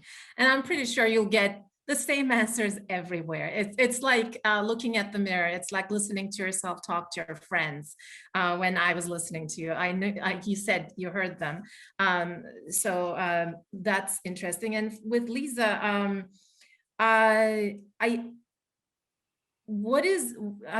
generally, what is tenure is something that's so nationalized as opposed to the suffering that is so universal. But the concept of tenure is so different from country to country, but it's going towards almost a more common direction.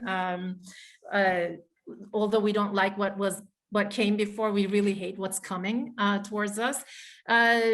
So just mentioning these points, if any of you are interested in picking up any of these threads and continuing from there. I could. Yes, please, Colin. Right. Okay. You mentioned tokenism. There was a great article.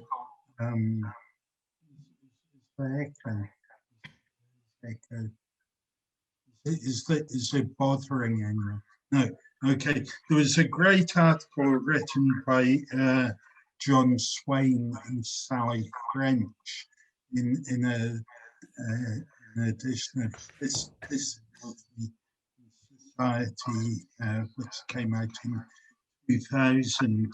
The article was entitled "Towards an Affirmation Model," in which they put the position, or they said that even in a world, where they got rid of barriers, got rid of all social barriers, got rid of all physical barriers to inclusion, and disabled people were participating in everyday life as equals. Impairment could still be regarded as a personal tragedy. It would still be looked upon as something to be pitied, something to be condescended to, something to be something to be tolerated, rather than valued as a mark of human difference. And I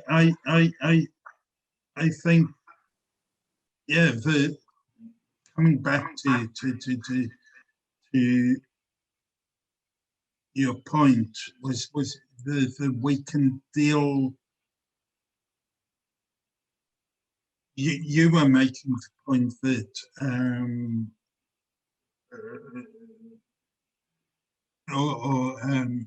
Aslı was making the point that in German universities, when you put this proposal together for this conference, they were saying we don't need to listen to you, because we can deal with our own systems here. We don't need the voices of experience in academic precarity. We can deal with our system ourselves.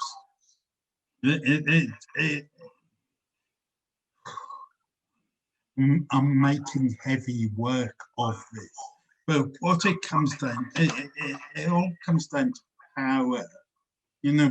All of these issues of power, they're all down to power inequality. And the way power is distributed fundamentally unequally. The way that power makes itself felt within everyday interactions, and the way that microaggressions and micro invalidations and micro insults are experienced, and that's whether we experience life as members of ethnic minorities, as women, as disabled people in terms of any kind of oppressed or disadvantaged group.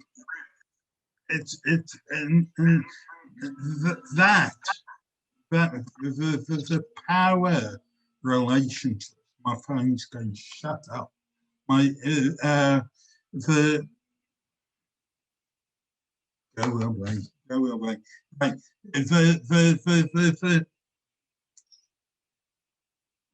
Somebody was making a point a few minutes ago about the way that issues that have been kind of studied as academic subjects by the people impacted on by oppression are taken away and turned into managerial or administrative issues. Kind of, we'll try and deal with this through administrative and training processes. What will never be understood within trying to deal with these issues like that is issues around things like power, which need to be studied or reflected on and considered academically. There's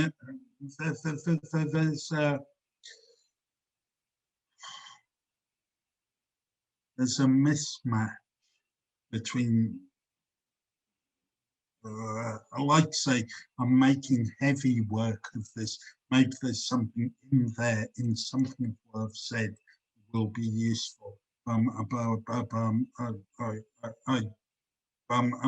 gonna finish.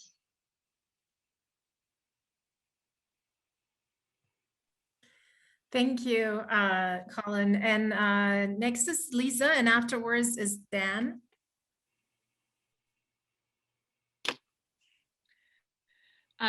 Thanks for the question. I think that I've focused on the United States because that's where my sort of experiential realm is, and I don't know whether or not. I mean, I have to imagine that the question could reproduce itself in different ways, in different places about tenure, or that there are institutions like tenure. In the United States, I feel like it's kind of wacky because of the extremely low sort of right now low organization through unions, really across all industries, but the general sort of depreciation of working conditions in most industries that lend themselves to have, I guess, just we have a lower floor. I guess also in terms of your question earlier, very much earlier about like how could we let this happen? It doesn't happen in any industries. It does, in fact, in the United States happen all over the like there are many industries that see extremely poor conditions.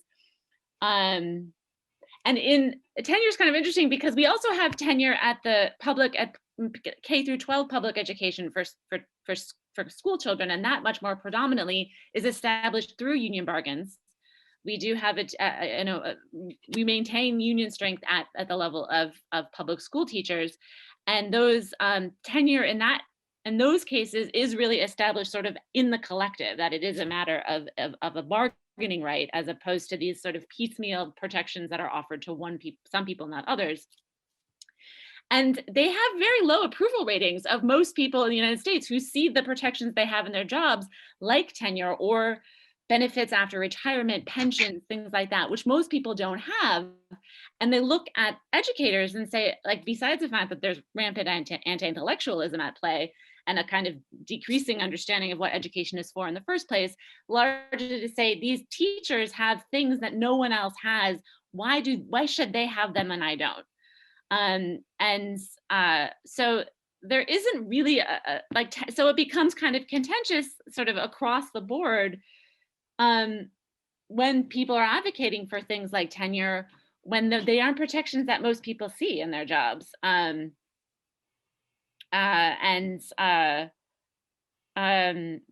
I think that would probably be different in places that had higher unionism or more established unionism, that where people in different industries could maybe collectively think about what establishes like the baseline of what employment should offer.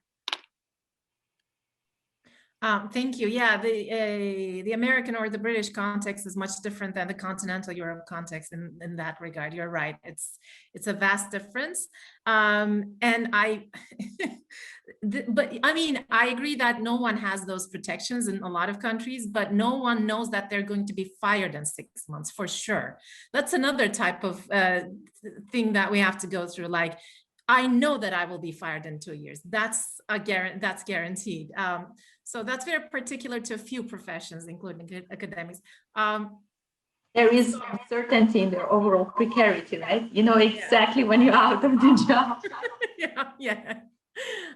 So Dan and then Anna, please. Yeah, and just coming onto this question of the security of tenure, it's also one of the things that have come up lately in Denmark after all these firings. I mentioned that senior academics, tenured academics are complaining, of course, and righteously enough, that they have also lost their security, but using this as an argument against precarious researchers to say that, you know, they're almost just as precarious as the rest of us because they can lose tenure if they are fired. And I think this really waters down the problems of precarity, as Anna's so well showed in her case. But I want to stay with this for a second. I want to ask Lisa, because Lisa made a very provocative and very nice genealogical discussion of the concept of tenure, concluding that it does not form a protection for the common good. It can only be kind of a privilege for the few. And therefore it cannot be something that can be shared by all. So you fell short of saying that tenure is not really a goal that we should unite behind, but this is the question I want to pose to you. Would a precarious perspective on academic employment not have to unite against institution of tenure in the way that at least it looks in the US? So that was one question for you, just in a second. And then just secondly, and I think this relates to very much to Colin's critique. I agree, Colin. Thanks for bringing this up. Power as one of those crucial concepts that are with us all the time, in experience-wise, and in the way we have to think about what we want to accomplish as precarious academics. And I also think that the narrative you gave us of disability studies shows very well that once you institutionalize academic fields, they fall prey to power structures that are beyond the control of immediate disciplines and activist scholars. And as I think Aysuda's great example before also showed, that you have managers that try to neutralize, depoliticize very important subjects and critical knowledges. So the question that arises from this is, I think, can deep critical and relevant knowledge, the kind of stuff that I think would like to promote, can that flourish without institutions? And if not, how do we what is that word I'm looking for? How do we think through the problematic that institutions always produce power? And if we want to create an academic community that has some kind of institutional roots, what kind of power would we think would be legitimate forms of power? Because power will be with us. We cannot escape that problematic. I think Colin also showed that very well. So that would be the second question.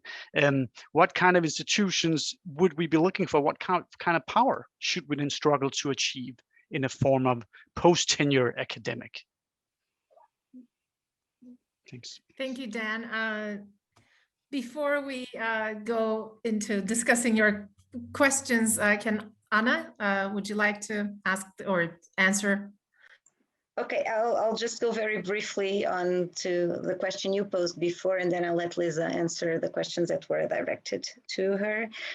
So regarding the questionnaire and the results being applicable to other contexts, other nationwide contexts, I actually think you're right. So most of the results are probably replicable in different contexts. There is one thing, and they have been done in different countries. So probably there is no such a comprehensive, but I pretty much just combined different instruments and added a few things. But most of the things have been done before.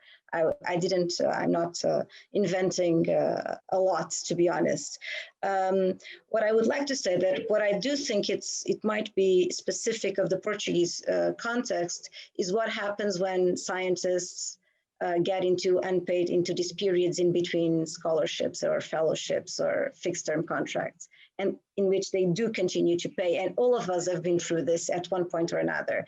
And this time is supported by family relations or other types of social networks. And I'm not so sure if that is so common in other contexts beyond the Southern European context, to be honest. And I would love to check that. And that was it. But thank you for the question. Thank you, Lisa. Thanks for the question, Dan. I honestly don't know, don't really have an answer. I'm acutely aware of the fact that advocates for ending tenure are usually coming from the right, and because they see tenure as a manifestation, as I was saying earlier, of rights that no one should have, and that it's usually within the same language of entitlements that should be eroded, or things that which stymies efficiency and flexibility, which should be granted to any institution. So those are usually the arguments that one hears, especially in the popular media. And so I don't want to position myself as saying, like, no, we should get rid of tenure, because I don't want to give fuel to my enemy. But at the same time, I don't know I find sort of the gestures of groups like Tenure for the Common Good to be, at the very best, sort of nicely paternalistic, but at more problematically, not being able actually to meet the need. That, like, you can't find solidarity or camaraderie in allyship. It can't be a matter of like a few sort of elected members of a guild who sort of reach down to everyone else and say, let me do what I can for you so to maybe alleviate some of your issues on the margins, while still being within my position of power.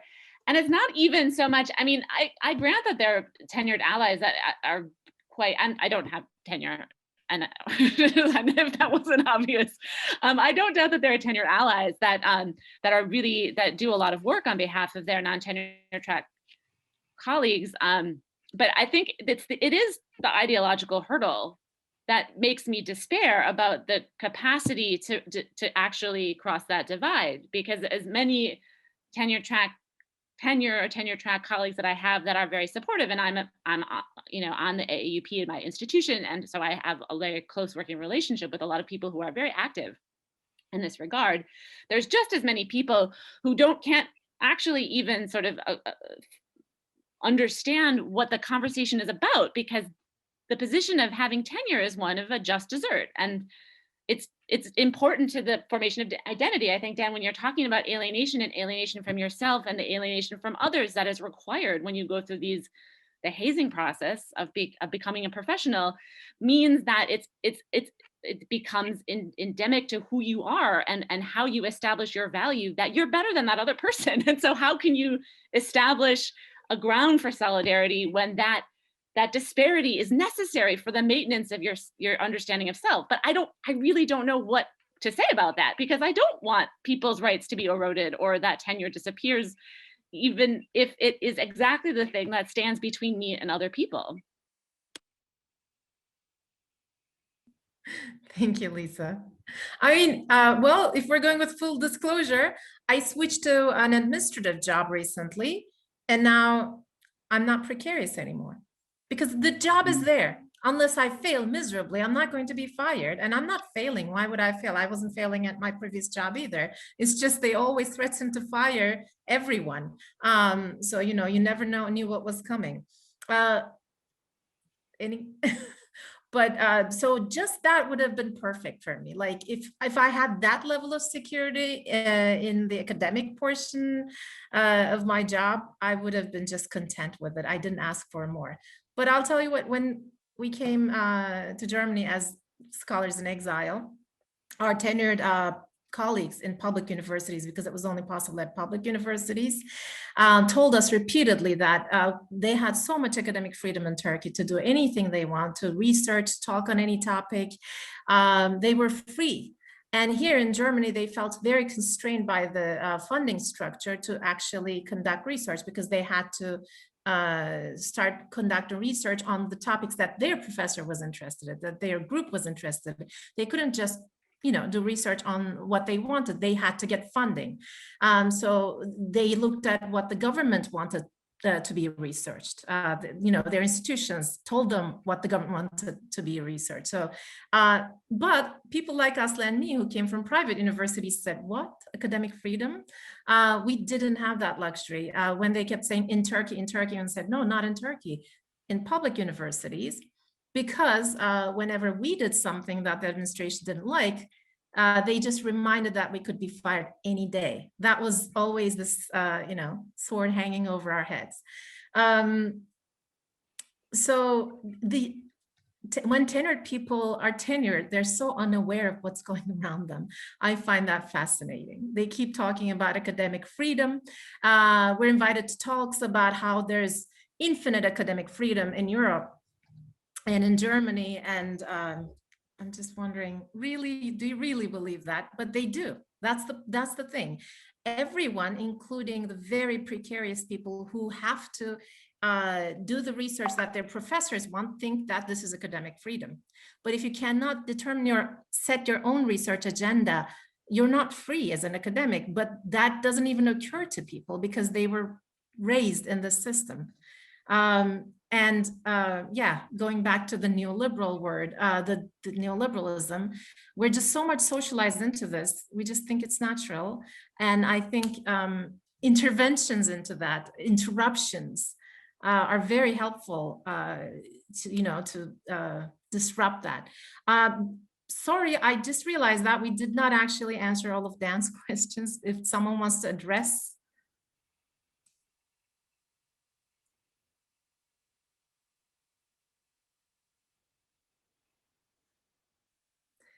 Okay, should we take a break then? Everybody's very tired. Thank you for this wonderful discussion and this amazing panel.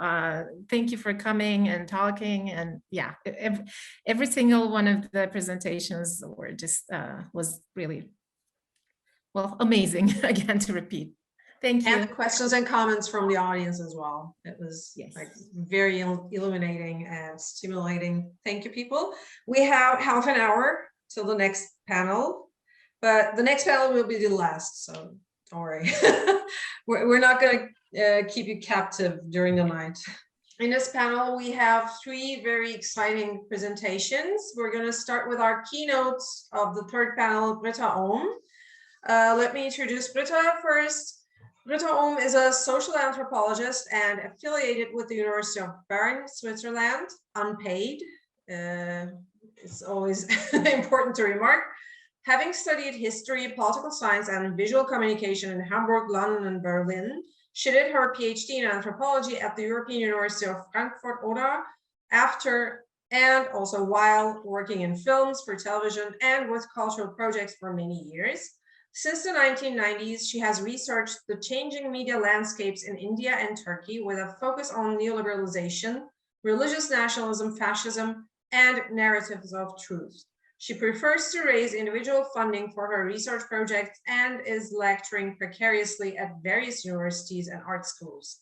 Since 2016, she is a member in the coordination group of the Network for Decent Work in Academia, ENGAVIS, and increasingly active in raising attention to implications of precarity and academic freedom on an internationalized level as founding member of the Precariat International Initiative and co-organizer of the academic freedom space at the International Convention of Asia Scholars, University of Leiden, Netherlands.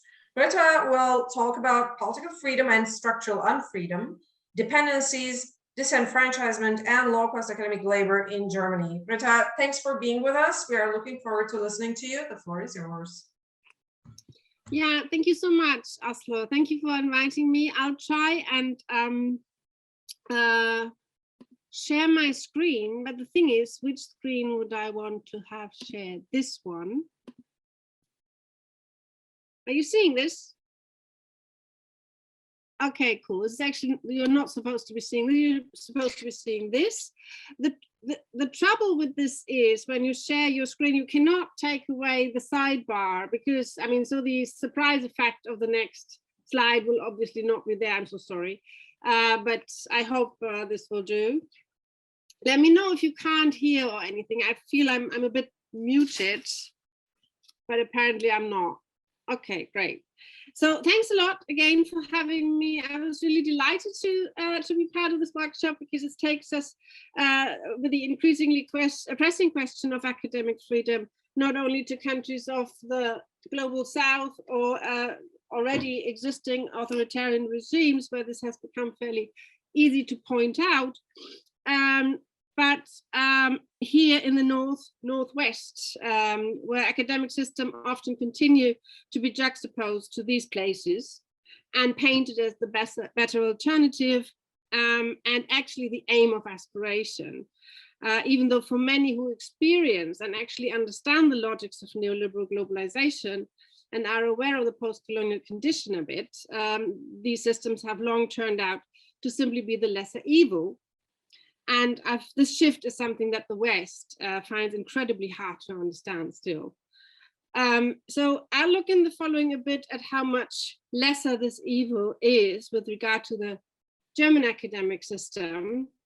And I'm really glad I'm speaking at the last, so I have tried also quickly to adapt some of the stuff, also trying to answer to some of the points that have been raised regarding power, for example, regarding history. I mean, history was anyway part of my approach, because I thought we cannot really understand the whole matter without going into the genealogies. And as I already mentioned in the abstract, in case you read it, I'm not an expert in researching academia, and unlike all the others we have heard here before, my insights come from the regularly frustrating and often infuriating personal experiences that I have, and which is also why I would never want to be part of this system really anymore as an employee. I really don't, unless I bring my own money. I would never take a position in the system. But I am able to share this with the people in the Network for Decent Labor in Academia, and also in, as Aslı mentioned, the academic freedom space, which we launched at the University of Leiden in Netherlands. Daniel, who you heard speak earlier, was part of this, but I think he already left when we started this initiative. So this is already run into each other always in the same circles, which should or might not be reassuring. But why I'm telling you this is that that in context of these exchanges and these sort of initiatives that came up, also especially with international scholars and colleagues I have in many countries now, was the difference and the importance between political and structural freedom. That is, the political rights that are guaranteed by a democratic constitution, I mean, of which we are somehow, which we're still taking for granted still when we are talking of the North or the global North to a certain degree, and the structures of institutions that carry, express, and implement those rights. I would say, or I would argue that these structures, or the way these structures are designed and live, are indicative, if not conditional actually, of how they operate under political and economic pressure, but also of how they are actually able to uphold and defend those rights, which is to say, in how far they're actually constitutional. And we could well debate, I think, if the German academic system is at all constitutional. So in Germany, political freedom has been guaranteed and has also been executed fairly uninterruptedly, we can say, with some lapses, at least since 1945.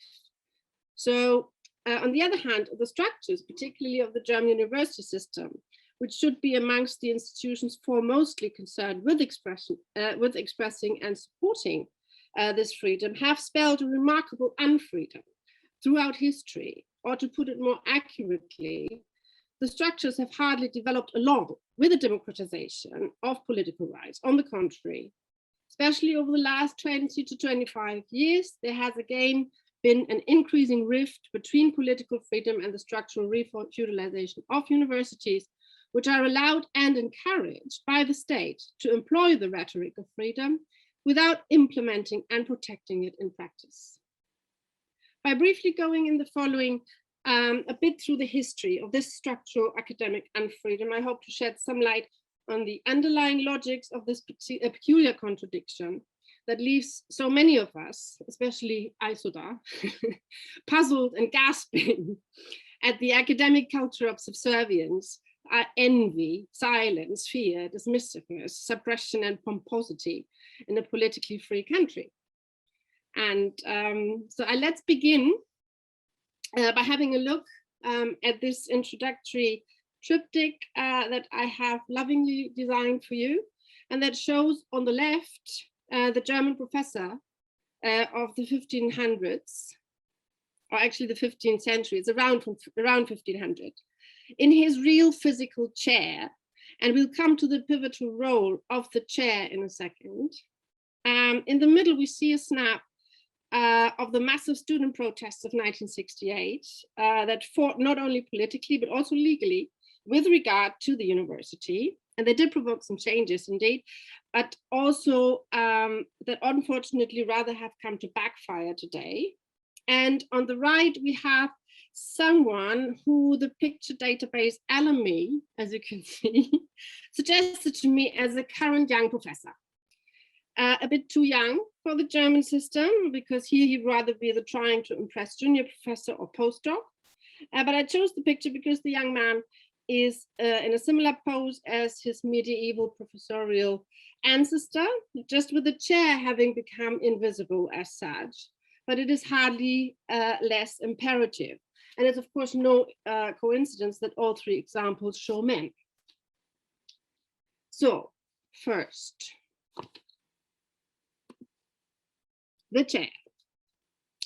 Let's turn to the chair on which the professor in Germany sits until today, with a persistency like in no other country, and that he defends with all his might, even if he might claim otherwise today, because that is discursively required meanwhile. The chair was physically established as a central structural element of higher education in medieval times, when Germany did not exist as a nation state and the Roman Empire of the German nation was in its place, which stretched as far as Rome, and whose kings justified their reign with the grace of God. With this comes a pivotal term that has characterized the professorial chair: holiness or sacredness. The professor, the holder of a chair, was in Latin conceived as an ordinarius, a term that still applies today, and that etymologically and in historical practice likened the professor to a bishop or a priest. He was ordained.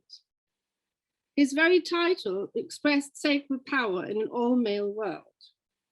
Like the priest, he would speak from his pulpit in church to the believers.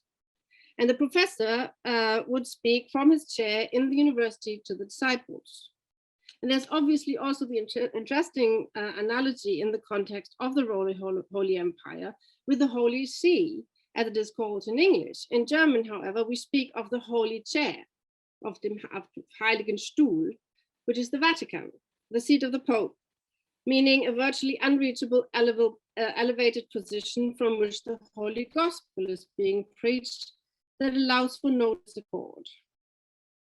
At the same time, we also find here a particular union, of course, of state, church, and university in the privileged men who represented them in a feudal system. The Holy Roman Empire lasted from the 10th to the early 19th century, over 800 years, during which the position of the professor was maybe not static, which is something I cannot verify because I haven't researched it. However, more than 100 years after the Holy Empire's decline in 1919, sociologist Mark Weber delivered his now famous lecture, Science as a Vocation. To students of the University of Munich, he still, or in fact for the first time, spoke of the detrimental implications of the chair that the ordinarius continued to occupy, and under whose tutelage all aspiring young scholars remained. And I quote, "If such a lecturer or even assistant, habilitated scholar, or even more so assistant, will ever advance into the position of a full ordinarius or dean is a matter of pure hazard." So, and that sounds indeed already quite a lot like the criticism that is being formulated in Germany today. Weber compared the pursuit of an academic career at one's own peril in Germany with matters in the US even then. So catchword, we already had that tenure track in terms of a more clear path, legally bound perspective in university. And at the same time, he of course addressed this problem when it actually began to emerge as a problem, namely at a time when the state had officially become secularized, the last emperor had fled the country, and when industrialization had not only been spurning urbanization, producing an ever greater number of workers with aspirations of upward mobility, the just ended First World War had also yielded in Germany, in the late wake of the French Revolution, greater demands for equality and democratization. And naturally, the university was implicated in all these various struggles and developments, prominently bearing the Humboldtian ideal, which we already heard of the university's independence from the state and holistic academic education, which, however, was kind of pretty woolly-headed in the idealistic way typical of the upper echelons of German society that had no time and no real sense for the question of political and legal rights. All sounds well and good, independence of university, holistic academic education, but there was no legal provisions for it. And as such, it virtually invited the reactions of the state, instead of taking up the demands of the hour and initiating an even then already overdue reform of higher education, which essentially would have had to question the power of the chair and the ordinarius, it had further and further strengthened the habilitation. So it's important to realize that in contrast to the ordinarius, this second pivotal term of Latin origin has not been around since the Middle Ages, but has essentially been an anti-democratic invention of the 19th century. And that it is why it is also the term and process that has particularly scholars from the Anglo-American sphere, including their former colonies, which basically means the larger part of the planet, be in great incredulity when they say habili what? This is like this habili what moment that I've had so often. The idea that comes with a very confusing idea that someone who'd already done their PhD would have to undergo yet another examination and write another even bigger thesis that now that only would gain them the legitimacy to teach after they have already been teaching for years at a university, and that is also largely maintained at the very as the very precondition for climbing onto that chair, meaning for becoming a professor in the first place. So Max Weber, in not so many words, introducing the term precariat to the academic sphere, had made it very clear in his lecture that those who could at all afford to embark on this endless, insecure and slimy crawl onto the chair could only be those coming from wealthy backgrounds, even then, or even more than. And which also disclosed that university education had long become a class issue in Germany. And not only that, precisely because of the deepening rift between greater political freedom that came with the first democratic constitution in the Weimar Republic and the reinforced hierarchical structures of unfreedom in higher education, the class problematic could be dramatically exploited by the emerging Nazi regime for its own purposes. So you see in the picture here, you see the bunch of professors standing on the stage who all look still like priests. They actually look how priests in Scandinavia look with their wide thingy. I just can't remember the word. Okay, on the one hand, the Nazi ideology gave unlimited leverage, of course, to myths of national greatness and racial superiority, already nurtured by sitting professors. The most prominent case was, of course, Martin Heidegger, who in his famous speech upon becoming the vice chancellor and the rector of Marburg University in 1933, spoke of the greatness, the respectability of this national awakening. Yeah, you see him on the top right here. Hannah Arendt, who you see on the left, who was, of course, his most famous student at the time, couldn't have been more appalled. However, Arendt sought an explanation for all this, for this ready collaboration with the system, in a déformation professionnelle of the much hailed idealistic German academics and intellectuals who miserably failed to apply their theoretical excellence to a practical political situation. What she seems to have overlooked was that, on the other hand, the Nazis provided new avenues, and this is really pivotal, very important, to a swelling middle and lower class precariat that Max Weber had already talked about, in otherwise hopeless pursuit of a chair at a university.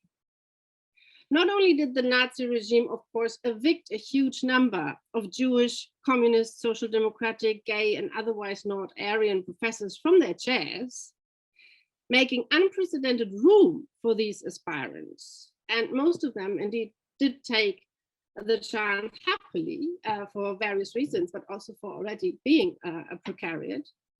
The Nazi, on the other hand, also for the first time in history, and this is also very important to keep in mind, in tying them completely to the fascist state, made professors for the first time civil servants, Beamte. They had not been that before, and guaranteeing them thus a social economic stability and a legal privilege that even this group had not enjoyed before. So they were even further elevated, even though there was kind of a more horizontal drive in bringing new people in the system. So we actually see that this sort of complex of race, class, and gender was very early already pretty fully blown in the Third Reich, with the least possibilities under conditions of extreme political and structural unfreedom to even begin to reflect on them. And at the same time, you saw, of course, the particular vulnerability of a long-bred and never quite questioned structural unfreedom, which is couched in this idea of, or in a certain idealism and romanticism of itself, how vulnerable that is to authoritarian power. Unsurprisingly, not even the eventual downfall of the Nazi regime and the administrative and political new beginning after World War II, at least in the West, which was under occupation from Britain, France, and the US, took the chair and the habilitation down. Nazis had in fact further streamlined the habilitation. On the contrary, the civil service status of professors was maintained, obviously in the wild contradiction to tie them as unconditionally to the new democratic state, something which is non-understandable to me. What ultimately represented a sincere breach, I'm hurrying up, with this post-war status quo were, of course, the student protests of 1968, which interestingly, for different local reasons, but in one great revolutionary impulse, were a truly global phenomenon. So, why is that not working here?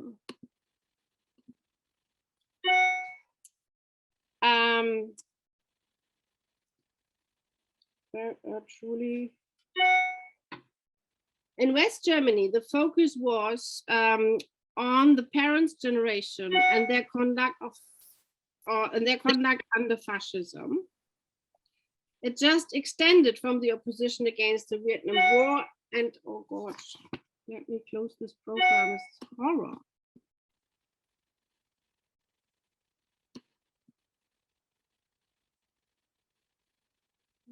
I'm sorry about that. So in West Germany, the focus was on the parents' generation and their conduct during fascism. And this extended, or made the protests extend from opposition against the Vietnam War and translated ideas from the civil rights movement not coincidentally, very strongly in the context of race, class, and gender, particularly with regard to complete denazification of the state, free sexuality, which is a very important first broader gender alert. And Wilhelm Reich, of course, was very prominent at that time with anti-liberal fascism. The demand for anti-authoritarian education that should start as early as possible for as many people as possible. Yeah, these were the demands, and the university was not hence the breeding ground only, but also the target of the protest, with one of the most emblematic images being the one you see here on the right, which centers the unbroken tradition of the priestly academic gown reserved for professors, with the slogan, "Under the gowns, the stench of 1,000 years," which rhymes in German. And the slogan then referred mainly to the continuation of many Nazi professors on their chairs after the official end of the millennial empire, which are the 1,000 years that Hitler had promised. One could also read it as a reference to 1,000 years of the professorial chairs as a virtually unbreakable institution. And sadly, that would also apply to the changes that the students eventually did yield in the structuring of universities. And why do I have to? And these did actually sound pretty revolutionary in the beginning.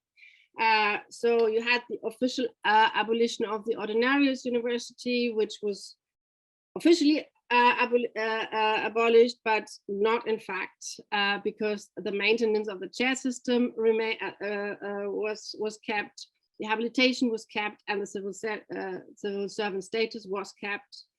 The abolition of tuition fees was there, the autonomy of university was introduced, the academic self-governance, but under the compulsory majority of professors, because a university, as one of the central laws ruled at the time, was not to be governed by decisions that were not in their majority academic.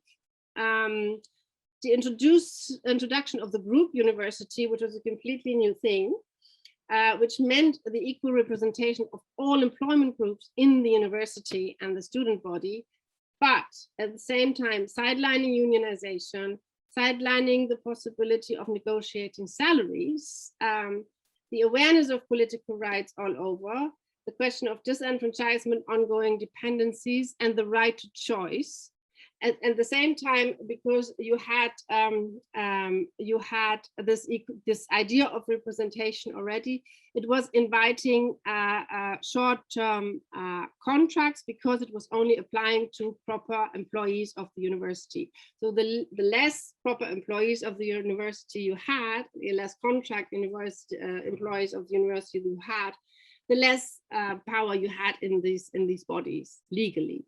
So this was virtually an invite an invite to cut permanent jobs, which did exist even in the Mittelbau at that time.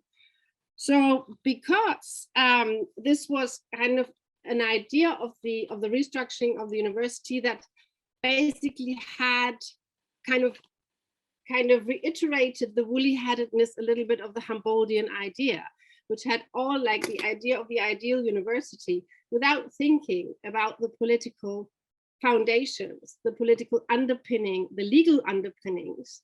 There was again a gap between the political and the ideal. And this was very easily exploitable, yet again, by the Excellence University in this time, which has ultimately refeudalized the university with the Market Excellence Initiative from 2005.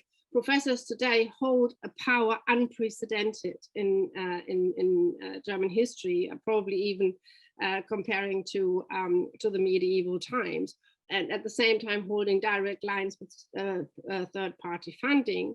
And the middle and assistant level has been completely, however weak it always was, has completely been deinstitutionalized and disenfranchised, and which is supported by the state through a particular law that legalizes short-term employment in academia. And it has a relationship of utmost dependency, which are not justifiable as under ideas of academic freedom by any stretch of the imagination, and which of course calls for the questions and how constitutional this system is today. And it is actually, I would say, already an academic system that any authoritarian state would be happy about. Thank you. Thank you very much, Britta, for this incredibly informative but also entertaining presentation. I mean, I had to like laugh out loud at many points. I mean, the situation of the academic precariat in Germany is horrendous, but you made it fun. I mean, the way you mock it made it fun and bearable for us, at least for the duration of the presentation. Thank you for this. So we're going to move on to the next presentation in this panel by Max Kramer and Sarbani Sharma. Let me introduce Max and Sarbani first. Max is a postdoctoral fellow at the Volkswagen Freigeist project, the populism of the precarious, marginalization, mobilization, and mediatization of South Asia's religious minorities. Within this project, he investigates the mobilizing activities of organizations that address, represent, and produce Indian Muslims through mediation. Kramer's publications include Mobilität und Zeugenschaft, unabhängige Dokumentarfilmpraktiken und der Kaschmir-Konflikt and Hilfloser Himmel, Muktibot und andere moderne Hindi-Dichter. He has worked on a wide range of topics from sociolinguistics to political aesthetics and media anthropology. Sarbani is a political anthropologist who works on itineraries of political aspirations, articulations, and actualizations in Kashmir. She's currently a postdoctoral fellow at the Department of Social and Cultural Anthropology of the University of Tübingen. She has previously taught sociology at the University of Delhi. Her work has been recently published with the contributions to Indian sociology, society and culture in South Asia, and political and legal anthropological review. They're going to talk about reflexivity and temporality of conceptual labor in anthropology. Thank you for being with us, Max and Sarbani, and please bless with us with your insights. Go ahead. Thanks a lot, Aslı, for the introduction, and thanks, Britta, for the humorous aspects of your talk. I really loved it. I don't think our images will be as funny as yours, but maybe one. So this brings me to the point. Can you make me a co-host so I can share the screen? Or? I'm gonna make, I guess Aysuda has to do it for all of us because she is the main host. Right. I feel very powerful. Just to give me a second.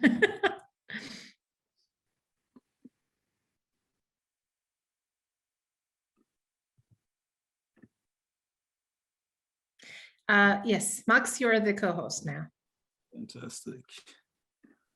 So can you see this? Yes. Right. So basically this presentation consists of two parts because it's a co-authored presentation by Sarbani and me. So in the first, I will outline the setting of academic production and its temporal dimension, and then Sarbani will go into some questions which are more about the discipline of anthropology and what this production speed up has to say about the way we make concepts in the discipline and about the way we understand reflexivity within the discipline of anthropology. We want to argue that a temporal dimension may be really helpful to rethink reflexivity in relation to our work with concepts, right? And at the end, we will introduce one concept to think about this, which is the concept of a password, right? This is Sarbani's part. So let me go a little bit into the institutional setting of neoliberal academic speed-ups, right? So I guess a lot of you have, or maybe some of you who are on Academia Edu have received this mail. I'm not going to read the whole mail to you, but they are basically promising peer-reviewed publications in just 7 days. The length of the publication, 800 to 1,600 words. So this is like a brilliant example of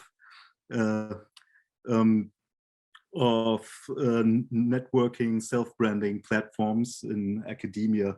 So we always had this imperative of publish and perish. It's a cliche, and academics tell each other to keep going, basically, in academia. And we had so many presentations today, which make it really clear that you can also publish and perish, right? I mean, this is like the more common case. So the email reproduced above indicates the need to have more publications in ever shorter and faster circulating formats. Perhaps this will soon approach the limit value of a text message. What could come next? Peer reviewing a Facebook post and putting it on your publication list on CV. So basically, you know, the limits are just the sky, so to say. Provocative as it may sound, several surveys show that although academics usually consider this acceleration of publication bad for the quality of their work, this, however, wouldn't stop us from playing the neoliberal game, which we have also discussed here. Especially Anna Ferreira was talking about this delusional attitude we have towards our own output sometimes.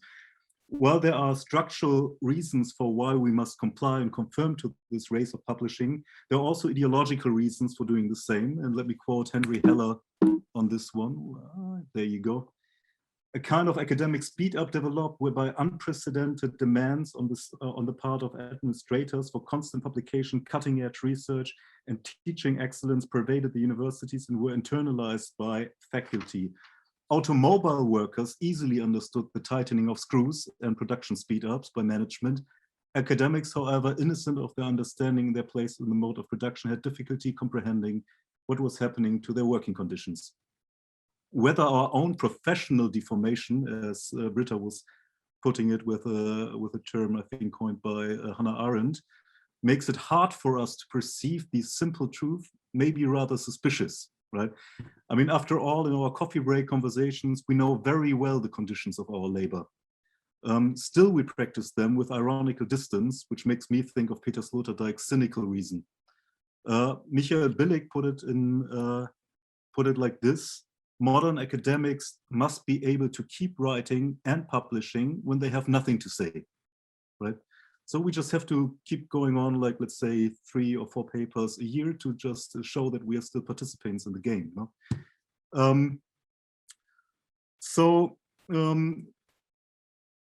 Let me get into some more general features of the neoliberal academia and its effects on the process of concept making.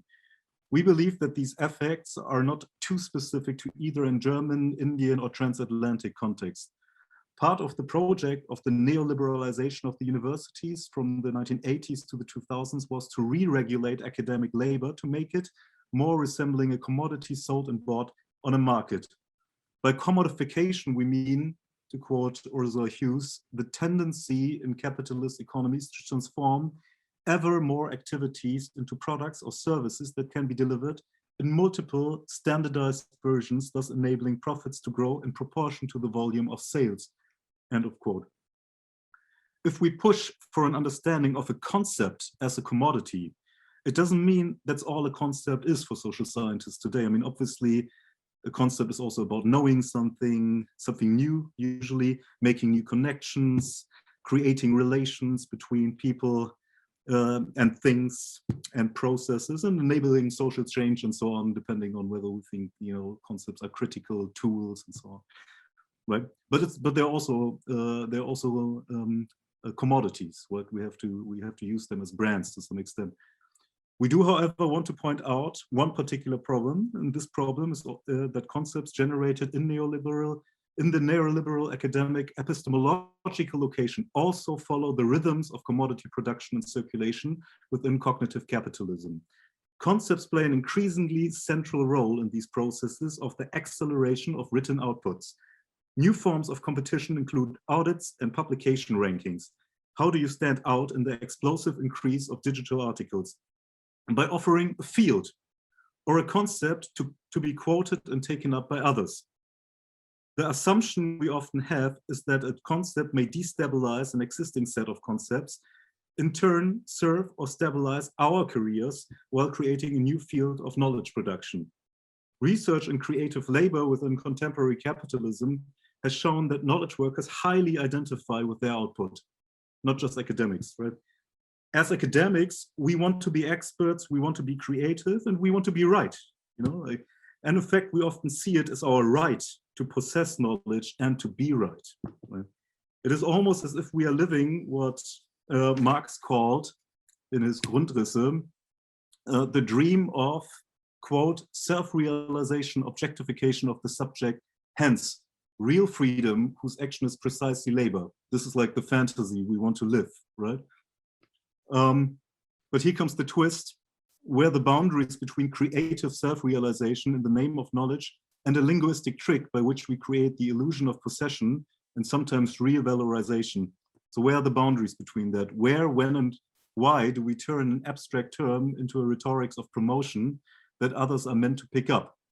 We constantly have to beg and brag, be great creators of words and nervous petitioners for their recognition. A set of moral challenges very few of us have been trained at home, I think. So we do not claim that all of this is something particularly new. I mean, competing disciplinary tribes who expand their territory have been part and parcel of the structures through which academics identify themselves, and this has been studied in the past a lot. In the history of the modern, of the modern research university, these terms became increasingly cryptic to outsiders of the discipline. However, to some degree, they serve to extend the knowledge of and power distribution within the disciplines.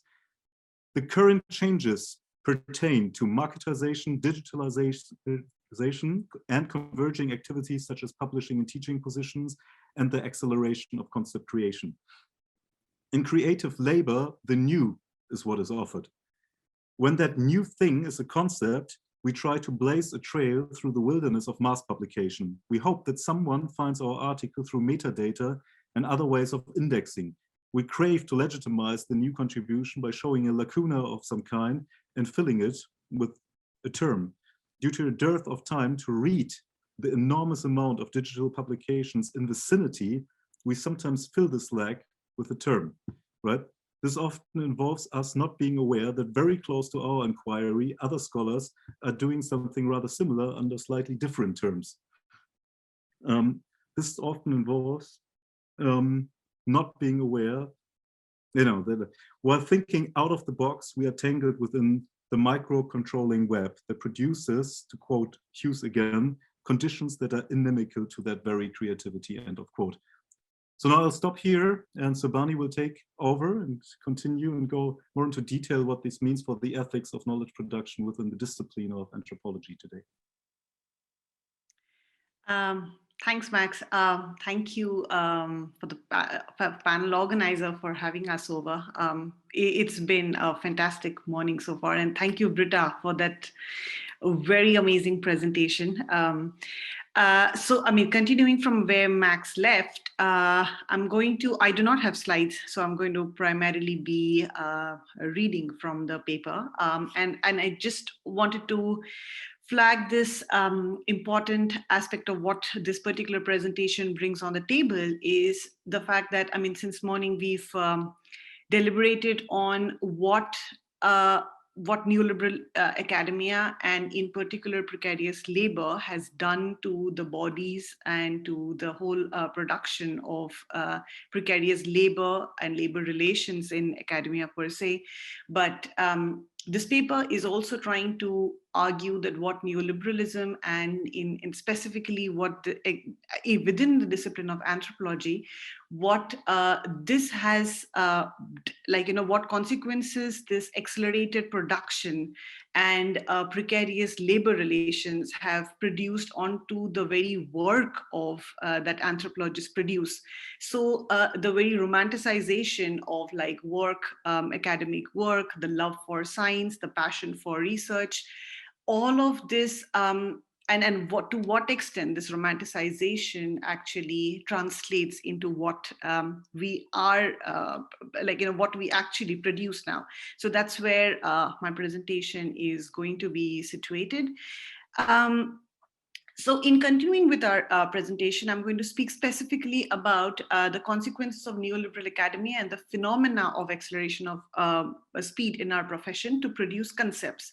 So in this paper, what we have done is that using our own autoethnographic accounts about our own careers and biographical description of our journey in academia, we critically reflect on our own knowledge production process, our work, and the publication so far to elaborate upon the effects of the demands of accelerated publication. For the sake of brevity of this presentation, we do not present the ethnographic sections of the paper, but we are happy to engage with the queries in the Q&A section. We argue specifically that in the process of catering to the accelerated publishing demands, anthropologists develop concepts to conceptualize social and political realities without any sustained engagement with philosophical genealogies of the concepts. Rather, in the haste of ensuring success of job application, of branding, of research projects as worthwhile investments for grants, the concepts are created merely as passwords to move from one stage of career to another. Concepts being created as passwords, though allows for a speedy movement from one stage to another, it barely contains a rigor to engage and respond to the existing genealogy of the philosophical thought processes per se, which in turn bears effect on the nature of knowledge production, circulation. Through this project, we do not mean to underestimate the creative potentialities embedded in each of these exercises of conceptualization in any given social or political reality, or the possibilities of new critiques, but rather we wish to merely caution against the consequences of the accelerated speed of conceptual labor. And broadly speaking, what the project aims to do is that it aims to offer a perspective on the temporal dimension of the practice of reflexivity in anthropology. Now, coming to what and how anthropology finds itself in this dilemma, one of the reasons why so many anthropologists engage in the concept creation now more than ever before can be located in the crisis of anthropological concepts, let's just say caste, gift, ritual, ethnography, that have been documented since 1970s now. The crisis has often been articulated in terms of reflexivity and scale. So universalism, global, local, trans-regional, transcultural, so on and so forth. But the problems go deep into the foundations of the discipline per se. Namely, the knowledge of the other can become possible and ethical, and what kind of knowledge it is, and what structures of being are assumed to underwrite an ethnography. One could say that since the 1970s, reflexivity has become a key value for the discipline, conceptually developed as a response to several crises that the discipline underwent. The first crisis probably pertains to the critique of involvement of the European colonial project. The second in 1980s, in the crisis of the representation that rocked the discipline, forcing anthropology to renew a link between epistemology and ethics. Who can speak for whom, how, what structures the knowledge of the other, and who legitimizes and what legitimizes it. Finally, the emphasis on positionality, particularly the ones that were brought about by the feminist anthropologists, include making explicit attempts to care about the situatedness and the partiality of all claims to knowledge, as well as the relation that the anthropologist entertains to his or her own interlocutors. Response to this crisis include activist anthropologists, dialogical anthropology, decolonial anthropology, to just name a few. We mentioned these theoretical and practical trajectories to underline the importance of reflexivity as a norm for anthropologists today and its contribution to the discipline. But we want to extend this scope through what is often left out of the purview of reflexivity, which is the time of the conceptual labor. We approach this question to unravel some of the nuances through a critique emerging from our own short careers, not merely as a question of individual struggle, but also irreducible to a positioning within the available identities. In a vastly divergent biographical and institutional history that trained us to be anthropologists, we found in our conversation between Max and me a common problematic. This problematic was a commodification and acceleration of concept-making process that, though inflected through our fields and backgrounds, differed, but it displayed certain common tensions and tendencies. We attempt to analyze the temporal dimension of reflexivity through the nature of conceptual labor we are engaged in. To flesh out this difference, we use appropriation of concept. To use an appropriation of concept is not to indulge in some kind of a nostalgia of a pre-liberal era of slow time. Instead, we must fold our work into the time we are bound to live in. So in postscriptum of societies of control, Deleuze differentiated between watchwords and passwords. The first term helps us to look out that which we apply something right away, following the proper method according to the disciplinary standards. So for instance, this is the correct application of the word segmentation in social anthropology, so on and so forth. The second term, password, rather enables us to pass onto something. Example, a concept that gets you a tenure track position, or just a group of peers that will accept your concept per se. But to pass on, we are immersed in a control networks that give us a perception of possibility and endless fluidity. Even though this fluidity may sometimes bestow on us a sense and a real experience of freedom and possibility, talk about interdisciplinarity, transdisciplinarity, passwords operate on a surface of code, which is usually a set of and a network of metadata, terms of social linguistic indexing, so on and so forth. They do not suggest us to dig deeper into the burrows of meanings, ideas, and thought processes that the disciplinary mole did. We do not wish to necessarily go back to the disciplinary societies of the mole to repeat there are no good old days. But concepts need to be more than just passwords in that given sense. We are moving in a digital information vortex that flattens social time into space. So the question is, what form should the de-acceleration of conceptual labor take when it comes to a question of reflexivity in societies of control? We leave it here and we look forward to the Q&A. Thank you. Thank you, Max and Sarbani, for this very insightful presentation. It actually made me think of a lot of questions, but we will have time for this at the end. So without further ado, I would like to introduce our last speaker of the panel, Giuseppe Acconia. Giuseppe Acconia is a lecturer of geopolitics of the Middle East, media and social movements in the Middle East, postdoctoral researcher at the University of Padua. He has been a visiting scholar at the University of California, UCLA Center for Near Eastern Studies, teaching assistant at Bocconi, lecturer at Cattolica University in Milan. He holds a PhD in politics at the University of London Goldsmiths. He is involved in an international research project on basic income schemes. He has been involved in research projects on students' international and intercultural experiences, climate change policies, and an EU FP7 project on welfare state policies at the Pavia University. So Giuseppe will talk about the Italian case, and his presentation is titled Academic Freedoms of Fixed-Term Researchers in Italy, Politicizing Occupational Precarity. Go ahead, Giuseppe. We're looking forward to listen to you. Thank you, Aslı, for this beautiful presentation and for having me here. I would like to share my screen, if I can, to show some slides. Needs to make you co-host. Thank you, Aysuda, and good to see you too.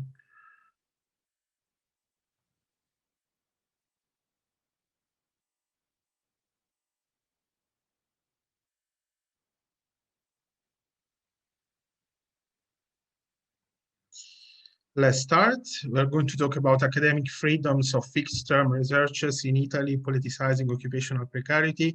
We've been discussing on this topic in Frankfurt, a beautiful conference with Aslı and other scholars.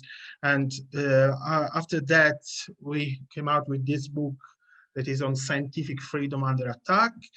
And this is part of a further research that I hope that will be chapter of a new book, and is quite relevant to talk about the Italian case study, even if listening to Britta and other presentation, I feel that there are some commonalities with German case study. This paper aims to at analyzing the effects of precarization of academic labor force on research ethics and academic freedoms, and we are especially focusing on the Italian case study. The main hypothesis is that the causalization of academic labor undermines work ethics and occupational solidarity within scholars, within the academia.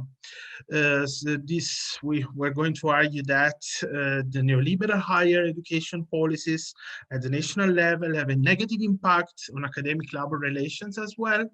And as for the question that we're going to tackle, is a specificity, if this is a specificity of the Italian academic labor markets, and we're going to discuss about that with a broad perspective to design the relation between job insecurity and the relatively undemocratic procedures of decision-making, as well as the problem of politically sensitive topics within the Italian academia will be put on closer scrutiny. I'm referring to several field research conducted by Fumagalli, Cohen, and Toscano that are focusing their academic interest on precarious academic workers in Italy, and they used participatory observation and snowball sampling, semi-structured and in-depth interviews. And this was especially interesting to read to have a look to their works, because they interviewed 33 male and female precarious academic workers in Italy in the age between 32 and 45. Between 2018 and 2019, focusing their work in social sciences and humanities, and they found out many things that are relevant to us in understanding the way in which academic precarity is perceived in Italy. Basically, those scholars, and in general terms, the scholars within Italian academia, they have precarious subjectivities. So there is a link between academia and precariousness that has been studied by the scholars that I mentioned. This is a more general understanding that it gives the Treu reform of 1997 that introduced flexibility in the labor market in Italy. And this has been introduced in academia with the Bologna process. I'm sure that you are aware of the Bologna process, because basically this reformed the academic governance, innovating and homogenizing degrees and masters in Europe. And on the other hand, internationalization. You might know that 25% of Italian researchers work abroad, and just 4% come from abroad in the Italian labor academic market.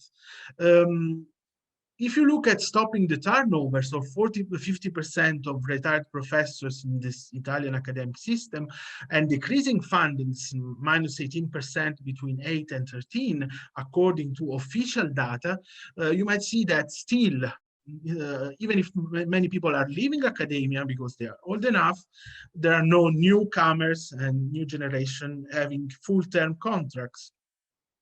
Here I give an overview of the academic labor market. 6.7% of precarious academic workers achieve a stable job. This is data coming from the Toscano survey of 2013. So a very few number of people get a full-term job. 93.3% so are expelled by academia. And I know that in Germany there are numbers that are close to this. There is a decrease in permanent position, 18.5%, and this is especially increasing in the last few years. So there is an increase, on the other hand, of increasing of short-term positions, 71.2%, increasing number of doc and postdoc position. And this is done to decrease the impact of less departmental fundings that is coming from the Gelmini reform of 2010. Decreasing tenure track positions, asymmetric relationship between precarious researchers and full-time professors.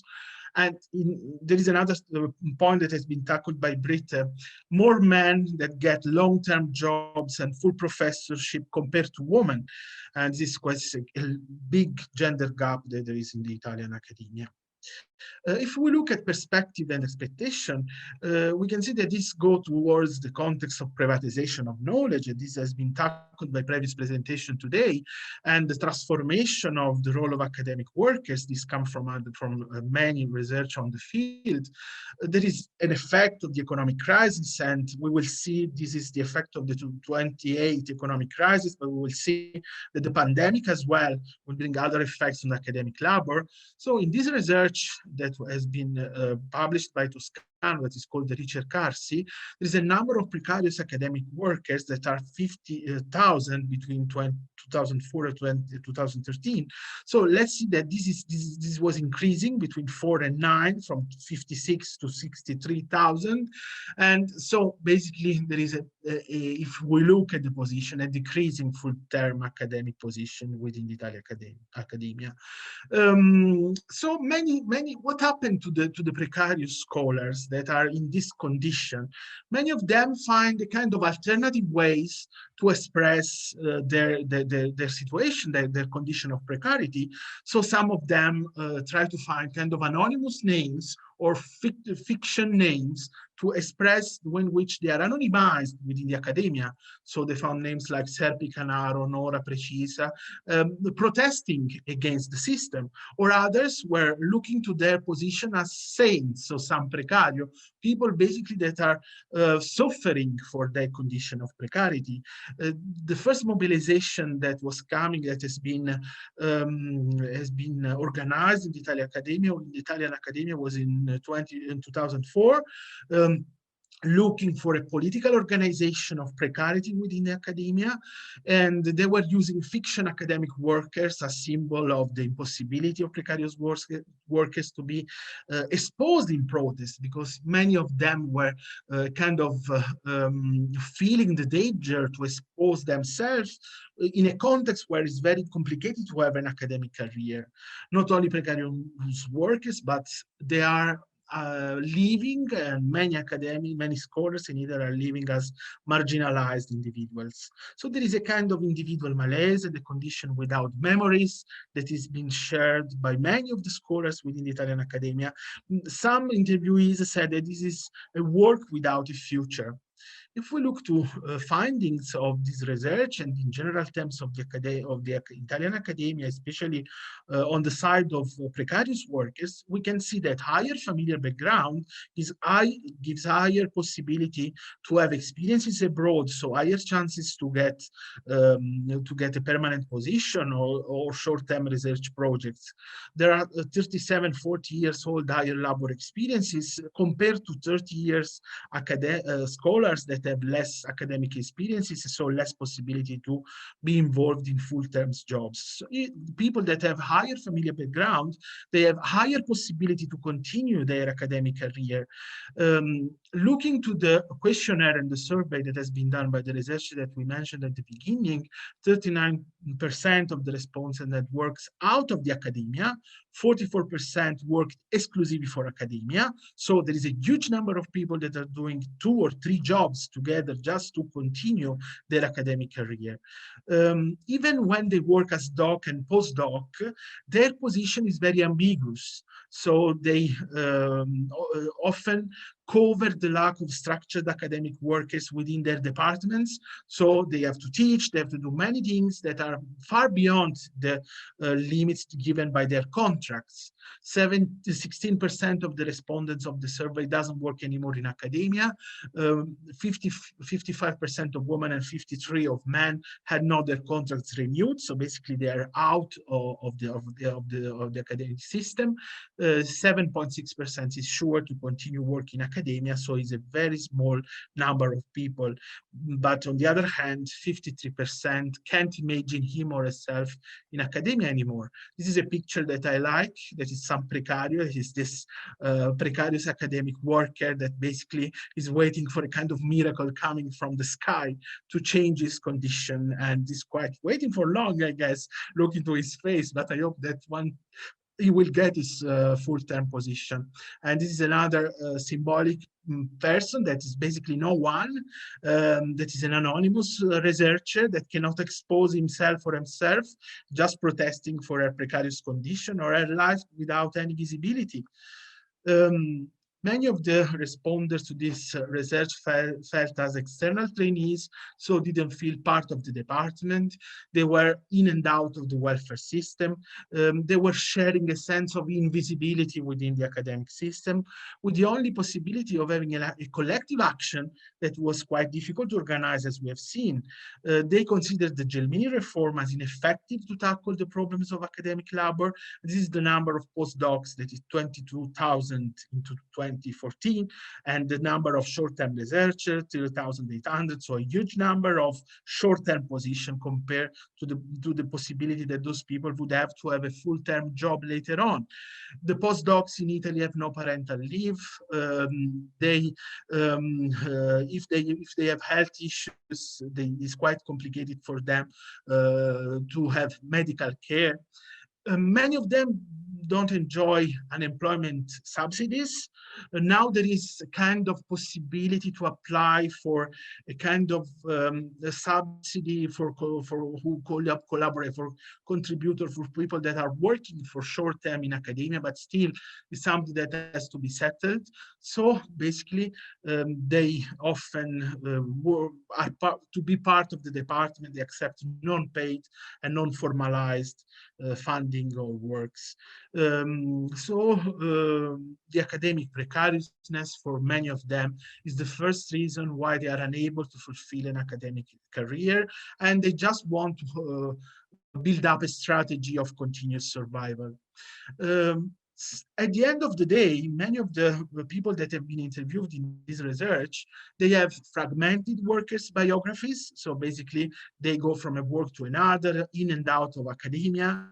They had different kinds of contracts in different topics, and they work for a need of job. And some of them maybe are focused on a topic, but they are forced to work on another one that are completely out of their knowledge just to have a contract. So adding other jobs out of academia, so there is a discontinuity of jobs, always dropping from academia, going to other kind of jobs, even if they've been highly passionate since they started their PhDs, or they have lack of resources for publication. That is another issue, especially for high-rank publishers.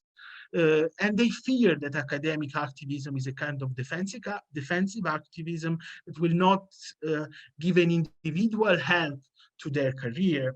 At the protests, usually they take part both people already socialized to the conflict with a strong grassroots participation.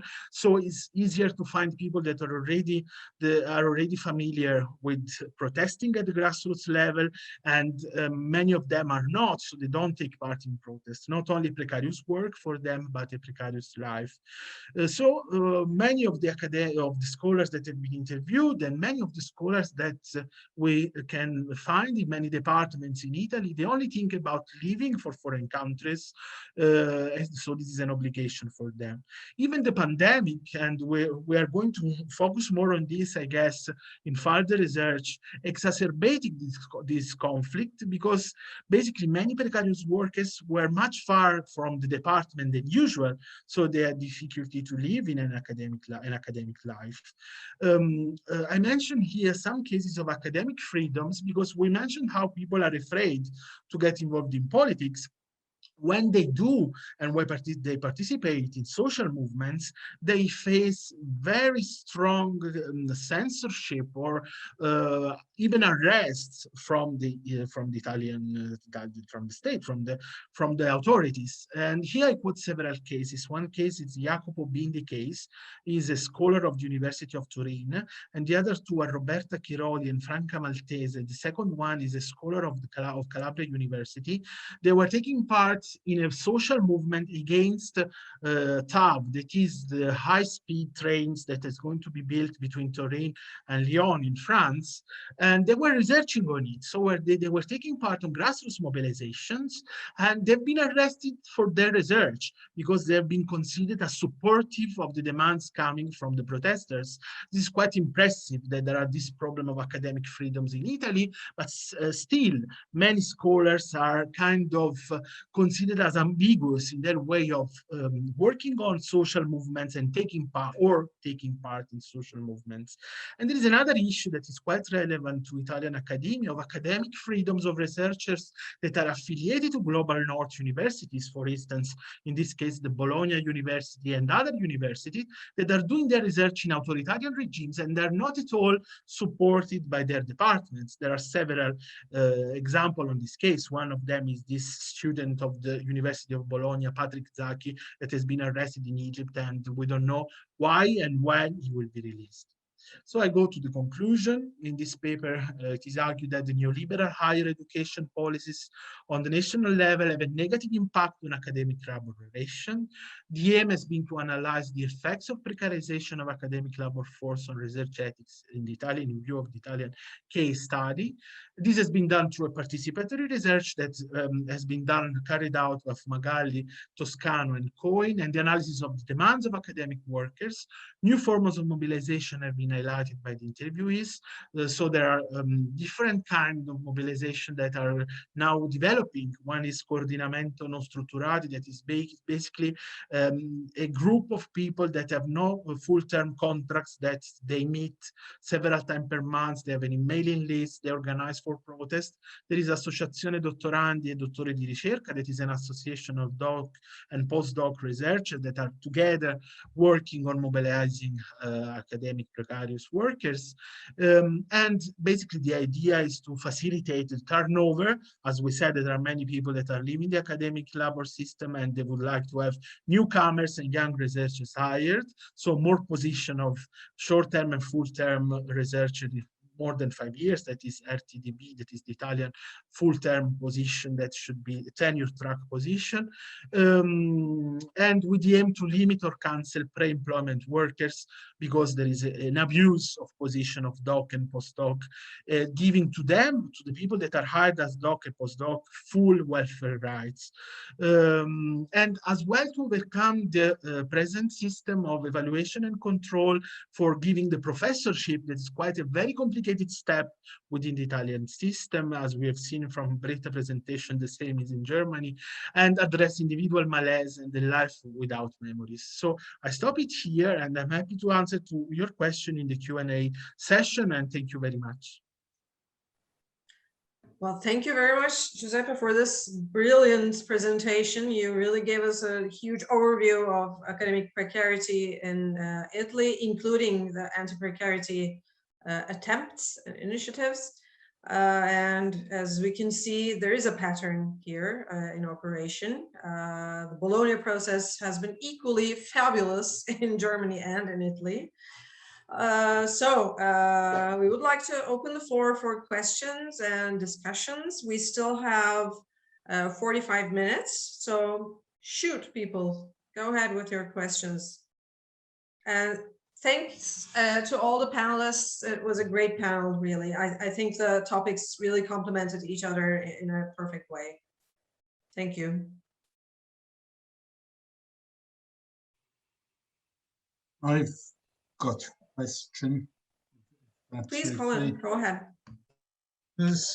I mean, all of the presentations were excellent, thank you, and entertaining and enjoyable, and yes, thanks Britta, thanks Max, thanks Sarbani, and thanks Giuseppe. Great. But having said great, and all the talks today have been great, but I'm left at the end of the day feeling quite depressed, because you listen to all of this, and the situation is a very difficult one for so many people. Precarity is a terrible situation. one thing that strikes me, particularly taking Britta's and I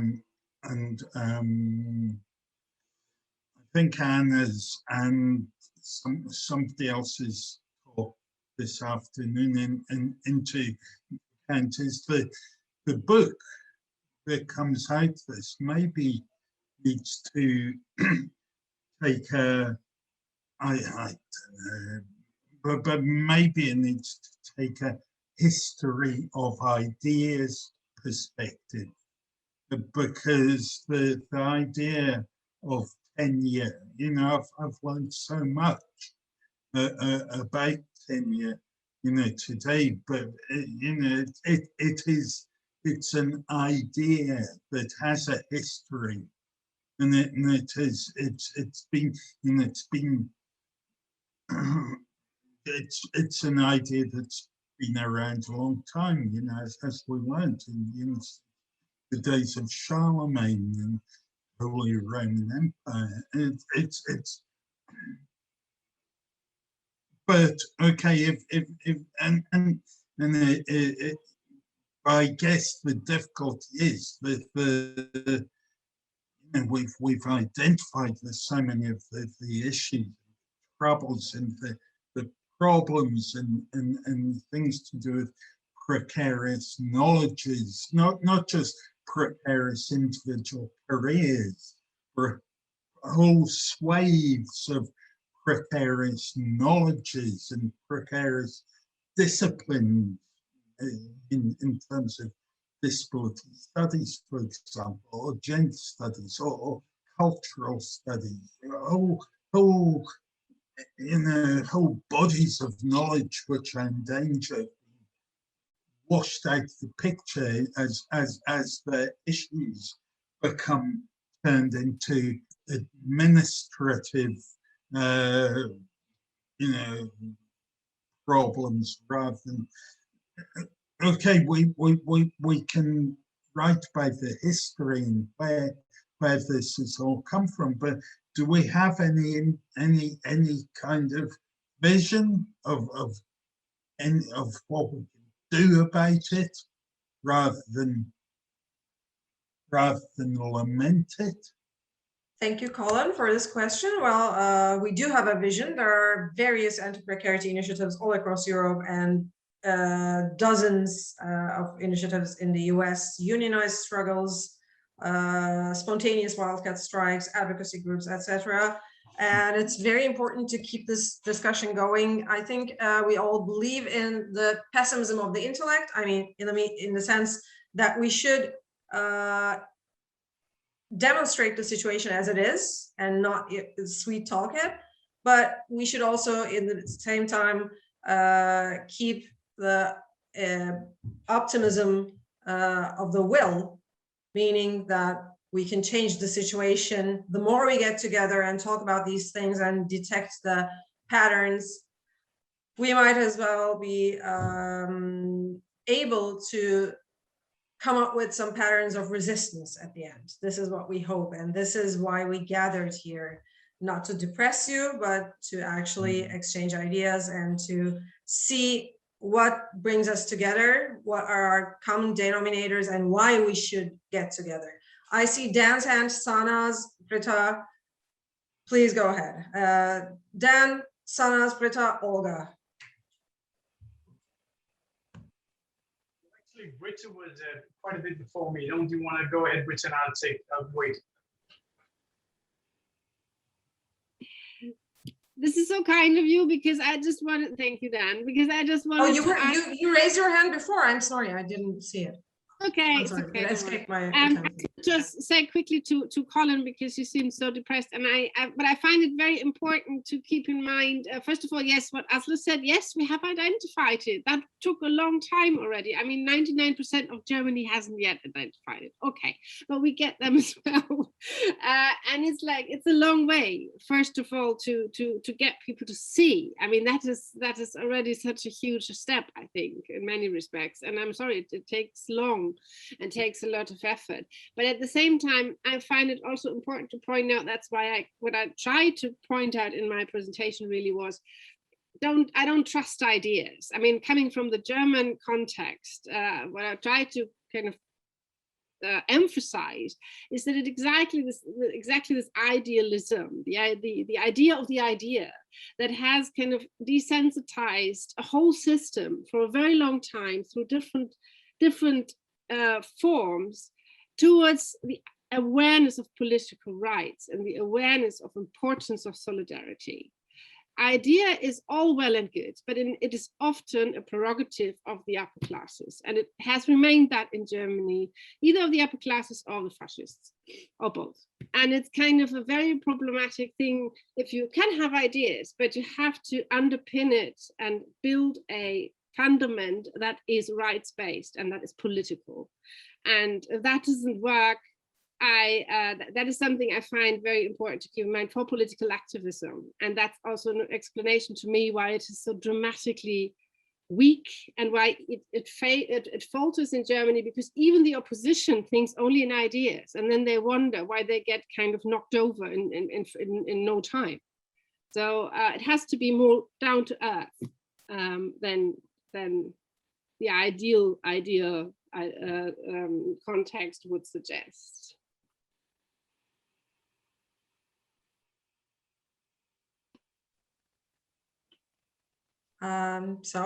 After Britta, Dan, Sanaz, and Olga. Thank you. Yes, well, maybe I could just chip into that, I think, to both of you, Britta and Aslı, because there are so many alternative movements going on for building better universities. And we have to remember that from the beginning of the consolidation of these feudal-like university institutions, there have always been people who tried to build alternative visions of how to create knowledge communities that were egalitarian and were not fed into state policy and so on.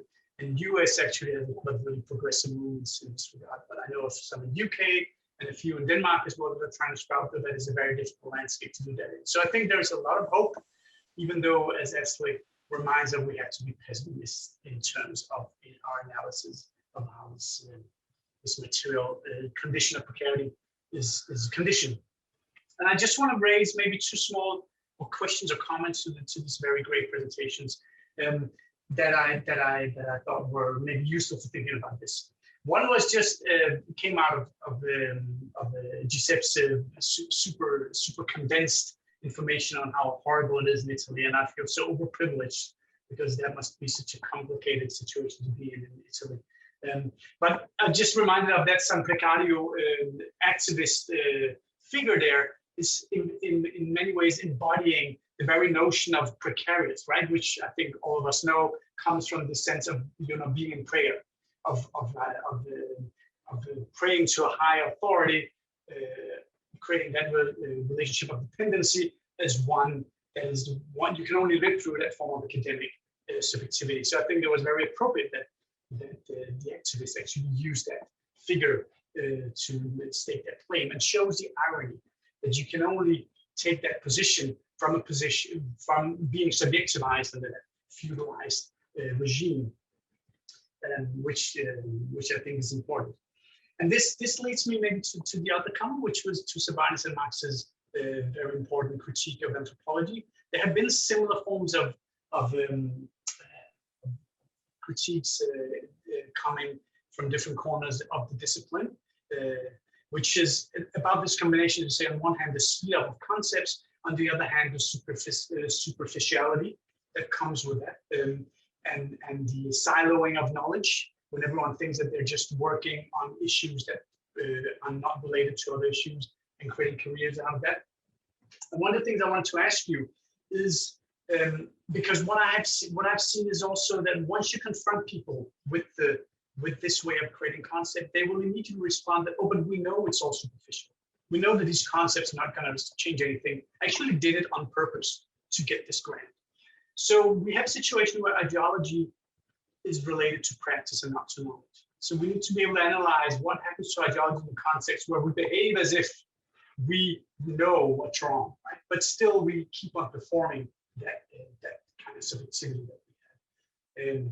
So I think and as you said, right, one reflexivity is already in the DNA of the people. So this is a situation where reflexive scholars are reproducing this kind of subjectivity, where they also reproduce these transformations. Yeah, so I don't know where I was going with this. So sorry, but just that's just comment from a very good talk. Yeah, thanks, Dan. Sanaz? Hi, yes. Not so much a question, but I think a comment. I think I see myself as a optimist and a pessimist. I don't know how to describe it, but it's both at the same time on the state of higher education in the UK, but I'm also looking at the situation in Canada and the US as well. And in my country of Iran, for example, which I could have talked about neoliberal precarity of Iranian academics that goes beyond just the politics, but like just the whole neoliberal structure and how the inequalities persist and manifest itself in the system. But I wanted to say that I think it's, maybe I'm going to say this again and again and again, but it's really about getting out of your comfort zones. And I think a lot of people are so entrenched in their comfort zones, and this is a real problem. You can't expect anyone to, someone's pointing their fist up. You can't expect I was just showing you pessimism of the intellect, optimism of the will. Oh, yes, I said, okay, it's possible to be both.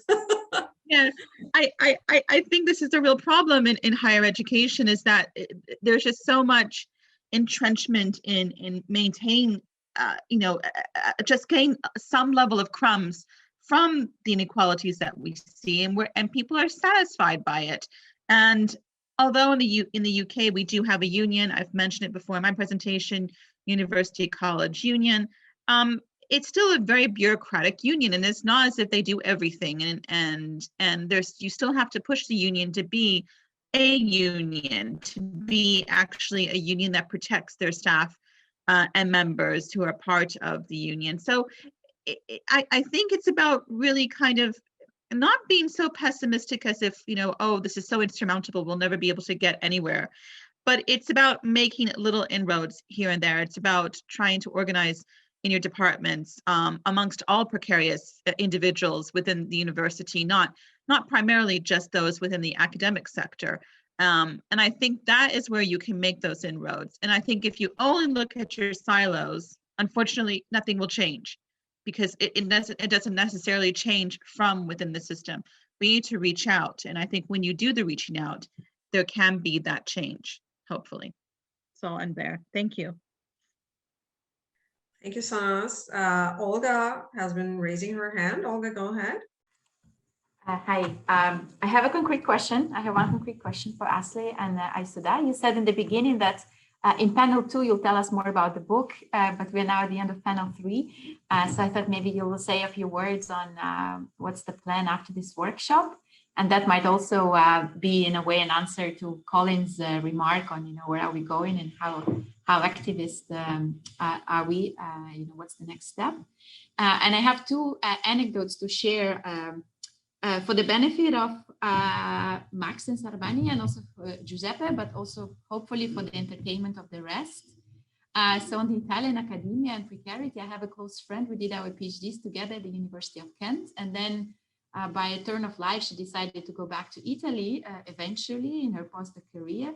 And she discovered that she's a complete outsider, foreigner, basically, in the logic of the system. And now, after many years of various precarious, odd academic jobs, she's now doing a second PhD at age 40, having 10-15 years of academic experience, including postdoc experience. So I don't know how relevant that's for your story, but I'm sure you can find a bunch of people like that as a separate category. And then on publish and perish, and the time we take to reflect, and the absurdity and the speed of what we're doing. So in the Belgian context, your publications are counted. Literally, they are counted. There's a rigid system category, A, B, C, A1, A2, A3. There are different categories of journals, and depending on which journal you are, it's A1 article, A2, A3, A4, B1, B2, B3. And I kind of knew about the labeling system, but I never knew that this will be eventually counted. So to my great surprise, in one of the project applications, I was asked to go to my, Biblia page at the university website and generate a table. And there was a table with types of publications and numbers. And that's what I had to submit for my publication record. That table was like how many of which type of publications I have. I don't need to tell you how absurd this is. I've noticed my local colleagues using the system to the point that they co-author articles with 3 or 4 people so that each one of them has 1 publication, but then the department has 4. If it's been co-authored by 4 people and each has 1, then the total is 4.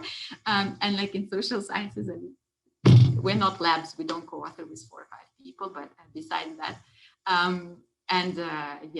so, if you're still looking for good examples of absurdity and, the pressure to publish and, saying something when you have nothing to say, that's a good example. Thank you. Thanks, Olga. This is actually a very important point, reducing knowledge to metrics and to quantifiable data. This is just one of the biggest problems. And I think in this vein, the presentation of Max and Sarbani gave us a glimpse of what the motivations behind that metrification is actually. And I was like, if no one has a question immediately, actually, I wanted to ask Max and Sarbani something, because while we were talking, I was thinking about this notion of conceptual labor. It is obviously being accelerated through the neoliberal knowledge production mechanisms, but at the same time, it made me think like this conceptual labor is something which is like producing empty signifiers most of the time, maybe, or saying something in a fancy way, although it's not necessarily insightful. But at the end of the day, it's still a form of labor.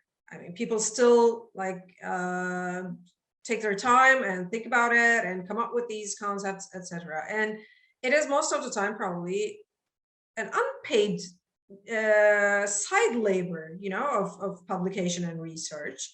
And why do people do this? Is it the motivation of achieving something with this conceptual labor? Do we have a specific goal when we do this? What would you say, Max and Sarbani? Max, would you like to begin? And we also have Dan's question. So, yeah. Sorry, Dan, were you raising your hand or was it from the past? Oh, okay, Dan, go ahead. Sorry, Dan, I just cut you in. I'm sorry.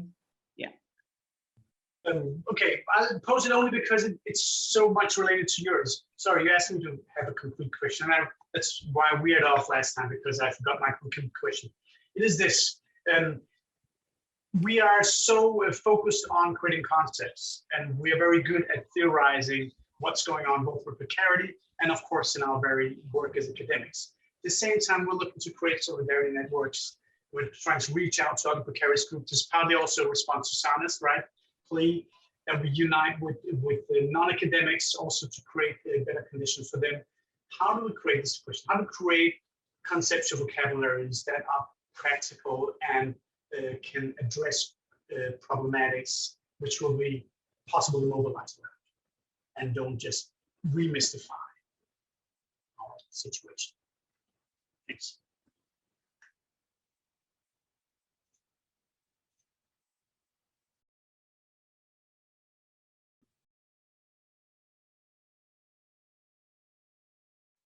Should we go on to yeah. I think to come to Aslı's question, I think whether it's unpaid or not depends. I mean, in the long run, you may monetize it depending on, we haven't come across studies how to monetize concepts, right? I mean, that would be interesting. Maybe there's a way to track that or to measure it in some way. Right. I mean, one can imagine, one can see, they offer metrics everywhere. All these journals offer metrics. They give you an impression or sometimes just a fantasy of impact. Right. Impact is the the term, the operational term here. But there's also a fantasy of impact, right? You don't really know what people are doing with this. I mean, you just see clicks, right? So, but you are supposed to feel that you are, you know, doing cutting edge stuff, and that people are reading it, debating it, and that it's of some kind of importance, right? Whether it is, I think it is paid. I mean, this is in some sense, if I manage to create a concept which thousands and thousands of people start quoting and using, in some sense, you know, I will probably find avenues to monetize it. But I mean, most of our concepts are just, you know, turning into smoke, right? I mean, there's so many concepts produced every day that, and they might be useful, you know, like, but we didn't make the connections which really could create a certain use value for them, right? I mean, there's a certain measure between the usefulness of concepts and their appropriation for different purposes, right? Career purposes, political purposes, and I think, you know, we have to always see and also track the particular measure of this, right? Sarbani, do you want to add something to it? Yeah. Asli, thank you so much for the question. Also makes us think, yes, I mean, definitely, I agree that most of the time what we are doing and the labor is probably unpaid at the time, and because labor is very crucially linked to the idea of time, it is definitely in its most immediate sense, it is definitely unpaid. Now, because I think we are situated in a neoliberal academia that at least gives us a certain kind of fantasy or a certain kind of hope that hopefully there will be a certain kind of monetization to it. So the number of clicks and the number of retweets your book or your article gets after the journal puts it up or shares it on Facebook apparently also makes money, not for us, but at least for the company, in the hope that these things will, and as Max said, some point of time in future monetize. But yeah, I mean, there is no denial that the work that is produced is completely, at certain sense, it's beyond the body of the ethnographer and the anthropologist that is producing. There is no, I completely agree with you about that. But what can we do? And coming, this is links up to Dan's question, although I thought Dan's previous question was different. I'm coming back to that. What can we do in order to make our concepts more like, you know, accessible to and more, you know, concepts that can have a certain immediate political value for mobilization is something that we had a meeting, I think, before the conference, and then we were discussing what are the ways in which we can mobilize. And I guess there are endless imaginative possibilities for sure. What we can immediately do within anthropology is still an unknown question. I mean, applied anthropology, I know in the American context, they try applied anthropology in various ways. There is an engagement of transfer of knowledge with interlocutors, so on and so forth. Whether they really mobilize and help something in the very real everyday life of people, I am still pessimist about it, but I don't think that that does not mean that we should not conceptualize a social and political reality. The issue that we are trying to point out is that this precariousness with which we work and the precariousness with which the neoliberal academia forces us to work is now having an impact on the way we conceptualize. So this is another way of saying that while on the one hand, we did have this whole idealistic, and as Britta's presentation said, a certain kind of idealism about ideas. Now, the issue is that probably even, and what Olga also pointed out, there is an absurdity to the whole process that completely now fades away, even that idealism, even that doesn't exist now. And that's, to some extent, one has to blame the whole matrix and the impact factor and all of that, but also the fact that we as anthropologists in this particular field have forgotten to be self-reflexive and to be self-critical of our own work. So the criticism is always about directing against other people's work, somebody's misreading of a certain philosophical text, but it's not about how we have produced our own work. What does that what consequences does that have in itself? So our own article right now is written in English.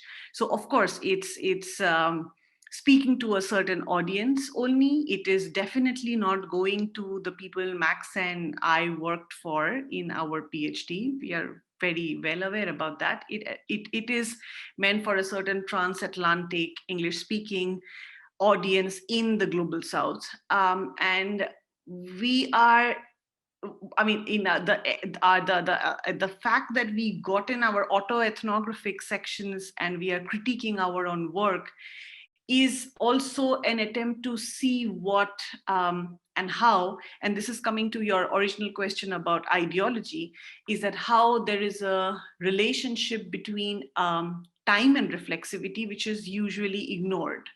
And rather, reflexivity is thought of as a practice that has to be spatially and needs to have a certain location to it. So who we are, who we produce knowledge for, how we produce knowledge, where does the knowledge, all of them have a spatial dimension to it.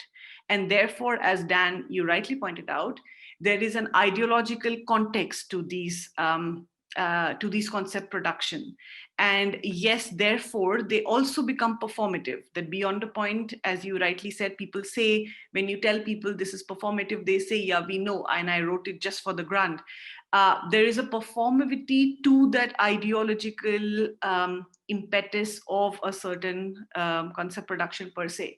Now, what we are trying to here say that the issue is not just about being spatially reflexive about what our work does and what impact it does, but also being reflexive about the speed with which we produce the work and what impact it has on the work that we are producing for the discipline that we are producing, and its relationship to precarity. I mean, we are tying too many knots here, and so it does sound a little a long story, but yeah, that's the aim. And that is why we acknowledge that concepts have a certain ideological context with which they're assumably produced. But we are also aware that this performivity is, and this whole representational politics performivity is also because it has gotten tied down to the question of location, who you are, where you are coming from, what you are producing, for whom, what,